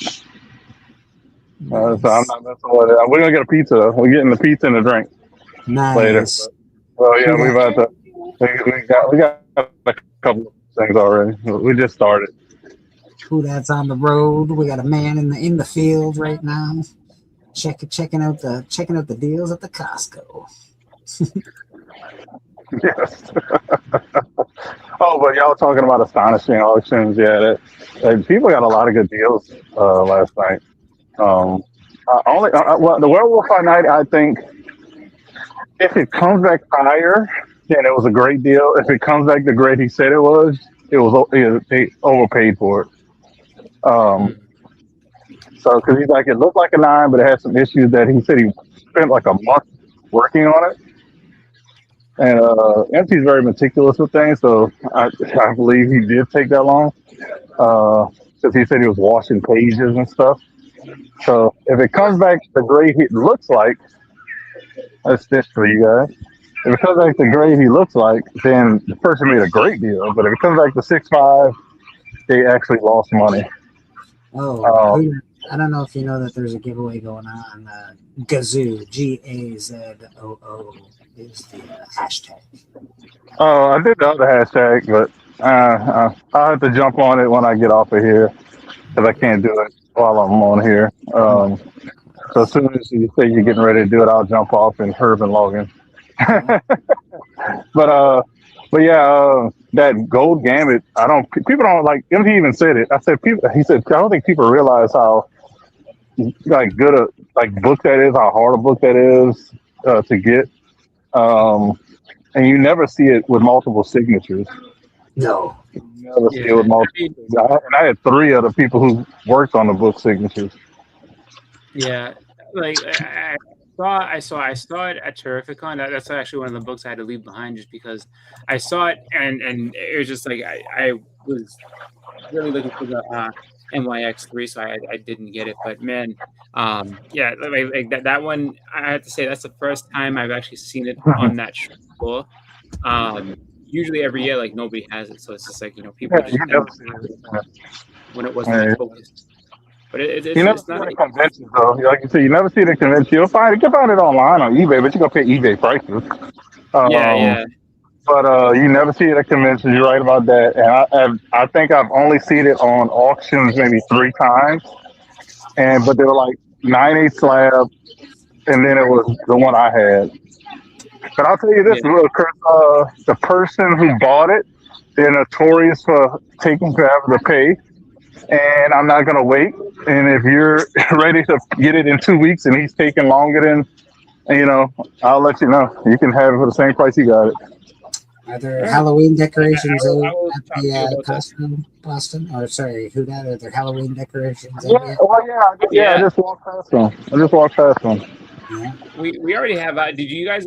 So I don't know if down there or just around the country they do Spirit Halloween, but they've already started setting up Spirit Halloween shops, which is basically like they're all pop-up shops, right? They come, they go, and then they're like here and they're gone. It's pretty cool. Yeah. They've already started putting the signs up and everything. So within the next week or so, it's going to be Spirit Halloween time. Everyone's going to get their Halloween. It's a croissant, like little, that holds onto the phone. Oh, nice. Because she's going to London and Paris with my mother-in-law next year, so she's prepared. There you go. Very cool. Very, very cool. She's going to be a well-traveled woman by the time she hits 20 years old, for Pete's sake. Oh yeah, she's gonna be. I don't even know how many countries she's gonna be in. Right? She's going to be a travelista. Tide sample. You can eat that. I don't want a Tide sample. I think we're gonna do the giveaway, man. Who that? Why don't you jump off and then jump back on after you put #Gazoo in the chat? You know what? Actually, if I win, I'll just give it to Who Dat. How about my hashtag is Who Dat's hashtag? I grabbed one, so you have to get one. So let's do this. Don't be afraid. Let's do this giveaway. If my hashtag hits, it's for Who Dat. I always. Who put in for this? I mean, not who put in for it. Who's the person? We bless you, man. Who the person we have to thank for this great gift? Of course, we've got Hurricane Patel, Tan in the chat, and myself here. He's always great. He's been giving away channel memberships for people and on my channel. So yeah. Good luck, all. #Gazoo. Ooh, where are we? There we go. We're gonna do this drawing right now. There it goes. There it goes. Who it gets, nobody knows. Hey, James. James Willie. Bang around, Peter. You know what's funny is that if I had won, I was going to say give it to James. Nice. Oh, yes. Bobby, you just missed it. Amazing. James, you got Peacemaker number 2. You got the Gazoo, the new Flintstones starring Gazoo, and you got this awesome Sabretooth number 1. I'll tell you this: if I would have won, I was not giving it to James. No. I was going to give it to James because I have the Sabretooth already. I was like, you know what? I was cool with that. I was just like, because I haven't seen James in a while, so I was like, you know what? I would have said, you know what? If I win, that's for James. So you know what I like to do? If I went stuff for like people who sell stuff, I like to do it. They like be like, hey, put it in, a lot for somebody if they win, win an auction. I like doing that, especially that's pretty cool when you do that. Yeah, man, that's very cool. Congrats, James Willie. That's very good, man. Just send me your address on the Instagram. If anybody has won and they haven't gotten anything, it's probably because I have everything for everybody around. I might have forgot who won it or whatever the case may be. Just send me a message. Give me your address. That's how it works. I'm not gonna reach out to you. Reach out to me, please. All right. Who Dat's got things here? Yeah, Who Dat's got some things here. TM's got some things here. Now James Willie has a couple of things here. So yeah, I'm waiting to get some more stuff. You can fill up a little, like whatever, I'll put it in things. a box for you, Who Dat. I'll put it in a box. I got your ash can as well, Who Dat. So. Yeah, I want to make sure we get enough fill up a box. Yeah, that makes sense. I thought they had. We can start going around the horn, getting the heck out of here, seeing what's up later for everybody. Mr. Boston Chris, what do you got going on with yourself this week, sir? So this week, I made a video yesterday for my stuff that I got from Terrificon, and just I have packages I can open as far as like stuff that I haven't opened yet from there, and just kind of see what happens. It's gonna be a very busy week at work. So I don't know if I'll have another video up, but I'll try. But I will definitely be posting stuff to Instagram, and check out my haul video if you haven't seen it yet.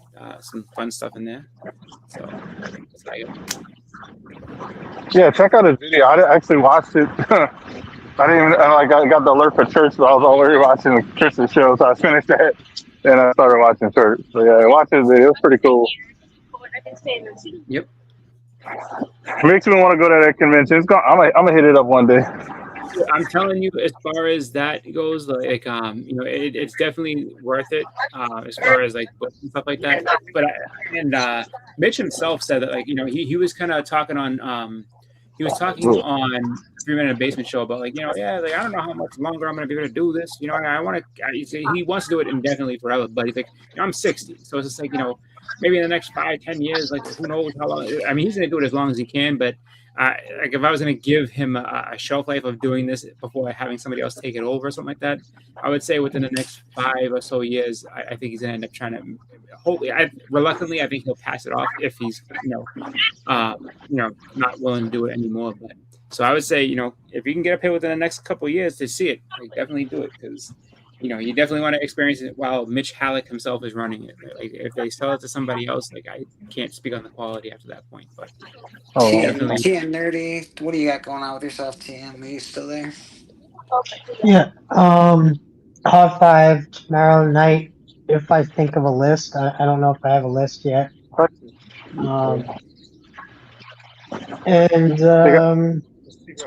That's about it. I'll be back next week here as well, and then Collector Club, and then Matt's Buddies. Awesome, Billy. Awesome. Hudat, what do you got going on with yourself this week? Anything you want to tell people about? Besides Costco shopping, which we'll have some backstage fun with. So if you want to see me backstage, shop at Costco and spend $300 on like 20 items. Come check us out.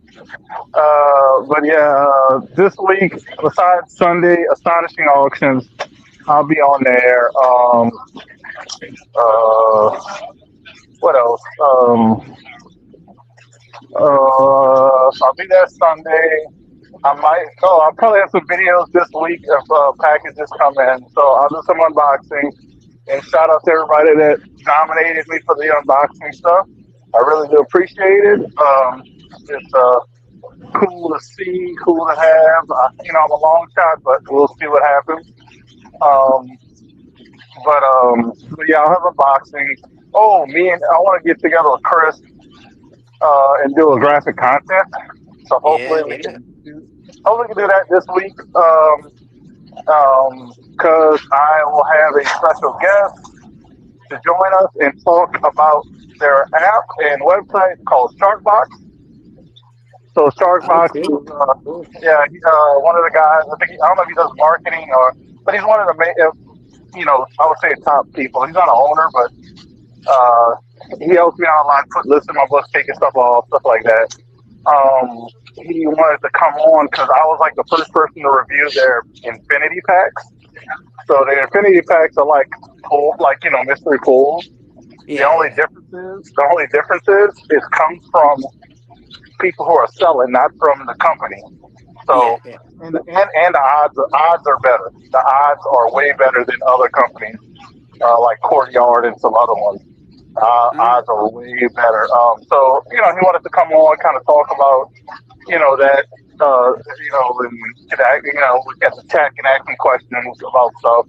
What the future might hold. But I like that aspect of that pull box, pull pack or mystery pack, however you want to call it, because you know it's not the company making all of the money. You know what I mean? Buying collections and like, oh, you got a 0.1%. You know, you don't even have a 1% chance of hitting the grand prize. At least with them, you have a 1%. You know, hitting the big, you know. So and people have hit them. That's the difference. People have hit them. So because I mailed one out. And right now, currently, it's like they're not a sponsor of me or Bleak, which would be cool to get them as a sponsor. So we might talk to them about that. Maybe they can sponsor graphic content for me and Chris. But currently, they're doing a free pull pack. So they have like, if you have the app or the website, I think it might be US only currently at the moment. But they're working on Canada. They have a free, it's one free pull. I think the max you can win is like $100, something worth $100, but it's free. So you can't pass that up. It's a free pull. So I mean, it's not guaranteed you'll win, but if you win, it's free. So hopefully we do a graphic content this week. We'll talk to him, and we'll probably talk more Terrificon and maybe some San Diego D23 stuff like that. All the stuff that's been going on. So just stay tuned for that. That's about it. Sounds good, buddy. Sounds good. Rad, what do you got happening with yourself, sir?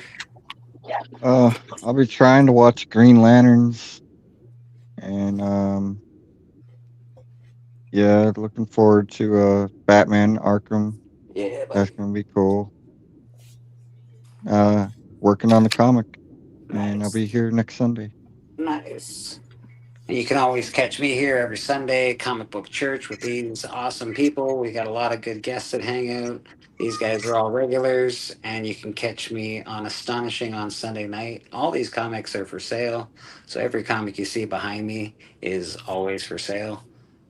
So yeah, man, lots of good stuff up there. Lots of key comics, lots of cool stuff. So check me out on Astonishing Auction. Whodad will be there. We usually have a pretty good time. And of course, during the day, we do all this Sunday Comic Book Church, man. I think it's fun. Thanks for being here. Thanks, everybody, for checking us out. And check everybody else's channels out. Again, everybody's doing stuff on their own channels as well. Boston Chris, Who That Comics, TM Nerdy dropped some videos.